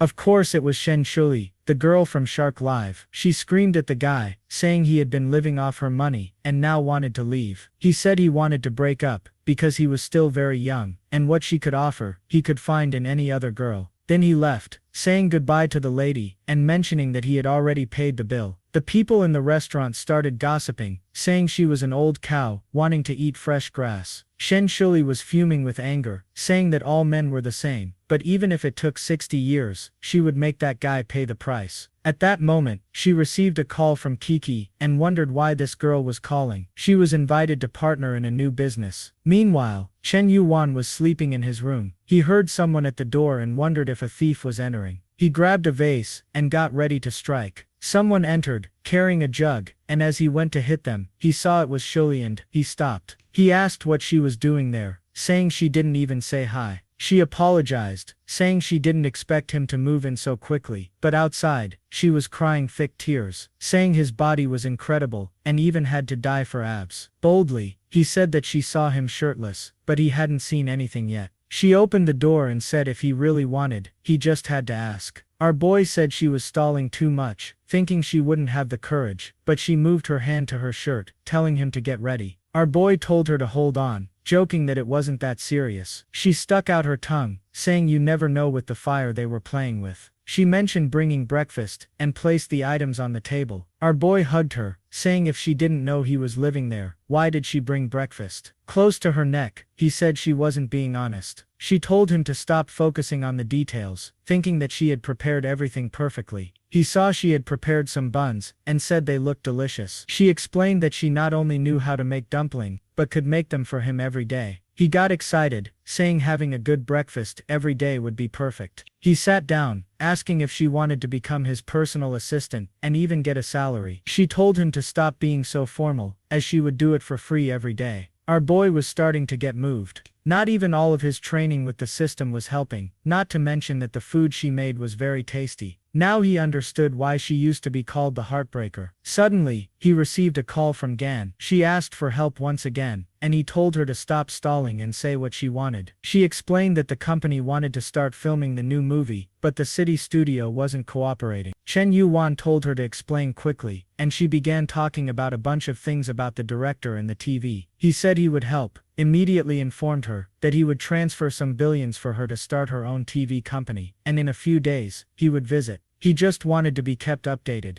Gan was confused about how he spent so much money like that. However, he didn't care about that, and was more interested in thanking Shul for breakfast. Chen Yuan said that maybe it would be better if she moved out of that place. She was startled and asked why, wanting to know if she had done something wrong. He explained that if she kept entering without knocking, things could get strange. He asked if he could have a spare key. She agreed, and handed it to him. But the crafty girl had more than one spare key. However, Chen Yuan turned, and said he knew she had more than one key, and if she didn't respect his privacy, he would leave. He said goodbye, saying he knew she understood people's feeling. He left, thinking that this time he would keep things more controlled. Outside, the friend from before said that he finally arrived. However, Deb came up beside him, looking angry, because she wanted to discuss personal matters with Wei. The girl was all excited, sure that it was worth putting on good makeup today. They should go eat at an incredible place, but when they arrived, it was just a corner shop. Wei thanked him, saying he preferred such places, and Chen Yuan agreed, saying it was more comfortable. He said the same to Shu, who said she was very grateful for that. She began to wonder if this Chen Yuan was a poor guy pretending to be rich. When they were sitting in the restaurant, a TV company was about to make an announcement. It was Gan on TV, saying she had something to share with the public. He thought she couldn't resist the chance to be on TV for an announcement. However, she revealed that a guy named Chen Yuan had invested in the TV company they were going to create. When Shu asked if by any chance she was talking about him, Shu now was sure this guy was much richer than she had expected. Chen Yuan was fuming with anger, because he didn't want anyone to know what he had been doing. Wei asked for Gan's autograph, and Chen Yuan said he would get it for him one day. When his friend started to talk about money, he shoved food into his mouth, telling him to be quiet. Meanwhile, She Wei thought that Wei was her ticket to wealth. She needed to stick to the guy, because if one day he gave something to Wei, she would also benefit. She leaned on the guy, saying he was all grown up, and needed to learn to take care of himself. At the company the girls were setting up, they saw Gan's announcement, and Kiki mentioned that this seemed like a normal amount for him. The girls discussed how he seemed involved in more industries than they had imagined. Ruwa remarked that even for Chen Yuan, this must have been a decision years in the making. Bingu agreed, saying his actions might seem random, but always had a deeper meaning. Ruwa began to remember everything he had done, wondering what his plan was. In the end, she had no idea. Meng Meng suggested that Kiki tell everyone that he was also an investor in their company, which would attract more people. She knew that having a billionaire investor would completely change public opinion about the company and attract many sponsors. Ruwa thought this must be part of his plan too. They began to think that our boy was very intimidating. Just then, Shen Yuan approached and asked what they were discussing. Kiki said they were talking about Gan and the investor, Mr. Yuan. Embarrassed. Shui asked who this Mr. Yuan was. Meng Meng explained that it was Chen Yuan, known by everyone there, and he was also an investor in their company now. Poor Shui was trembling, asking if she could resign from her position. Kiki told her to think carefully, because they needed her help in the company. However, Shui explained it was because of Mr. Yuan, revealing that her company had gone bankrupt, because she once offended Mr. Yuan. Kiki worried that if he found out she was here, it could disrupt their plans. Kiki was thoughtful, recalling how friendly Chen Yuan seemed. Thinking it was unlikely, she said she would talk to him, and that Shui didn't need to worry. Meanwhile, at the restaurant, he and the girl were leaving. He received a call from the president, and asked what she wanted. He assumed she would ask about the billions he invested in the actress. However, the president inquired about Shui, and whether he had a part in her company's downfall. Playing dumb, he was reminded that she was the woman who had a streaming company, that he helped bankrupt. He said he remembered and explained that the lady was very arrogant, and he had to teach her a lesson. She was using his name to deceive others. Kiki said the woman had learned her lesson, and asked if he would accept her apology. The boy said it was fine, thinking that if she genuinely wanted to apologize, he wouldn't be cruel to her. On the phone, Shui apologized, saying she would work hard and hope to be a good employee for him. Chen Yuan simply said it was fine, and that the matter was settled. With that, Shui felt relieved, and Kiki commented that Chen Yuan was always a good person. Meanwhile, Chen Yuan thought that having someone as experienced as her in the company would help Kiki. However, some people lacked emotional intelligence, so he needed to provide some guidance. Later, the press asked Gaiwan where the studio would be. She explained they needed to ask a certain person, and called Chen Yuan. He answered angrily, saying he wanted to keep a low profile, but now everyone knew about him. Gaiwan thought it didn't make sense. Embarrassed. Since he spent millions on that damn piano, he said if that was the case, there was no point in arguing anymore. But she would have to help with one thing. She became curious about this one thing, while already imagining what it might be. Turning to the reporters, she said she had to take the investor's call. Everyone was eager to know what they discussed. She announced that Chen Yuan would relaunch the Big Cat streaming platform, and their newly opened TV station would be strategic partners directly linked with it. In other companies' offices, streamers who knew how generous Mr. Yuan usually was were already thinking that moving to his company. Streamers who knew how generous Mr. Yuan usually was were already thinking that moving to his company wouldn't be a bad idea. The owner of the Shark platform was already getting worried. At that moment, an employee opened the door, saying a bunch of streamers were leaving the company. The guy was shocked, saying this was happening faster than he expected. At Ryu's building, Kiki remarked that she was right, and this was all part of his plan, and didn't expect to be right, but they all concluded that Chen Yuan was the city's monster, who understood all business. Meng Meng suggested that his flirting was all part of his investment strategy. Ryu said if that was the case, then they were just business partners. The girls seemed to reach the same conclusion, saying that in the end, they were just Chen Yuan's employees now. They were all sad, wondering if Chen Yuan loved to leave a like in the video that helps Mamoru make more juicy content for his viewers. Activate the cheeky little bell, and I'm out, she added. You remember how the last chapter ended with the three girls wondering if Chen Yuan loved them or not. Ryu, looking sideways, knew that they all must be thinking the same thing. She didn't want to hesitate, so she told everyone that she didn't know who Chen Yuan really liked. He could like all of them or none of them. However, with that sleepy face, she was going to stay by his side no matter what he chose. The other three looked at each other in silence, until someone clapped and told them to forget about this matter. It was Leon who said that women like them needed to value their careers, and in this way, others would value them too. The four of them believed that if they really became more capable, Chen Yuan would want to stay closer to them. Shuan was working when someone arrived, introducing himself as Leon, and asked for a package. She politely handed over what the guy asked for. Then her friend beside her shouted that Chen had received investment of over 100 billion. Shubi Kong said that it must be a lie, because that woman had recently been involved in scandals. However, her friend said that she was being supported by a mysterious and wealthy man.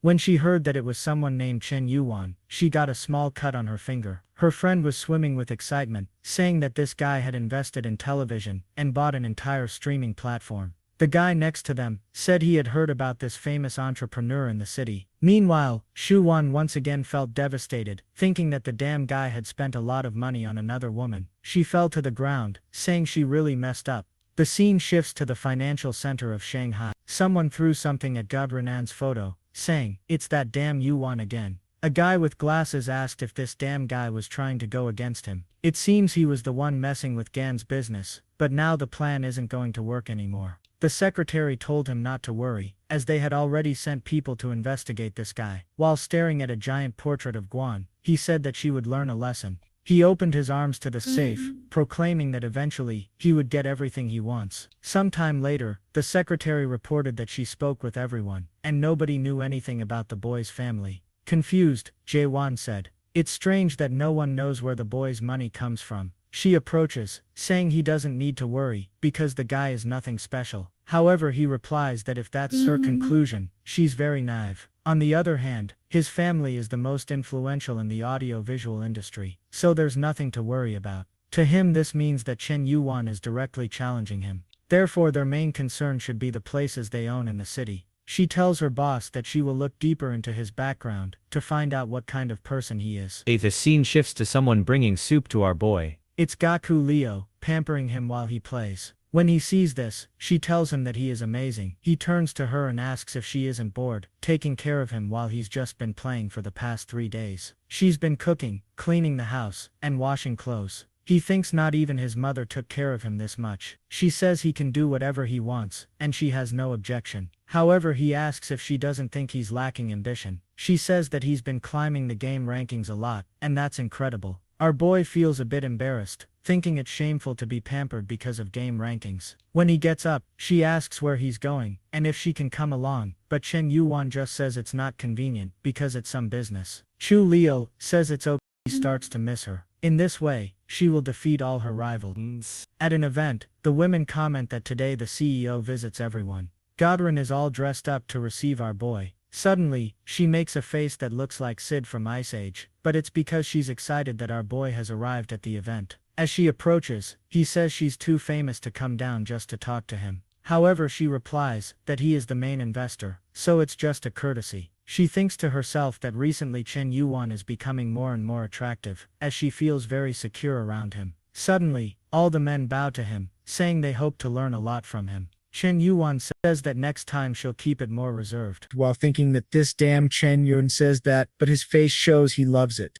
The scene shifts to a meeting where they are discussing the plans for the broadcaster. The guy in front says the priority is to find a good location for the headquarters and that the city center would be perfect. Chen says that a large place in the middle of the city would be too expensive, so maybe a distant city would be better. When it's Yang's turn, he says he would prefer a place with lots of greenery nearby, as it would be good for filming. However, the three look back and ask what our boy thinks. He makes a strange face, asking if his opinion matters. Yan says yes, since basically everyone there works for him. He says he'll take a look, but these options don't seem good. He walks up to the map, draws a giant circle, and says that the best choice is there. The guy explains that this place is too remote and doesn't even have an airport, making it difficult to develop the area. However, Chen Yuan says he has a perfect plan to create a grand vision. The people discuss that they don't understand his plan, but a smart investor like him must have a good idea of what he's doing. However, our boy doesn't seem to want to succeed, as he thinks he's only investing there because it's his hometown, and he knows it's impossible for the place to grow. Besides, he wants to spend more money, and if he keeps making too much, how will he do that? With that, he sits in the chair, and the decision to invest billions is made.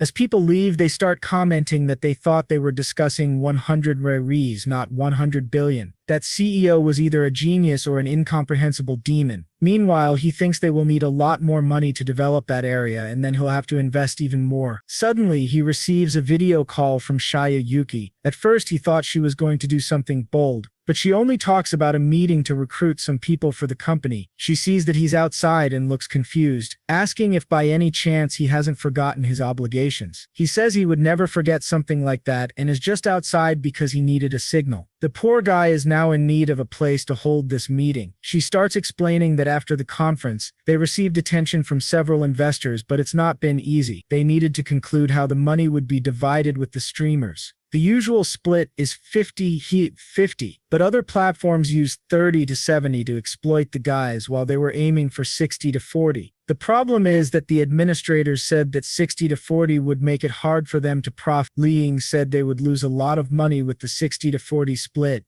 Our boy, with a horrible expression, asks what kind of business is this that loses money. Lean explains that the cat's company is already facing many difficulties and this would make things even harder. Staring at the phone, he says that it's really difficult to deal with these problems, but obviously he loves losing money in this situation. He says they have to aim for the platform's integrity and cannot exploit women like that. Everyone is confused by what he's saying. Our radiant boy says that his dream is to create a platform that. Meanwhile, Kiki thinks he is indeed making a super plan and is the visionary of the city. The only strange thing is that the money was transferred to her personal account and not the company's account. She concludes that he did this to give her maximum control in the company. She feels emotional, thinking about how careful and caring he is with her. It's at this moment that he remembers he should have transferred the money to the company's account. However, she sends a message calling him husband and thanking him. He feels motivated, thinking that it was a mistake that was worth it. Now that he's building an empire of companies, it will become easier and easier to burn money. As they start failing all their investments, they will need him even more and he will gain even more in return. The much-desired achievement of 100 points of favorability is now within sight. She then announces to everyone that she received another 5 billion. This money would be used to implement the strategies Mr. Yuan mentioned. She also informs everyone that their salaries would increase, and they would receive bonuses. She asks if they are motivated to make this the greatest company. Everyone shouts enthusiastically, saying they would definitely do it. Yuki was confident in doing her best to bring maximum profit to Chen Yuan. At night, our boy returns home and doesn't find Lil. He sees a note on the table and picks it up to read. She informs him that she had to take care of some business at home and unfortunately he will have to make his own dinner tonight. Our boy thinks that she was playing cat and mouse to make him miss her. He realizes very well that it was a pretext for her to show that she was taking care of him, and now she has withdrawn, making him miss her and feel uncomfortable. However, our boy was defeated as he thinks that even knowing all this, he still feels bad about her. Now he already misses how peaceful life is when she's around, but suddenly he stands up and wonders how his parents are doing. With that, he takes a train back to the city and then catches a bus. Man, his parents live far away. I thought this boy was an orphan. He arrives tired, thinking he didn't imagine it was that far, or maybe he has gotten used to living a very comfortable life. Obviously, he can't arrive there flaunting money, or his parents will think he's stealing from someone. Just then, someone in a car calls out to Chen Yuan. He recognizes him as a school friend named Jen Bu. The eternally youthful guy approaches and asks what he's been up to these days. Our boy responds that it's nothing much, just studying. The guy tells him to get in the car so he can broaden his horizons. Our boy remarks how amazing his Mercedes is. The guy smiles, saying he can call him brother, and mentions that he's making a fortune selling things on streaming platforms. Our boy says that his success is incredible, and the guy says he always told his father that he was the best in the city. On the way, they saw a girl standing who caught both of their attention. Our boy was just observing. He quickly remembered that her name was Wang Mang Ma. Wasn't there another Mang Mang in this series, or am I going crazy? Genbu comments that Wang's daughter is becoming so beautiful that she's surpassing the girls from the big city. With that, he stops the car in front of her. She immediately says that brother Chen Yuan looks more handsome and taller than before. Observing her, our boy thinks this girl has evolved a lot. He calls it genetic mutation. Unlike the women from the big city, she's much more innocent. He gently pats her head, saying she's grown a lot. She tells him that she's not a child anymore and has finished school, asking him to stop patting her head. With that, Jen Bu gets out of the car, saying she's indeed becoming more charming and they should enjoy life. However, she simply says that he's too chubby for her taste. The guy, drooling, says he just needs to lose some weight. She responds that he's too old at 22. Thus, the bootlicking operation begins. She has a 9.5 in appearance, which our boy didn't expect. Unfortunately, she already has a favorability score of 30. The system notifies him that it's impossible to counterattack someone who already likes him so much. Our boy is shocked that she has a 9.5. He imagines this is because she's never had any surgery, and all her beauty is natural. However, her favorability is too high, so he has to deal with it. He clings to his friend and says she must respect the chubby guy, or she'll spend her whole life as a village girl, suggesting she should give up studying and just take advantage of the opportunity with this guy.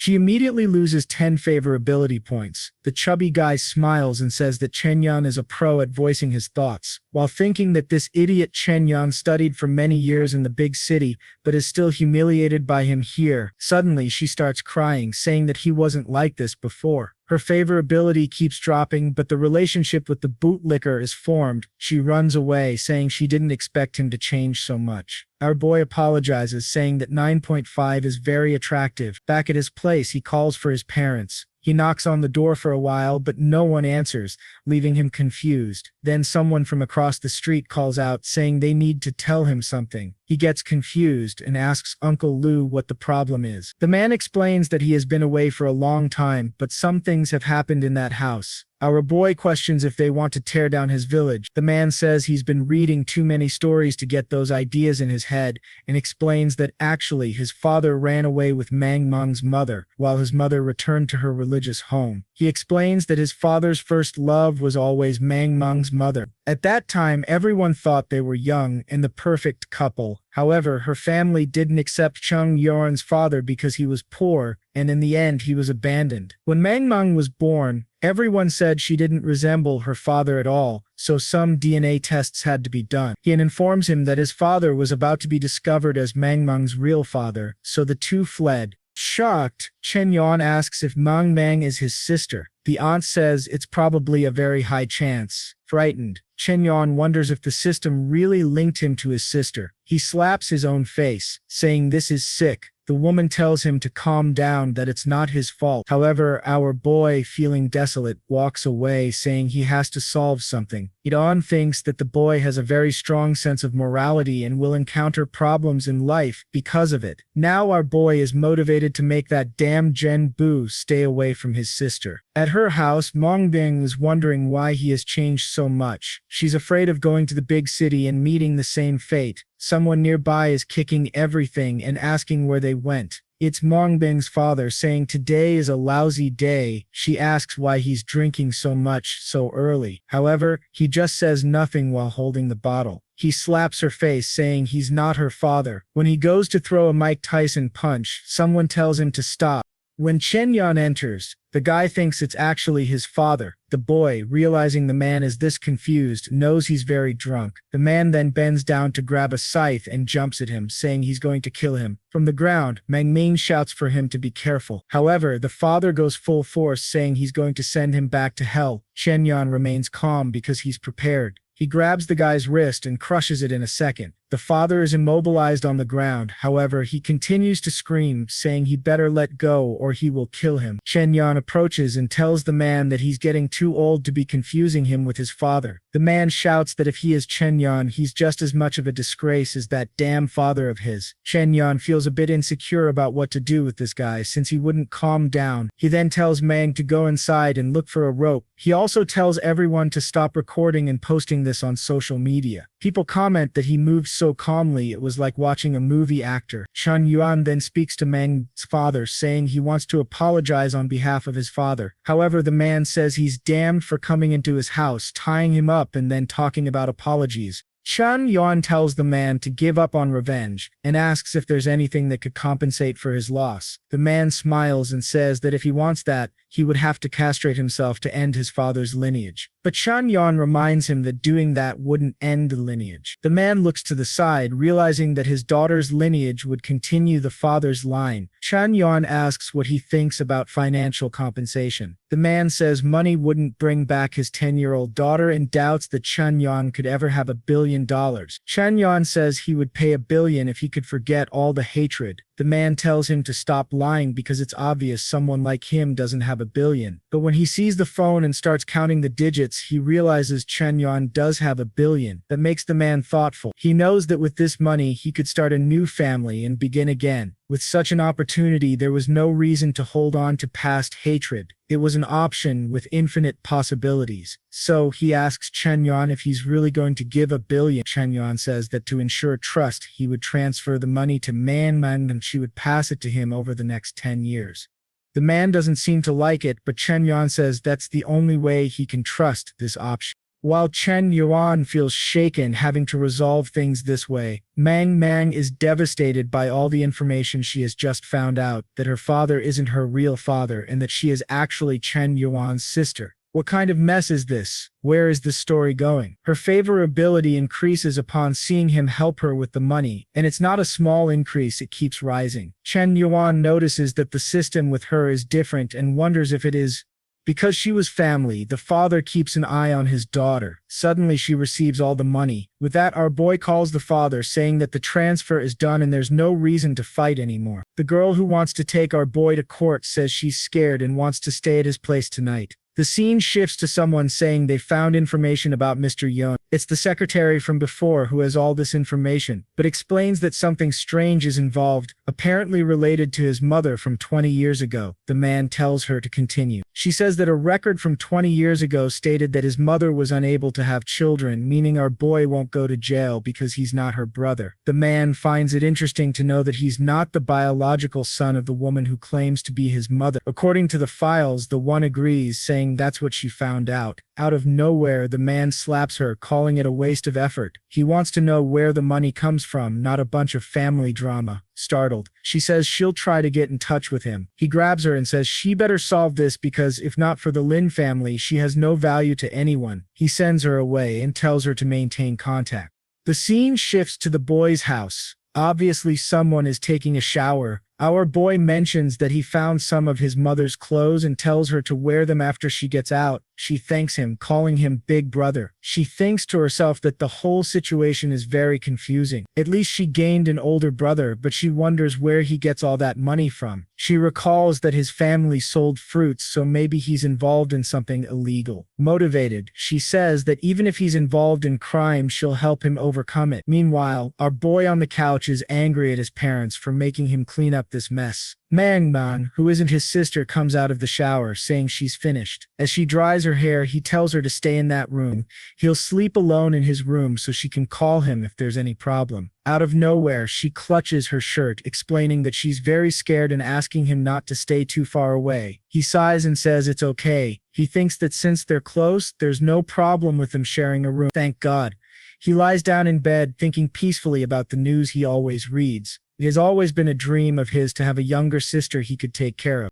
The next day, a train seems to arrive in the city. Song and the entire company team have come to visit the location. As soon as she observes the place, she thinks it's abandoned and very old. However, a man welcomes her to the city of Shaman and says he will take her on a tour. She thanks him and agrees to follow his instructions. She begins to get to know the people of the place, and some machines start working to build the structure. The man informs her that the entire area has already been analyzed by the team. Meanwhile, a seemingly innocent guy in the corner is just taking photos. Someone receives a message saying that the region has been chosen so they can initiate the plan. It appears to be the father of the pineapple head from the beginning of the story. He thanks them for the hard work and says he will send the money. The man instructs them to start buying everything for sale in that city to later profit by selling it to Chen Yuan. The assistant adjusts his glasses and says it's an incredible plan. The pineapple head's father says he won't mess with Chen Yuan but will profit significantly from him. With that, the guy with the glasses passes the information to another person to start buying the land there. Many people involved in these dealings also receive the same information. Meanwhile, someone picks up a pineapple from the ground. It's our protagonist, thinking it's strange that his parents fled and left everything behind. Suddenly, he receives a call. It's Gay Shang, who tells him that strangely, the prices in that area are all increasing. However, our boy smiles, saying that if prices are rising, they'll have to spend more money. Confused, she asks why he's happy about spending more money. He explains that he just means this is easier to resolve than she thinks.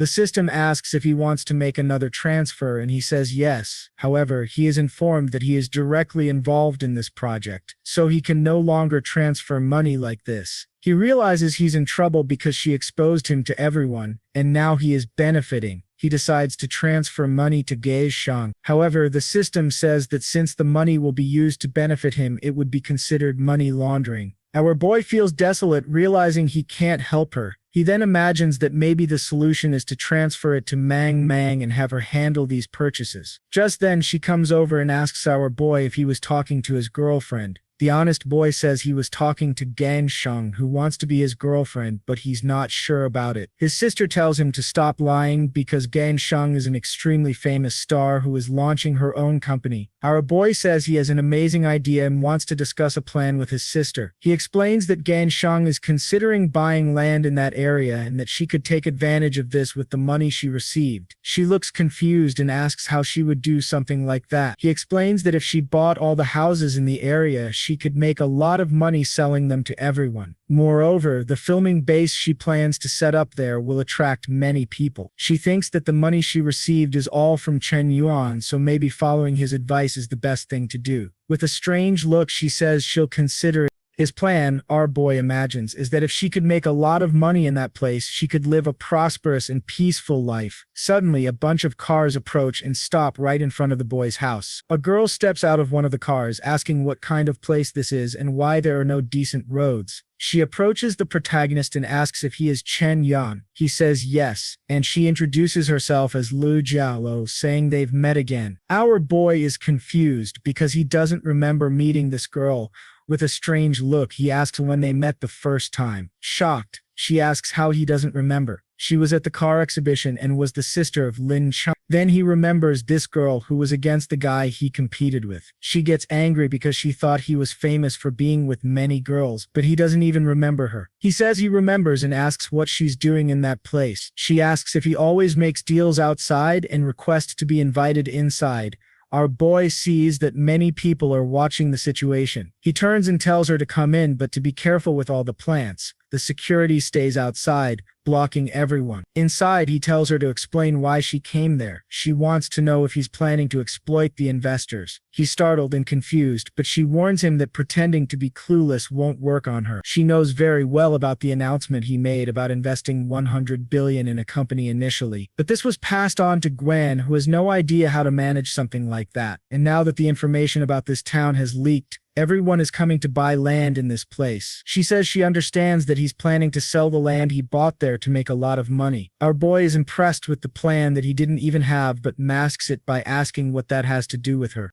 She's impressed that he admitted to this cruel plan without changing his expression, and begins to think it would be risky to be his enemy. She then says she came there to create a cooperative relationship with the Lin family. Suddenly, they hear someone outside saying that it's her house. It's the security guards blocking Mang from entering. She insists, but the guard says she won't enter until the meeting is over. Suddenly, Chen Yuan angrily tells him to let his sister go. The guard looks at his boss to see if he can release her. She is reluctant because Chen Yuan, who is usually calm, is now angry over this girl. But our boy starts to transform. He jumps toward the guard, grabs him by the face, and throws him away, telling him to let go. The poor guard crashes to the ground. Everyone is left speechless because no one knew he could fight. The girl is shocked as she heard he was just a spoiled boy with a lot of money. She remembers that the richer someone is, the weaker they usually are. Meanwhile, our boy tells Mangun that everything is okay. However, now it's complicated because the crazy girl says she has found the type of man she's always been looking for. Immediately, the operation begins, and she has a 9.0 appearance. Our boy notices right away that this woman doesn't have pure thought. He asks how she dares to come to his house and harm his family and tells his sister that this woman has a very low level of professionalism. But his sister is impressed that a girl who seems so young already has her own business. Embarrassed, Li Jello says the bodyguards were hired by her brother and apologizes. However, Chen Yuan curtly says there's no need to apologize because they will never negotiate together again. But Mengbiang tells him to stop being cruel and introduces herself to Li Jello, who awkwardly says her name back. They start talking about various interests and our boy just observes, wondering why his sister is being so friendly with the stranger. A long time later, the two are still chatting while our boy goes to peel some beans. It seems that Li Jello has told everything about Chen Yuan. With that, his sister approaches, saying she now understands why he is so incredible. Her favorability is at 35 while his sister is doting on him. Li Jello is observing in the background. She seems to be getting jealous of their relationship. Seeing him peel beans makes her conclude that his ambitions have already transcended those of normal people. To her, such a perfect man shouldn't even exist. As her favorability clearly increases, it's obvious she's planning something. That night, someone mentions that they don't know each other well enough for her to stay there. Of course, it's Chen Yuan telling Li Jello to leave. However, she insists on staying, saying she wants to experience rural life and that there aren't many people in the house anyway. Our boy doesn't want to accept, but his sister keeps insisting, saying she must stay. Suddenly, she pulls him by the shirt and gives him radiant eyes, asking him to let her friend stay. Our boy, feeling better, says there's no way to resolve it otherwise. However, his plan is to show her how cruel rural life is, since she wants to experience it. Meanwhile, she clearly has a plan to uncover all his secrets. Our boy tries to sleep while the girls keep talking. He thinks that maybe it's not bad to get closer to the Lin family since they can handle various things. The only strange thing is that they sent only the youngest girl. However, he decides he doesn't care since he will make money either way. In the morning, there's a commotion in the house. He wakes up angrily, asking what time it is. He goes to the door and asks what's going on. Li Jello greets him with a good morning. He is startled. In the middle of the night, she hired a bunch of people to come and rebuild everything. She says that since she will be staying for a few days, she needs to make it as comfortable as possible. In one night, she renovated the entire bathroom and added a lot of imported things. She even bought a bathtub for each of the pigs they raise in the back. Our boy is confused and asks what the logic behind all this is. She says the most important thing is behind that door. She made an amazing room for herself and his sister, who is very happy, saying that the chair is extremely comfortable. Our boy, feeling desolate, says the important thing is that she likes it, while Li Jello starts bragging about the materials used and the quality of everything. Now our boy wonders if his parents will recognize their own house when they return. His plan was to come home to relax, not to go through all this. Outside, one of the security guards is listening to everything. He passes the information to Lin Chao, saying that his sister has managed to infiltrate very well. Lin Chao instructs him to keep watching and ensure his sister's safety. Then he receives another call asking how things are going. Lin Chao responds that his sister is extremely talented and easily won over Chen Yuan. The secretary from before says that the Lin family always manages to get what they want. When the right time comes, they will abandon Chen Yuan and keep all the profits. Now that this part of the plan has succeeded, they just need to move on to the next. However, Lin Chao questions why she is thinking of leaving, saying she needs to stay there. She informs him that he will only receive the reward when she completes all the work. She leaves, thinking that both men will be defeated because of the women. Outside, a crowd of curious onlookers is gathered and everyone already knows what's happening. They see Chen Yuan stepping out and recall that the girl beside him had arrived in the neighborhood recently. They start wondering if Chen Yuan is the type of guy who sells his body. However, his old friend is furious, wanting to know what makes Chen Yuan so special. He calls out to Chen Yuan and says they can have some fun in the city today. Our boy asks where the fun would be. The trippy guy says their school group is having a reunion and it might be fun if he shows up. Our boy agrees since he will be free that evening. However, he is so tired of flaunting his wealth that he hopes it will be a normal reunion. Walking with Lu Jielo, he thinks he has a bigger problem to solve. Sometime later, they arrive at the cornfield and she asks why he brought her there, imagining it must be some special desire of his. Our boy immediately questions if she doesn't know what he wants. She starts screaming in desperation. He puts a bucket on her head and tells her to pick at least 20 ears of corn. She feels desolate, asking what this business of picking corn is about. However, she picks one and gets all excited, saying it's easier than she thought. But our boy already has a malicious plan to make her suffer. She picks corn and sweet potatoes and they head to the lake, apparently to catch some fish. Sometime later, they sit on a rock, with her saying that rural life is better than she expected. Our boy is now angry that this damn girl enjoyed everything they did.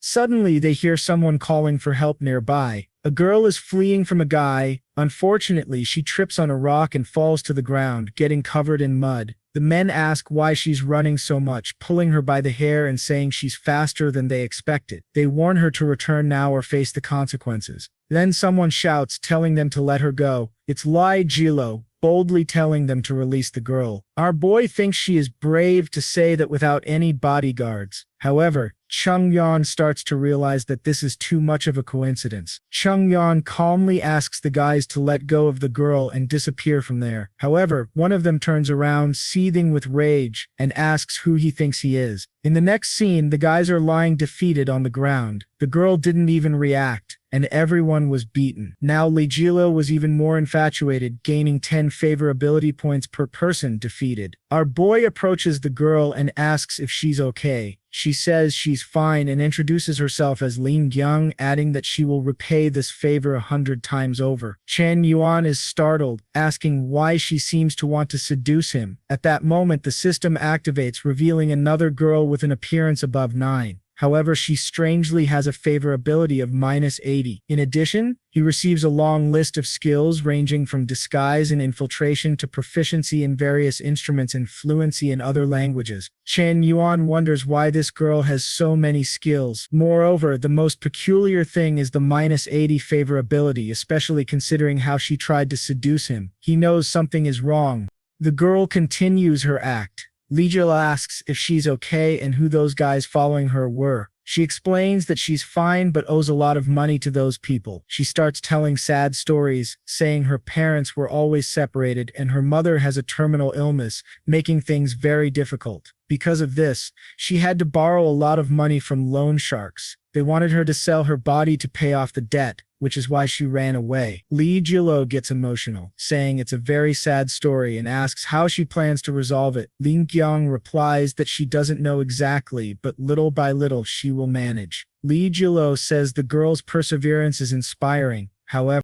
Chen Yuan wonders how she believes such a cliché story but decides to keep her around since life is monotonous, and it would be nice to have something different. Plus, he needs to find out who is behind this plan. He then asks Li Jilo to take the girl home to help her take a bath and clean up. He turns to Lin Shang and says that if she wants, he can employ her in his company. She makes a seductive face, asking if he really thinks it's a good idea, while thinking that seducing a man who can't control himself around women is extremely easy. However, since she doesn't give an answer, he says that if she doesn't want it, she doesn't need to worry. With that, she hesitates for a second and starts questioning why he seems to be changing his plan all the time. Li Jilo says that since she's so beautiful, she doesn't need to worry because she could get a job very easily. However, she turns to the girl and says that she can't compare to her beauty. Li Jielu says she has a keen eye for someone who called her a mud girl. Lin Shutong smiles, saying that beauty comes from the heart. However, she starts theorizing that Chen Yuan is interested but is just hesitating because the other girl is there. With that, Li Jielu also offers her a job, saying that way she wouldn't have to worry about Chen Yuan. This makes Lin Shutong angry because now it will be awkward if she accepts the boy's offer. Sometime later they return home, and it looks like he threw the two into the mud, which seems impossible. The guards, all smitten, approach Lin Shutong, asking what happened. Obviously Li Jielu gets angry, saying she hired them. Meanwhile, Mang thinks that even dirty, that girl is still beautiful. Seeing the way she looks at Chen Yuan, Mang is sure that she's another one who has fallen for him. However, Li Jielu also likes him, so it's starting to look like a soap opera. Mang approaches and asks if she's doing her homework. She ignores her and hugs him, saying it's incredible that he got two potential daughters-in-law so quickly. The two girls, embarrassed, start making excuses, saying it doesn't make sense, but Mang is more interested in making the house fun. Li Jielu brings a medical kit to help Lin Shutong. Lin Shutong says it's not necessary, but Li Jielu insists, saying she's a professional. Lin Shutong accepts, asking her to be careful. However, Li Jielu applies the antiseptic without mercy, using a lot of stinging medicine. Lin Shutong says it's okay and that it didn't hurt that much. Then someone holds her hand. It's Chen Yuan, saying she's too clumsy, so he'll take care of it. He starts cleaning the wounds, apologizing for what Li Jielu did. Blushing, Lin Shutong thanks him, saying he's very kind. However, he loses 5 favorability points, bringing it down to -85. He looks up, wondering what this girl wants. The timid girl asks if he has a problem. Our boy thinks she's a very good actress and says it's nothing. If it weren't for the favorability, he would really believe she liked it. Compared to the other girls, only Soil has such good acting skills. She's a very skilled opponent, so he will have to be cautious.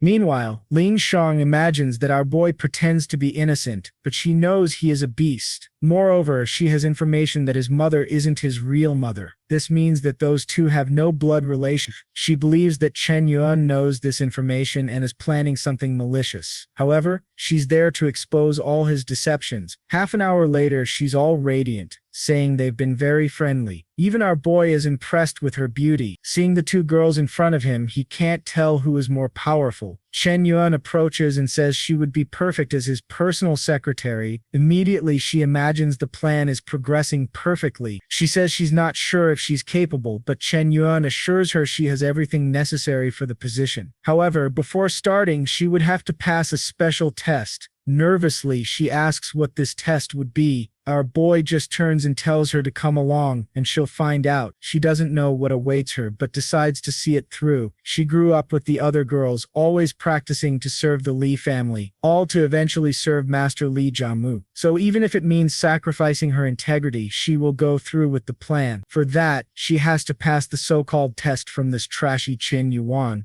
Sometime later in the room, she says she's at his command. Our boy then asks her to pass along all the details of her bank account. She starts pulling out her card and says it's okay, thinking it's foolish of him since she has hidden all the information. Her bank account receives 100 million. She becomes shocked, never having seen so much money in her account before. She starts sweating, saying it happened very suddenly. Chen Yuan turns into Mr. Beast and tells her the challenge is to spend those 100 million by tomorrow, and if she manages, she will become his secretary. She is confused, wondering what kind of joke this is. However, she remembers he's a cruel person and must have something wrong with this plan. Chen Yuan leaves, saying he's looking forward to the results tomorrow. However, he warns that if anyone finds out about the test, it will be considered a failure. But our boy has already noticed that those 100 million have greatly affected her, so it will be easier than he thought. With that, he returns to the room. His sister asks how the test went and if he liked it. He just playfully taps her head, telling her to stop being so curious. He asks if she will buy the residences, and she says she will talk to some gentleman. He informs her that he's heading to the city. The other girl just observes in the background. He steers the conversation toward buying some land and imagines it has something to do with the television project. She knows that everyone is buying land in the northern part, but he seems to be focusing on the southern region. She begins to realize that all of this is part of his plan. While people fight over houses in the area where he pretended to be interested, he will grab everything in the south and profit. However, she's excited because unfortunately he won't do as well as he thinks. Meanwhile, his sister asks if she can go to the city with him. Our boy questions what she wants to do there. Embarrassed, she says she wants to buy a few things. He already knows this is influenced by Lin Jilo, who keeps buying a lot. He tells her she doesn't need to worry. They can go shopping together. Suddenly, someone catches them off guard. It's Lin Jilo announcing that if they're going out to have fun, she has to come along and could even bring the other girl to keep an eye on her. With that, everyone heads to the city mall. Our boy approaches Ling Shang and tells her to join everyone and get out of the car. She's confused, but he says it's obvious the SEC secret AR will have to help carry the bags. While walking around, he tells his sister to buy whatever she wants. She goes to a store and starts looking at dresses. He sees her from the corner of his eye and says that one is very pretty. When she picks up a handbag, he says it's beautiful and immediately buys one in every color. He keeps spending until she grabs his hand and says it's enough, mentioning that she now has an outfit for every day of the year. Our boy says it's strange because his hands are empty. She points to Ling Shang, saying the poor girl is suffering. He asks Ling Shang if she's tired, and she says she's actually fine. He then walks away, saying she should know she's easily replaceable, so she'd better work hard. He mentions it will be hard to take all these things home and tells her to buy an apartment in Mengming's name. Excitedly, she agrees to do it, but only because he's asking, thinking that this jerk is treating her like a toy. The scene shifts to a random bar. A car pulls up in front, and the guys recognize it as a new Bentley. The girls went shopping but apparently dressed up for a cosplay event. The guys remark that the person with the two girls looks familiar. Our boy calls out to his friends, saying they haven't changed at all. The guys are shocked, asking if it's really the Chen Yuan they knew. Someone nearby comments that it's impossible he bought that car. Chen Bayo tells Chen Yuan to stop acting high and mighty because everyone knows he has no money. Our boy is exhausted, thinking that every reunion is always the same. He wouldn't be surprised if others showed up to show off. Then a guy in a suit enters, saying no one there has seen each other in a long time. Chen Yuan remembers a shy kid from class and wonders if he underwent a genetic mutation. The girls are all complimenting him, saying he's changed a lot. The chubby guy is sucking up to him, saying they were wrong to judge him when he was younger. Startled, he sees the two girls next to Chen Yuan and asks him to introduce them. Chen Yuan introduces his sister and then introduces Len Jello. He says he brought them and hopes no one minds. The guys, of course, say that it's actually amazing of him to be so considerate. With that, Chen Yuan leads the group. Meanwhile, the guy in the background is wondering which of the two girls he will choose, but Chen Yuan already noticed this and tells him to keep dreaming. The group gathers around the table. The guy with white hair asks Chen Yuan about his plans after graduation, eating a lot. He says he has no idea. He thinks life is stagnant with lots of beautiful women and endless money to spend. For him, life has been a bit boring lately. He says he doesn't see himself doing a regular job and will probably travel the world. The guy chuckles, saying Chen Yuan is very young, and offers him a position in his company with an incredible salary of $5,000 a month. Lin Jilo immediately spits out her drink. She apologizes, saying she heard something funny while thinking she admires the courage of that idiot for offering such a job. Chen Yuan smiles and thanks him for the offer, but says he's not interested. The guy says that's fine and he won't force him. However, in reality, even that job offer was a lie and he is only interested in Chen Yuan's sister. The group asks about his work, and he starts talking about studying architecture and working with his father. Meanwhile, the chubby guy keeps sucking up, saying he's been innovating a lot in the city. While he's trying to show off, the protagonist is there, relaxed. The guy thinks that this bunch of country bumpkins is impressed just because he put on a suit.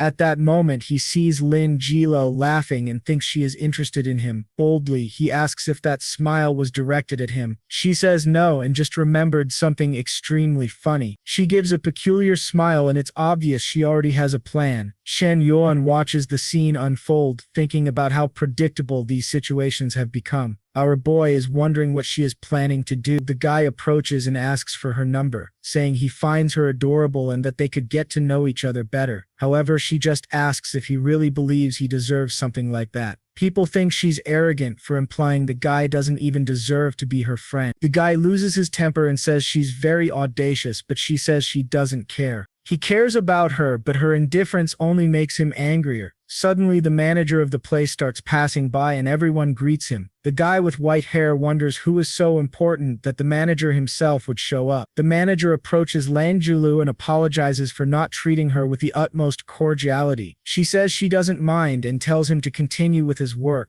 The guy is confused, wanting to know who this girl is. At first, the friends start commenting that the manager called her by the name Lin. They become frightened, realizing she might really be the second daughter of the Lin family. The protagonist's sister asks her to tell the truth, and she reveals that she is the daughter of the richest man in the area.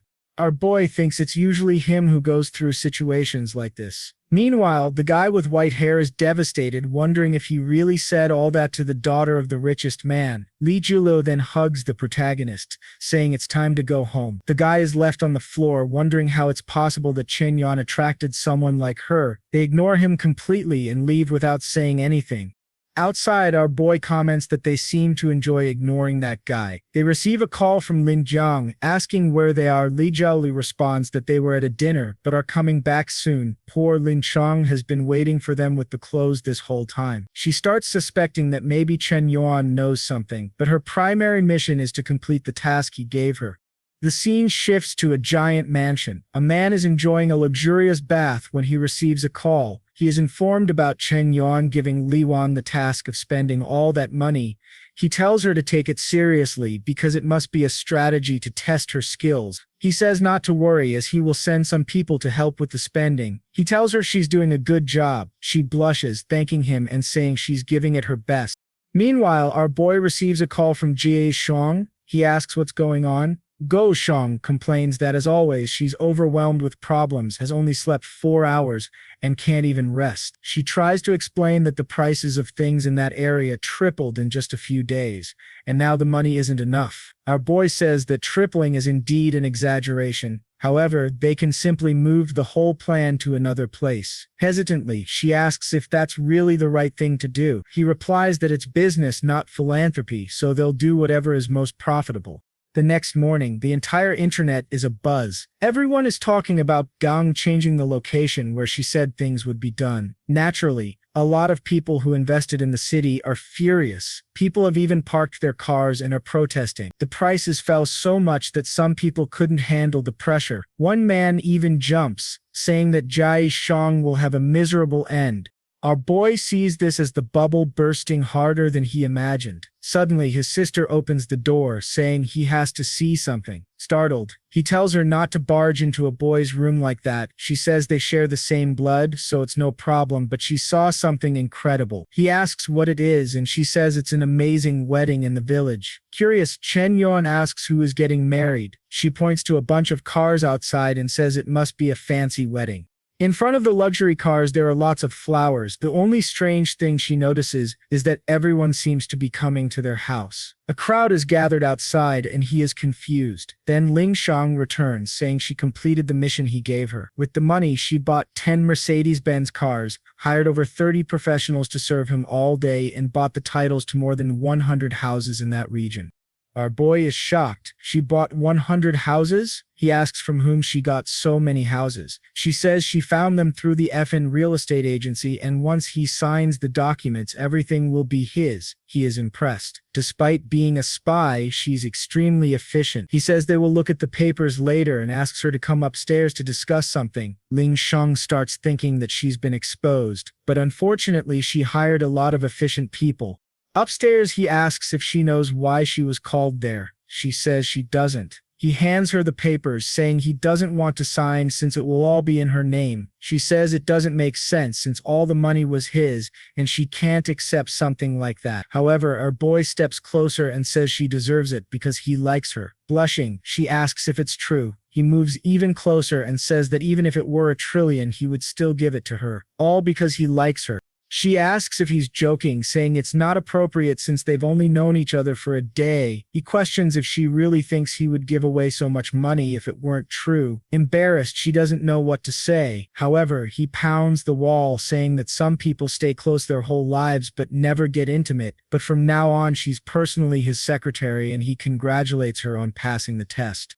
She's completely confused, not understanding what he wants from her. Then she receives another billion, totally bewildered. She asks what that is for. Our boy says her mission as a secretary will be to spend all of it in 1 week. Confused, she wants to know what he's planning. However, she starts to wonder why he trusts her so much. Maybe he really likes her. Our boy laughs, thinking it's foolish for her to believe he could actually like someone like her. Chen Yuan is still extremely interested to see what she will do. She tells herself she can't be influenced by this, since she was raised by the Lin family. No matter how much a billion is and how charming Chen Yuan may be, she will never give up. She doesn't care about money because she has integrity. She tells Chen Yuan that she is so kind she would give her life for him. Our boy just turns to look at her, however, the favorability hasn't changed at all. He says she doesn't need to worry about how to repay it and can choose how to spend it. She then asks why he is leaving without asking for anything more. At that moment, the favorability finally changes, like this video that helps Mamoru make more juicy content for his viewers.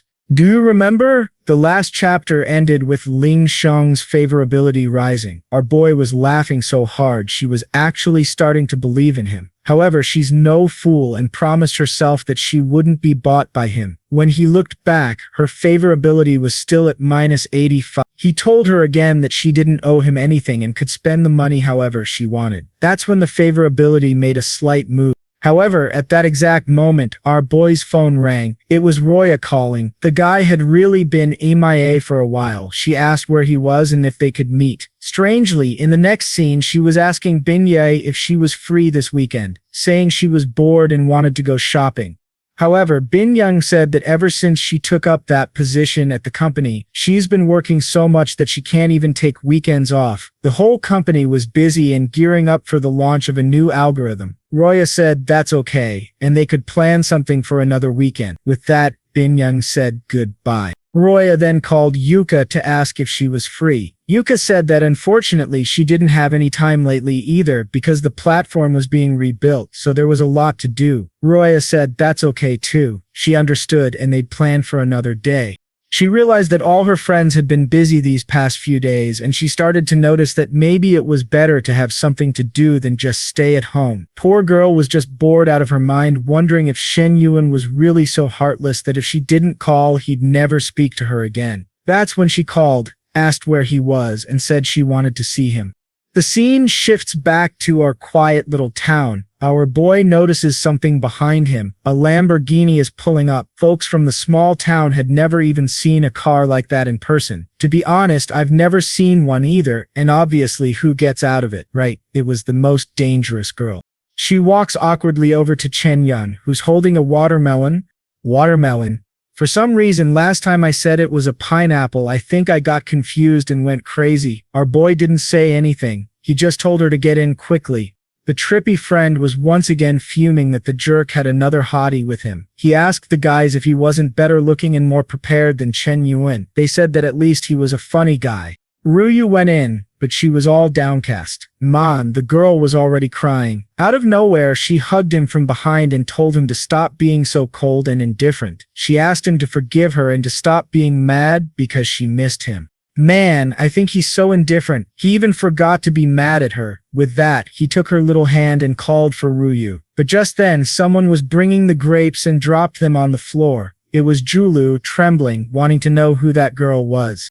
Ryu, on the other hand, knew her and asked what the girl from the Lin family was doing there. Man, our boy's sister showed up in Lingyang too. She turned to Chen Yuan, called him brother, and asked who that other one was. Ryu thought Chen Yuan was suffering, crying tears every day just like she was. But in fact, he was living in this secluded place, enjoying the company of 3 other girls. A little embarrassed, he called Ryu and said he would introduce the girls.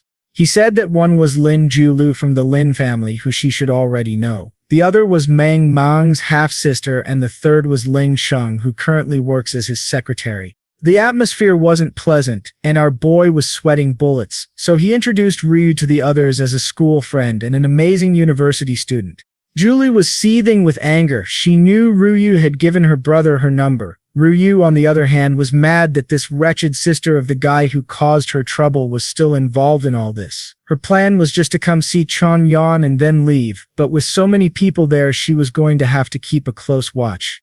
Tay out of nowhere. She said that lately she's been feeling extremely stressed and has had headaches. She wished she could relax a bit. Our boy imagined that he already had to deal with so many people that one more wouldn't make any difference. Besides, Zilu had been pestering him lately, and Ryu would put her back on track. He then hugged her and said she didn't need to be so polite. She could feel at home there. All glowing, she went inside the house, while Sulu was radiating darkness. Ryu was determined not to share our boy with anyone else. The group over in the city was already too big, and with that, the competition between the groups was about to begin. Julie already knew that if she wanted to win over our boy, she would have to beat that Ryu. Sometime later, our boy was picking round green pineapples, but man, those clothes were way too clean for someone working in the field. After another day of collecting, he was heading back home when someone called him and said they had great news. He told the two of them to go inside because he was going to talk to his aunt. Then, all excited, he asked what was going on.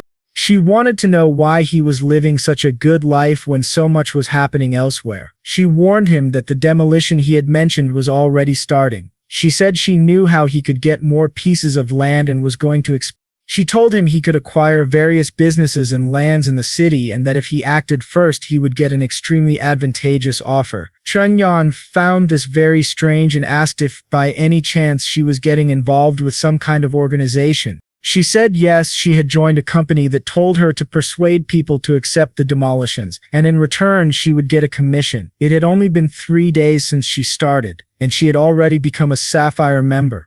Our boy realized she had entered a pyramid scheme. He told her to get out of it because there's no commission for securing a demolition. She was going to get scammed. She said there was nothing to worry about because she was working for Fish and Real Estate, which was huge in the country. Our boy remembered that Fish and Real Estate was the fake name Lingyang gave to his company. So what is she doing? His sister and the same Lingyang were arriving in front of the house, saying it was the last one. His sister said that once they bought that one, they would have acquired everything in the area. She thanked Lingchong, who replied that, in the end, it was the sister who was profiting from everything and she was just helping out. However, the sister thanked her again, saying that without her strategic and financial support, things wouldn't have been so easy. Ling Shang thought she was starting to understand what Chen Yuan was doing in that town and that it was great to help him. However, Lingang thought this girl was being deceived and was too naive to see that Chen Yuan was taking advantage of her. She asked if she had ever thought that maybe Chen Yuan wasn't her real brother. She wasn't going to let this innocent girl fall into that guy's trap. Embarrassed, she said it was impossible that they weren't siblings. Ling Shang said she didn't want to get involved in the relationship but brought some files to take a look at. Confused, Ming asked what that was. Lingang said it was a record showing that Chen Yuan's mother couldn't have children. This proved that he definitely wasn't her biological brother. Ming asked how this was possible and whether maybe he had been adopted. Ling Shang said she didn't know how, but there was no record of his adoption. Mang Ming said that, based on these records, it was impossible for her and Chen Yuan to have any blood relation. However, that left her downcast. The moment she found out, she thought it was impossible not to believe. Chen Yuan was always so caring. He was there to help her. Sometimes he took such good care of her that she even thought it was a dream. Obviously, she was worried about liking her brother, but now this was no longer a problem. Since she could admit it, she told Ling Jiang that it seemed like she wouldn't have to hold back anymore. Ling Jiang said she had to remember that maybe, from the beginning, he knew about this. Maybe everything he's been doing wasn't a coincidence and had some hidden interest. Mingjiang said she was tired of talking about it and wanted to go back home because she was starting to get a headache. With that, the two returned to the mansion. Ming Qi, who now discovered she's no longer his sister, thought that Chen Yuan had always liked her. However, strangely, he was surrounded by a bunch of other girls. The problem was that for her, the others were so incredible that she didn't think he'd like a country girl like her. Ling Shang kept thinking that that bastard didn't even spare the poor country girl. He really played with everyone's emotions. The favorability dropped to -. The boys wondered why the darn thing never went up and was always falling. He saw the two walking and thought to himself that he was sure he didn't do anything. Julu asked what he was doing, and he said it was nothing much, telling her to light the fire. Man, they had a 78 million story house, but still lit a fire in the fireplace. The professional at putting women to work already sent Ryu to wash some vegetables. He turned to Minning and asked why she looked like that today. She seemed sadder than usual. He said he was going to cook something to make her happy, and she was impressed. He said it was nothing much, just something he had learned recently. Man, he said cooking was the only skill he was naturally good at, and didn't even have to try. Look at the dangerous boy with a knife, going to town on the vegetables. He didn't even need to use the system for this one. The apple isn't part of country cuisine. The girls were all impressed, and even the bodyguard was standing there like a fool in the background. He said it was his secret recipe, sliced potatoes along with fried rice, and called his sister to try it. While he was helping her eat, the two were just watching, and she said it was delicious. For her, that warmth was the feeling of happiness. She started eating like crazy so she wouldn't leave any for anyone else. Our boy told her to be careful. The others, also eager, went to try it and thought it was a miracle. It made them all so cute like that. Instead of a shack of chaotic noise at the table, they were all talking about how amazing it was. They had no idea he had such good skills. For the first time, our guy gained favorability with everyone and even got Tuni with Lin Yang. Strangely, the system congratulated him for gaining so much favorability by cooking, and his skill even went up to level 60. Our boy was confused. All he wanted was to please his sister. At that moment, he touched the secretary's back and told her to stop eating and go upstairs because they had something to discuss. Ling Shang asked if it really had to be now, and he asked if he needed to schedule meetings with his secretary. She awkwardly apologized and said she was going, while muttering that later she would get revenge on this capitalist boss. Already on the balcony of the upper floor, he said that lately she seemed to be working a lot and asked how the money was being spent. She handed him a file showing that it contained the purchase of all the lands in the area and also how 1 billion had been spent. Fission Real Estate, which was his, had already bought over 2,000 properties, not to mention they had more than 500 employees and 700 outsourced workers. She was excited to have spent 1 billion extremely fast, hoping it would impress him. What she was most excited about was that everything was a mess. Handling all of it was going to be a lot of work for him, which meant he would lose money. Our boy took a look at the papers and couldn't make heads or tails of what was written there. However, for him, none of this mattered since he was doing it to lose money. She was fulfilling the only function that mattered, spending money fast enough. He then said she seemed to be trying really hard and did a great job. She was startled because she didn't understand why he wasn't mad, since this would complicate his life. But suddenly, he reached out his hand and moved it toward her face. She thought he was going to try to forcibly kiss her and kept wondering what she was going to do. But it was the classic rice on the cheek move. The crazy guy didn't waste a calorie, he ate the rice, and told her to be more professional. Apparently she liked that because the poor thing almost exploded, saying she would be more careful. She wondered why she got so scared like that. He then got closer and said her efficiency exceeded expectations, spending that billion faster than he could. With that, he sent another 5 billion to her account. She started wondering if he wasn't afraid she might get involved in some problem. He said that was what she'd have to spend next week. If she managed to spend all of it, she would get the chance to learn the secrets of Chen's company's financial success. Now she was motivated, saying this mission would be accomplished. Meanwhile, our boy thought he didn't care that she was a spy as long as she kept spending as much money as possible for him. That night, she sent a message to Mr. Li saying she had infiltrated Chen Yuan's secret group and gained his trust. Soon she would be able to figure out everything they had been operating and how he made his money. He could look forward to the next news. The email had been sent, and her operation, everything was going completely according to plan. She thought Chen Yuan gave her those 5 billion to fix the mess she had been making. However, she was going to take this chance to destroy him for underestimating women. That way she would finally end his riches. Our boy, however, had an itch in his ear. He was playing League of Legends on mobile without a care. The girls had gone out shopping and said they didn't want him to go with them because it was their day. He couldn't understand why they didn't want to take him, but okay. Now he was alone in that whole house and missed the days when he was with his parents, being a lazy student. He ate and drank without having to worry about anything. With that, he seemed to fall asleep. That's when someone arrived at the house and wondered why her house looked so different. There were a bunch of luxury cars and she wondered if that damned ex-husband had sold everything. The woman walked in asking if anyone was there and telling them to say something. Our boy seemed to hear the voice. That's when he recognized his mother. She said it was a relief to see he was home and asked what had happened in that place. He suddenly hugged her and said he missed her. She was a little puzzled and said he was too old to be so clingy, but she would make him a meal. While having dinner, he said he had heard everything that happened there and that he was on her side. She said it was good for him to be like that and learn not to play with other people's feelings. Chen Yuan replied that he would never do something like that since he's been a good person since childhood.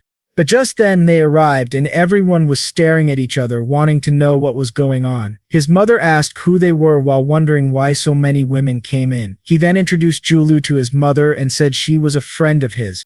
The girls were all in shock that it was our boy's mom. They immediately rushed to introduce themselves, saying their names and expressing how nice it was to meet her. The mom awkwardly greeted them and wondered how her strange son managed to get so many beautiful women.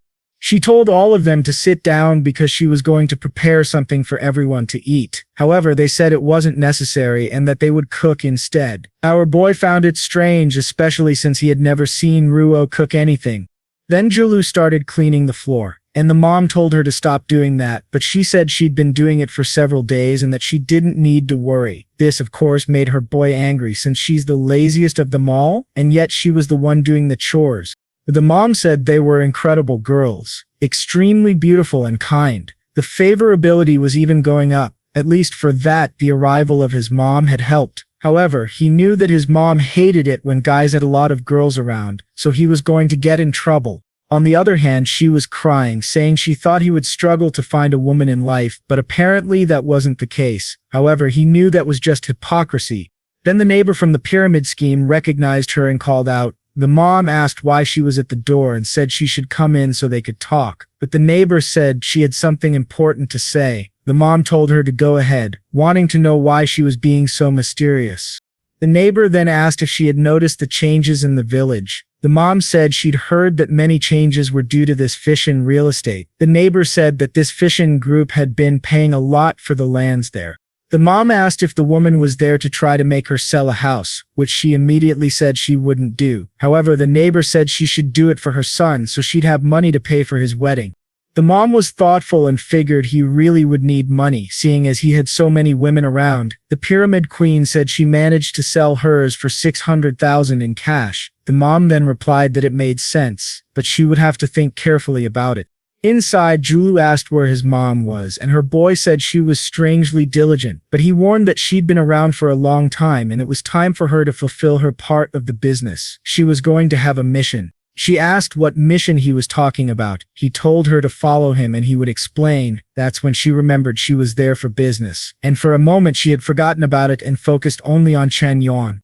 He then handed her the black system card. She knew that was the legendary one that few people had and asked how he managed to get one of that caliber. He informed her that the card had 50 billion on it and that the password was her birthday.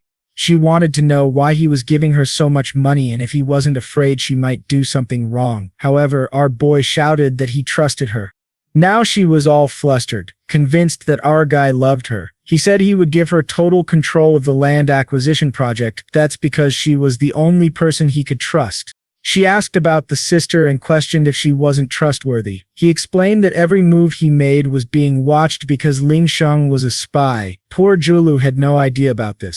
She asked if that was really true. He explained that it was and that he became a target after the incident with the TV in the big city. A lot of people were after him and that's why she was the only person he could trust. She was shocked. 50 billion, not even her family would trust her with that. Not to mention, she was sure that this project was extremely important to him.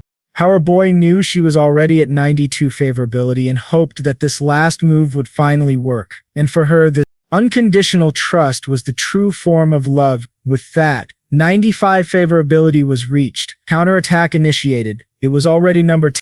Man, he had spent 50 billion on her. Besides gaining 30 points of strength, he learned to sing, draw, and play Chinese chess. Go. Our guy was happy that the plan had worked perfectly. They then agreed they would have to keep today's events a little secret between the two of them, and she was all emotional that now they had something that was just theirs. She then said she would return to the big city tomorrow but wanted him to remember her. Our boy said he would miss her a lot, and with that she left, happy and jumping. He liked her attitude and knew she was a good person. So if the Ling family was less oppressive toward him, maybe he would also be more patient with them. As soon as he went down the stairs, his mom called and said she had something to talk about. Already in the room, she said the neighbor had mentioned she should sell a house and she was thinking about it. He said it wasn't something so trivial to discuss overnight, and that they should plan carefully over a longer time. What he was wondering, though, was whether his mom needed money. However, she said he was no longer a child. It was time to start thinking about marriage. That's why she wanted to give him money to buy a house and a car. She said the buyer would be Fishin, real estate, and our boy wondered why Chen Yuan wanted to buy his mom's house. The mom explained that the chapter between her and his father had ended, but now she wanted to help her son. Our boy was emotional, thinking how hard it is for other families, but she didn't know he was a millionaire. Maybe it was a good idea to let her sell, so he could buy her one in the city center. That way she would be closer. On another day, he was looking at financial information provided by Lanyan. She explained that they had acquired various lands around the region, but now the company was running out of funds. She apologized, saying that all of it was her fault. However, she got excited, since if he wanted to break the contracts he made, he'd have to pay 10 times the value. He asked how much would be needed to continue the project, and she said at least 10 billion. Right then, the scoundrel's eyes sparkled, and she was confused by his excited reaction. He then said she was doing better than he thought. Not only did she spend the 5 billion he gave her, but now she was also 10 billion in debt. She was confused and asked if he was joking. He said no, in fact he was impressed that she managed to spend 15 billion in just 1 week. She was trying to understand what he meant by that.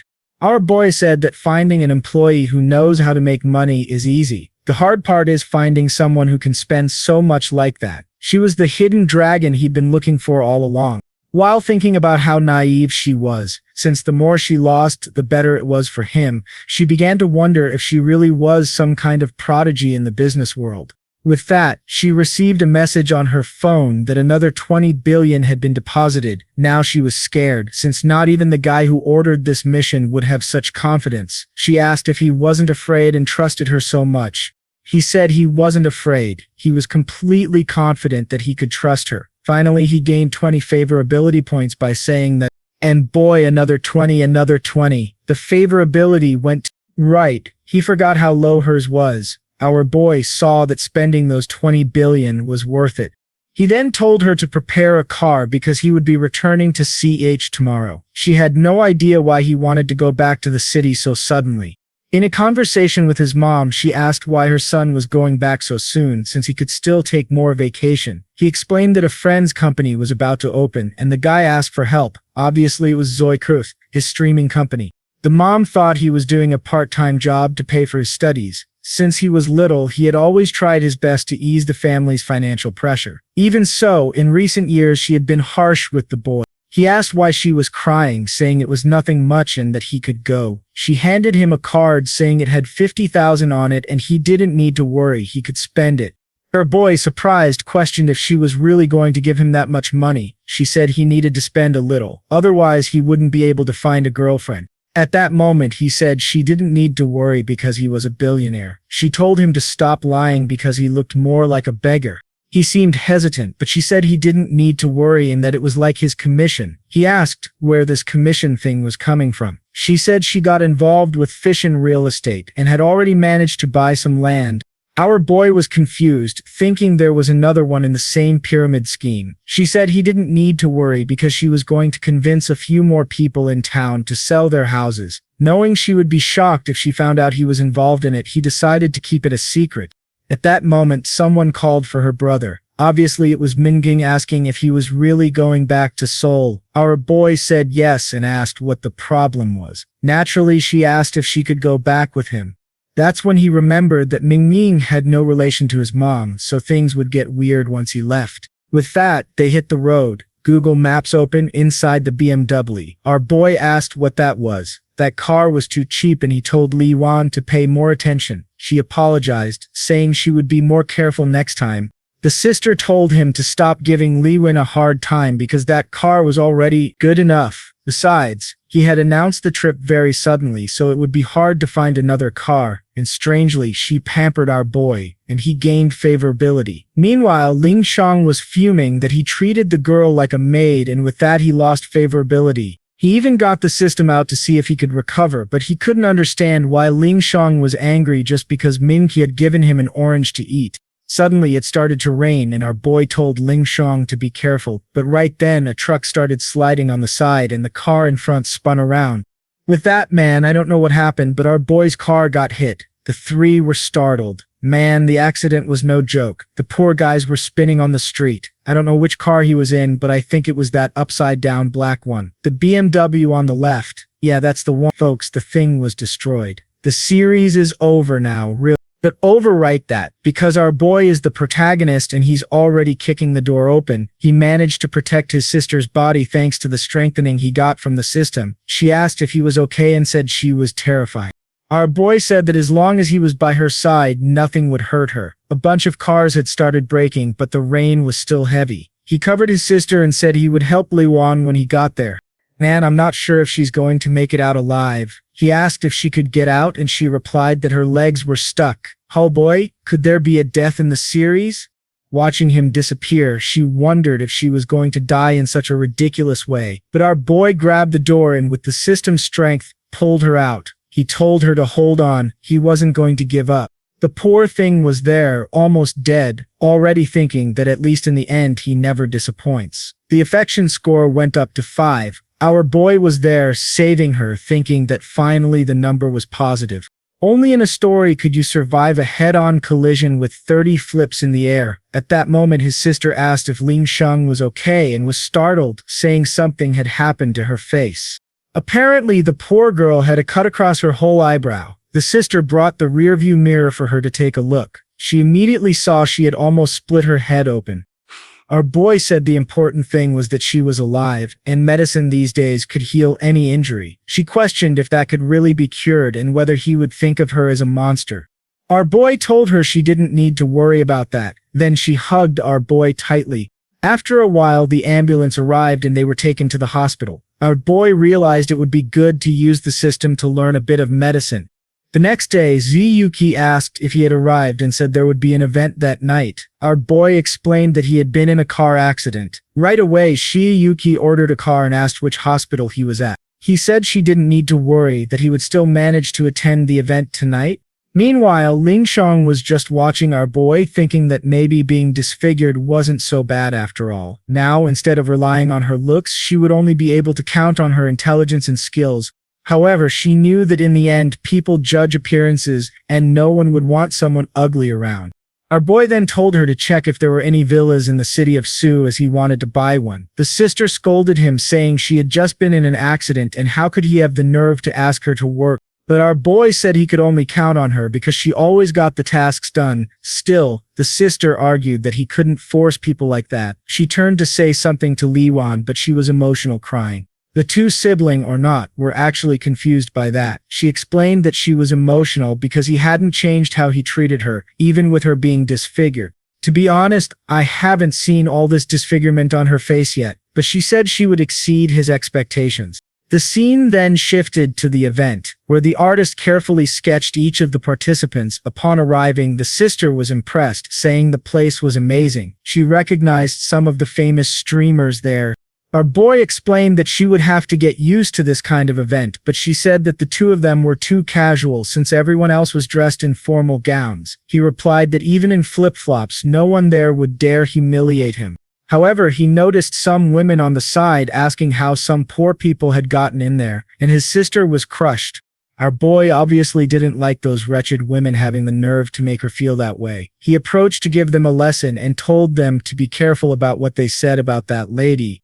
The two asked who he was and said they didn't fit in at that event. Now our boy was losing his temper. However, Minking grabbed his shirt and said it was better to let it go. He ignored her and told the two women that he would give them one more chance to apologize. One of them came closer and asked if he didn't recognize her and if he knew how many fans she had. Man, what's this? Violence against women. He slapped her in the face. The girl turned angrily, asking how he dared to do that. Man, this boy should be arrested. He really slapped her again. When she fell to the ground, everyone was wondering how he had the nerve to do something like that.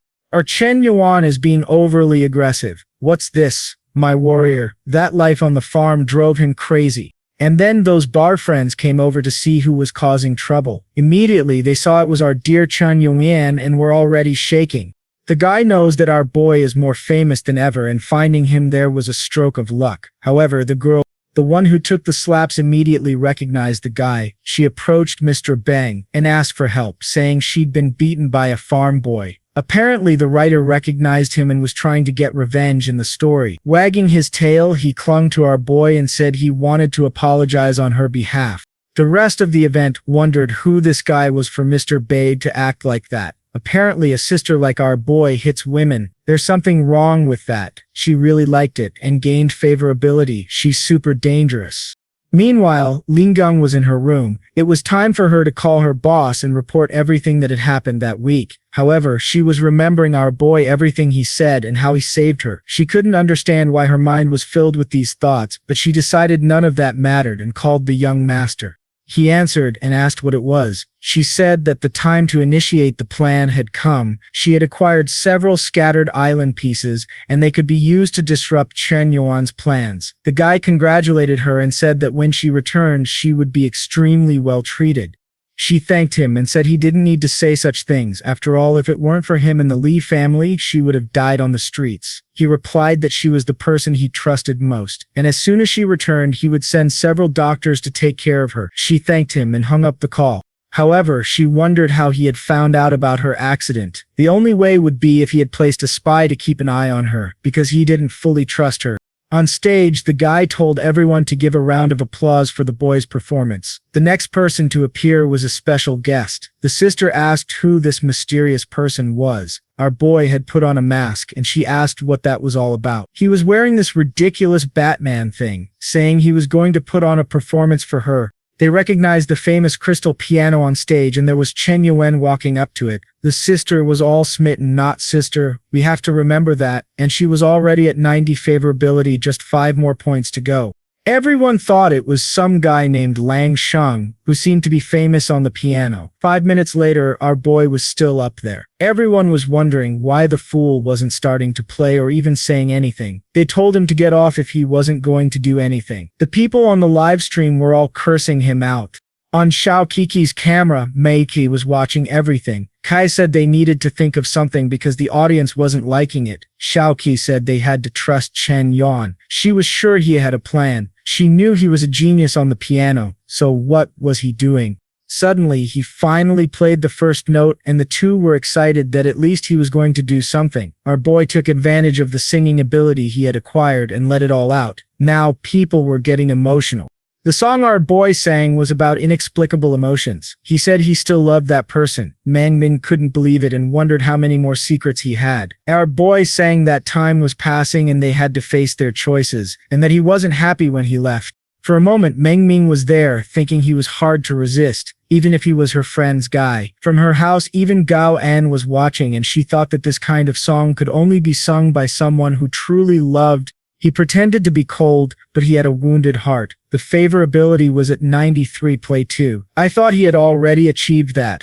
Everyone at the event was left speechless. As soon as he finished, I saw a guy clapping, saying it was incredible, on the live stream. It was obviously all hearts now, and everyone was supportive. Ro couldn't believe he had yet another skill like that. She regretted not being there in person to see it. Her father told her to get off the phone during the meeting, but the Li family guy said it was okay and that he sometimes ended up doing the same. The father apologized, saying he should have raised her better. Once again, the Li family guy said it was okay and not to worry about those things since they were about to form a contract. Meanwhile, Rui wanted to know why the guy who had caused problems with Chen Yuan was right in front of her. The fact that her father brought her there without her knowing made her angry. That's when the guy stood up and said he had prepared a surprise for them. He said he'd been studying piano for a few years and wanted to show her a piece, so he started playing, certain that with this performance there was no way he wouldn't win her over.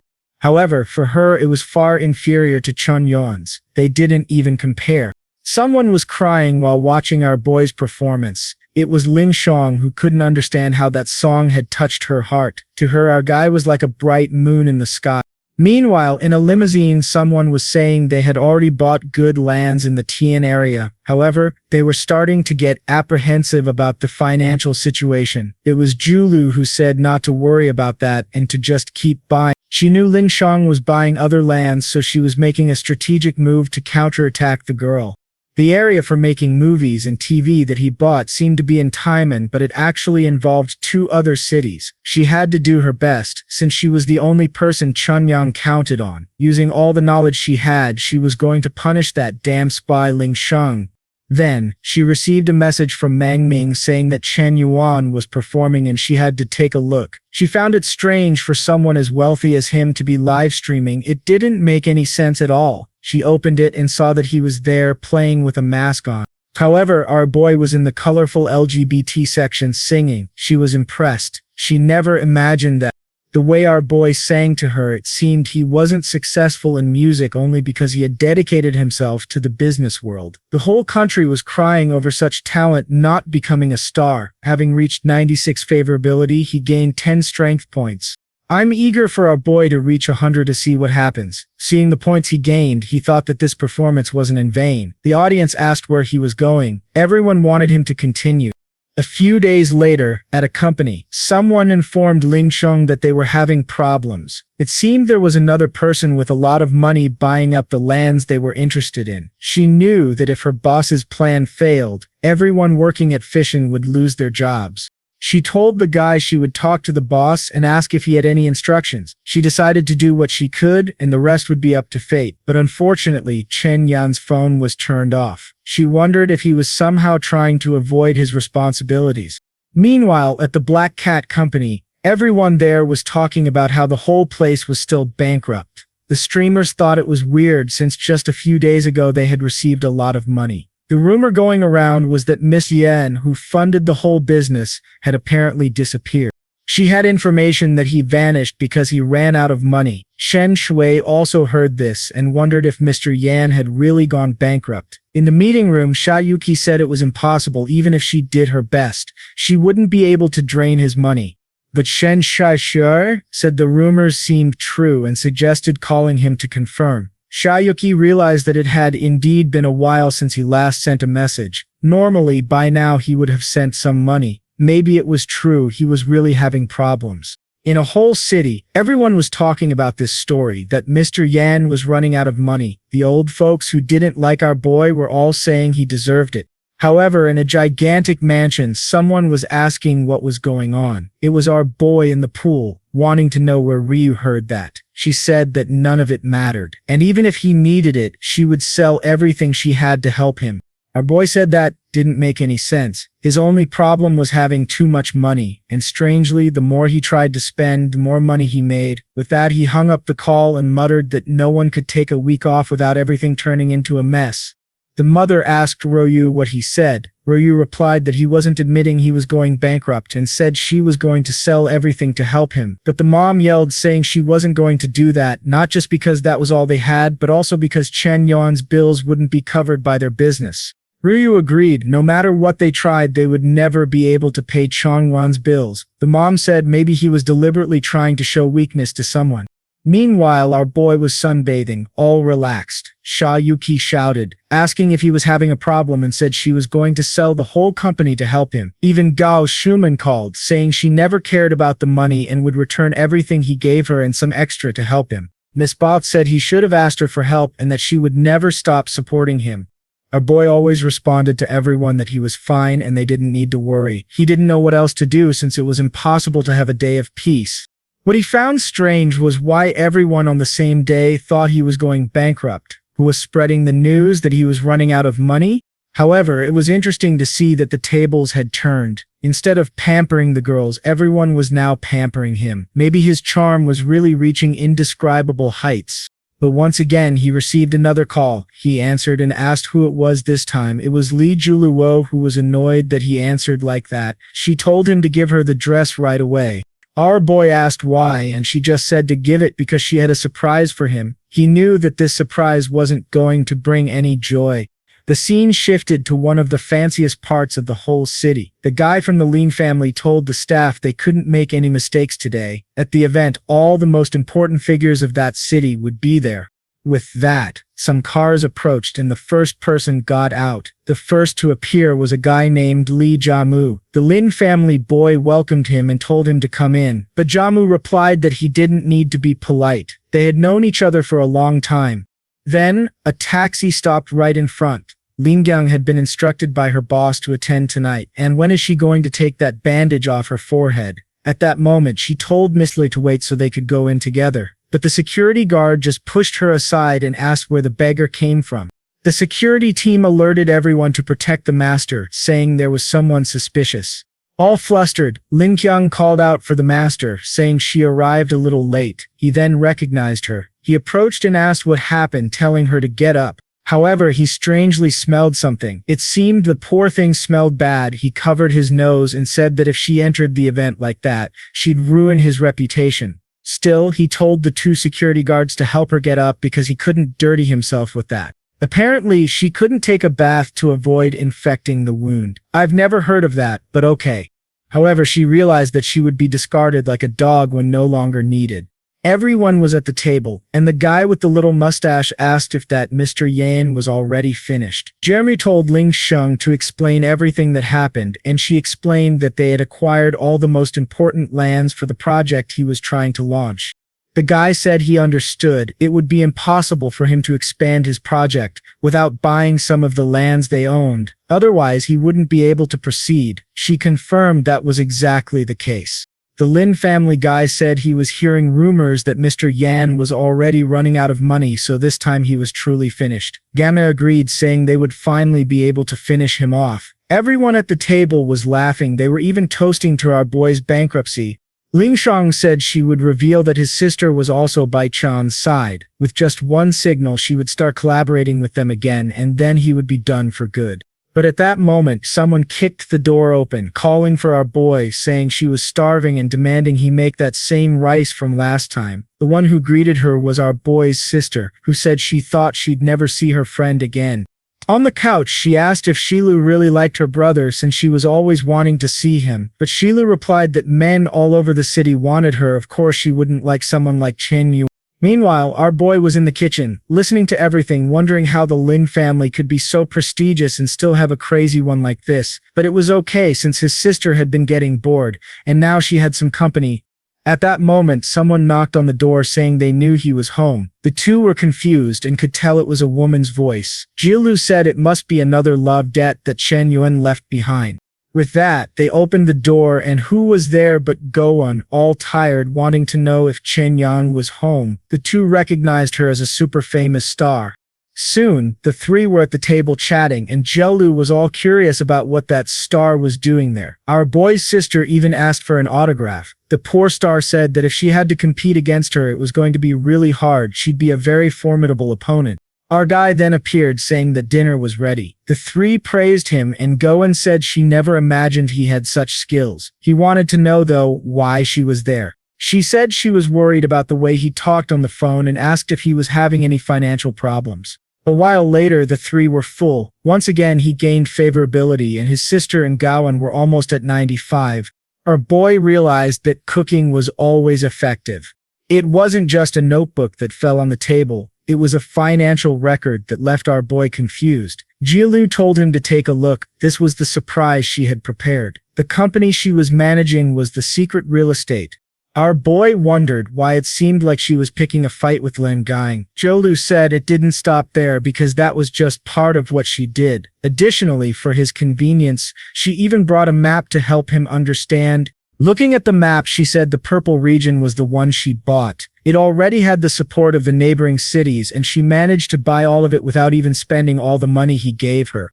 She thought he'd be impressed, but his expression didn't even change. It was really hard to impress our boy. Gowan was dying of sleepiness. For him, what mattered was that the money was spent. However, Gowan recognized the map and asked if he was behind all of it. With a region as huge as that for production, the sky was the limit. Moreover, his structure was divided among 3 cities, which made it so that none of them could have control over him. It really seemed like he had thought of all this from the beginning. He was like a master strategist who didn't let any move slip by. She was lucky to be right there beside him. Guys, we reached 95 favorability again. The brown-noser relationship had been completed, and he received 283 million back plus 30 strength points. Now he was also a master of acting. Our boy wondered if he looked better while holding that financial paper. Meanwhile, at the Black Cat Company, someone asked Man for a favor. It was Shayuki, who said it seemed like Chen Yuan had a real estate company. One of the girls was supposed to take a look at it. Manjing said the name of the company was Fishin, and that the new secretary named Lin Shutong was managing it. Hickey said it was dangerous to leave him alone in this and that they would need to investigate to figure out how to help him. Her friend then said she would investigate all of Fishin and especially Ling Shang. With that, she gave her a kiss on the cheek, saying she could always rely on her best friend. Meanwhile, our boy was curious since he had become a master of acting. Could it be possible to use this skill in flirting? He turned to Goen and asked why she was looking so intently when he was checking the files. She seemed a bit confused, having no idea how he noticed she was so focused on him, and strangely, he seemed more charming than before. Our boy thought that now flirting was finally getting easy. While looking at the map, he realized that everything he wanted to do had kind of worked out. The problem was the other people who tried to go against him. Maybe he was really destined for something extraordinary. Perhaps that's why Goen thought he planned it all, but if they wanted to let their imaginations run wild like that, he wouldn't stop them. He would continue playing his game, regardless of each one's reaction. Jilu then asked what he thought about having someone as competent as her. However, for now, we're back at that banquet of the rich. Explaining the situation, she said it was impossible for Mr. Yan to turn things around, unless the guys wanted to know. Unless what? She said. Unless he put in billions and billions more, but she doubted he had that kind of capital. Lin said he was startled for a second, but that she was quite funny. Then DM wanted to know if anyone had any questions. Strangely, the guy with the sharp jawline said he was smelling something weird and mentioned hearing that all of DM's secretaries were wonderful. So he wanted the girl to take off the bandage on her head and reveal her true face. The artist could have hidden that face better to create this drama, but all right, she started crying to Mr. Lee and he knew that this guy was being extremely rude, but he couldn't afford to lose this cooperation. He then told Ling Shang to take off the veil and let the guy have a look. She asked if she really needed to do that, and the guy told her to obey right away. Funny thing is, this veil they keep talking about is just a 2-centimeter bandage. But for dramatic effect, here she goes, crying. The veil is then removed, and man, this scar is really huge. No one knew it was that bad. The doctor who stitched her up should be sued because her wound is still open. The table fell silent. The jawline guy said he didn't imagine there was such monstrosity underneath and told her to cover it up right away. She said if it was bothering the environment she would leave, and with that she left while Jami just watched. He thought that her face couldn't be recovered, and now that the mission was complete, she was of no use anymore. The guys from afar were laughing, saying she was horribly ugly. Another agreed, saying he had seen prettier beggars. Meanwhile, at our boy's house, Shilu was inviting his sister to go to a bar. But she said she wouldn't do that because Chen Yuan said he doesn't like that kind of thing. She's just going to take a bath and go to bed. Zilu said she should have more fun, but she replied that she loved staying there at home with her brother. Then someone rang the doorbell. The two turned to see who it was. It was Ling Shang, looking completely worn out. Mang Ming immediately asked what happened because she didn't look well. Lin Shang said nothing happened, with a face that looked like she took a beating. Mang Ming helped her and said she could tell her anything, while Julu was angry because to her Lin Shang was the biggest traitor of all. To be honest, she was right. Ling Shang really was the biggest traitor. Ming said that Chen Yuan told her to wait a bit for Ling Shang because he thought she would show up. Shocked, she asked if he really mentioned her, and Mang Ming said yes. With that, she went to eat our boy's rice, realizing that from the beginning Chen Yuan had treated her like a person, not a tool. In the end, he really was the kindest. Mom asked why she was crying and told her to say what happened, but she replied that it was nothing much. She had just remembered some things. Favorability rose by 10. Ling Shang then asked where Chen Yuan was because she wanted to talk to him. That made it rise by 10 more. The sister explained that Chen Yuan had already gone to bed. Lin Shutong questioned why he went so early. The sister explained that it seemed he was having to deal with a lot of problems and wanted some time alone. Actually, time alone meant sipping soda and playing League of Legends. Ling Shang said she understood that he must be suffering a lot because of all these people turning against him plus Ling's planning. Even with all this happening, he still remembered to leave food for her. She really didn't deserve him. Another 10 points were gained. The next day, Ming told Yuki that she found information about Ling Shang after staying up all night. She had discovered some very suspicious things. Strangely, she had suddenly gotten into one of the top universities without attending any school. At 17, she went to study in the United States and came back with 2 degrees. By 22, she was already the executive secretary of the Giant Star Group. Yuki said she had heard of that group before. It wasn't an unfamiliar name. Min reported that this group was responsible for the wealth, the Li family, the same family that owns Giant Tazin Company. Chen Yuan was planning to open something that would be a direct competitor to them, and Ling Shang appeared as a secretary at that moment. The two concluded that she could only be a spy. Meng Gong said it was no wonder the boy was encountering so many problems to the point of almost going bankrupt. Desperate, Yuki said she was going to call now to help him. However, as always, our boy's number was turned off. She called Bingyi and asked for the new address. Bingyi replied that she had no idea, but she got angry when she found out there was a spy next to the boy. Wei said she would help find this new house, and together they would take down this spy. The operation to save our boy had begun. Back at the boy's house, he was waking up after a tiring day. However, he smelled something strange. He saw that it was Ling Shang making breakfast and wondered if she had taken the wrong medication. At that moment, he approached and greeted the secretary. She said she had cooked something for him and asked him to taste it. Our boy was all glowing while watching her. As he ate, she thought that, until now, he didn't seem to care about her wound. And the most curious thing of all was how different he was compared to her previous boss. Our boy knew that, as a woman, that wound on her face must be destroying her. However, he was evolving his medical skills to the max to see if he could help her recover. He was sure that when he did, he would finally win. She looked over at him. Then she asked what she should do if one day she made him angry. He said that if the problem was losing money, he didn't care because honestly, he didn't even like it anymore. She wondered if he would really forgive her if he found out she had been plotting with several other companies. And the strangest thing was everything she had planned was about to succeed, but she wasn't happy.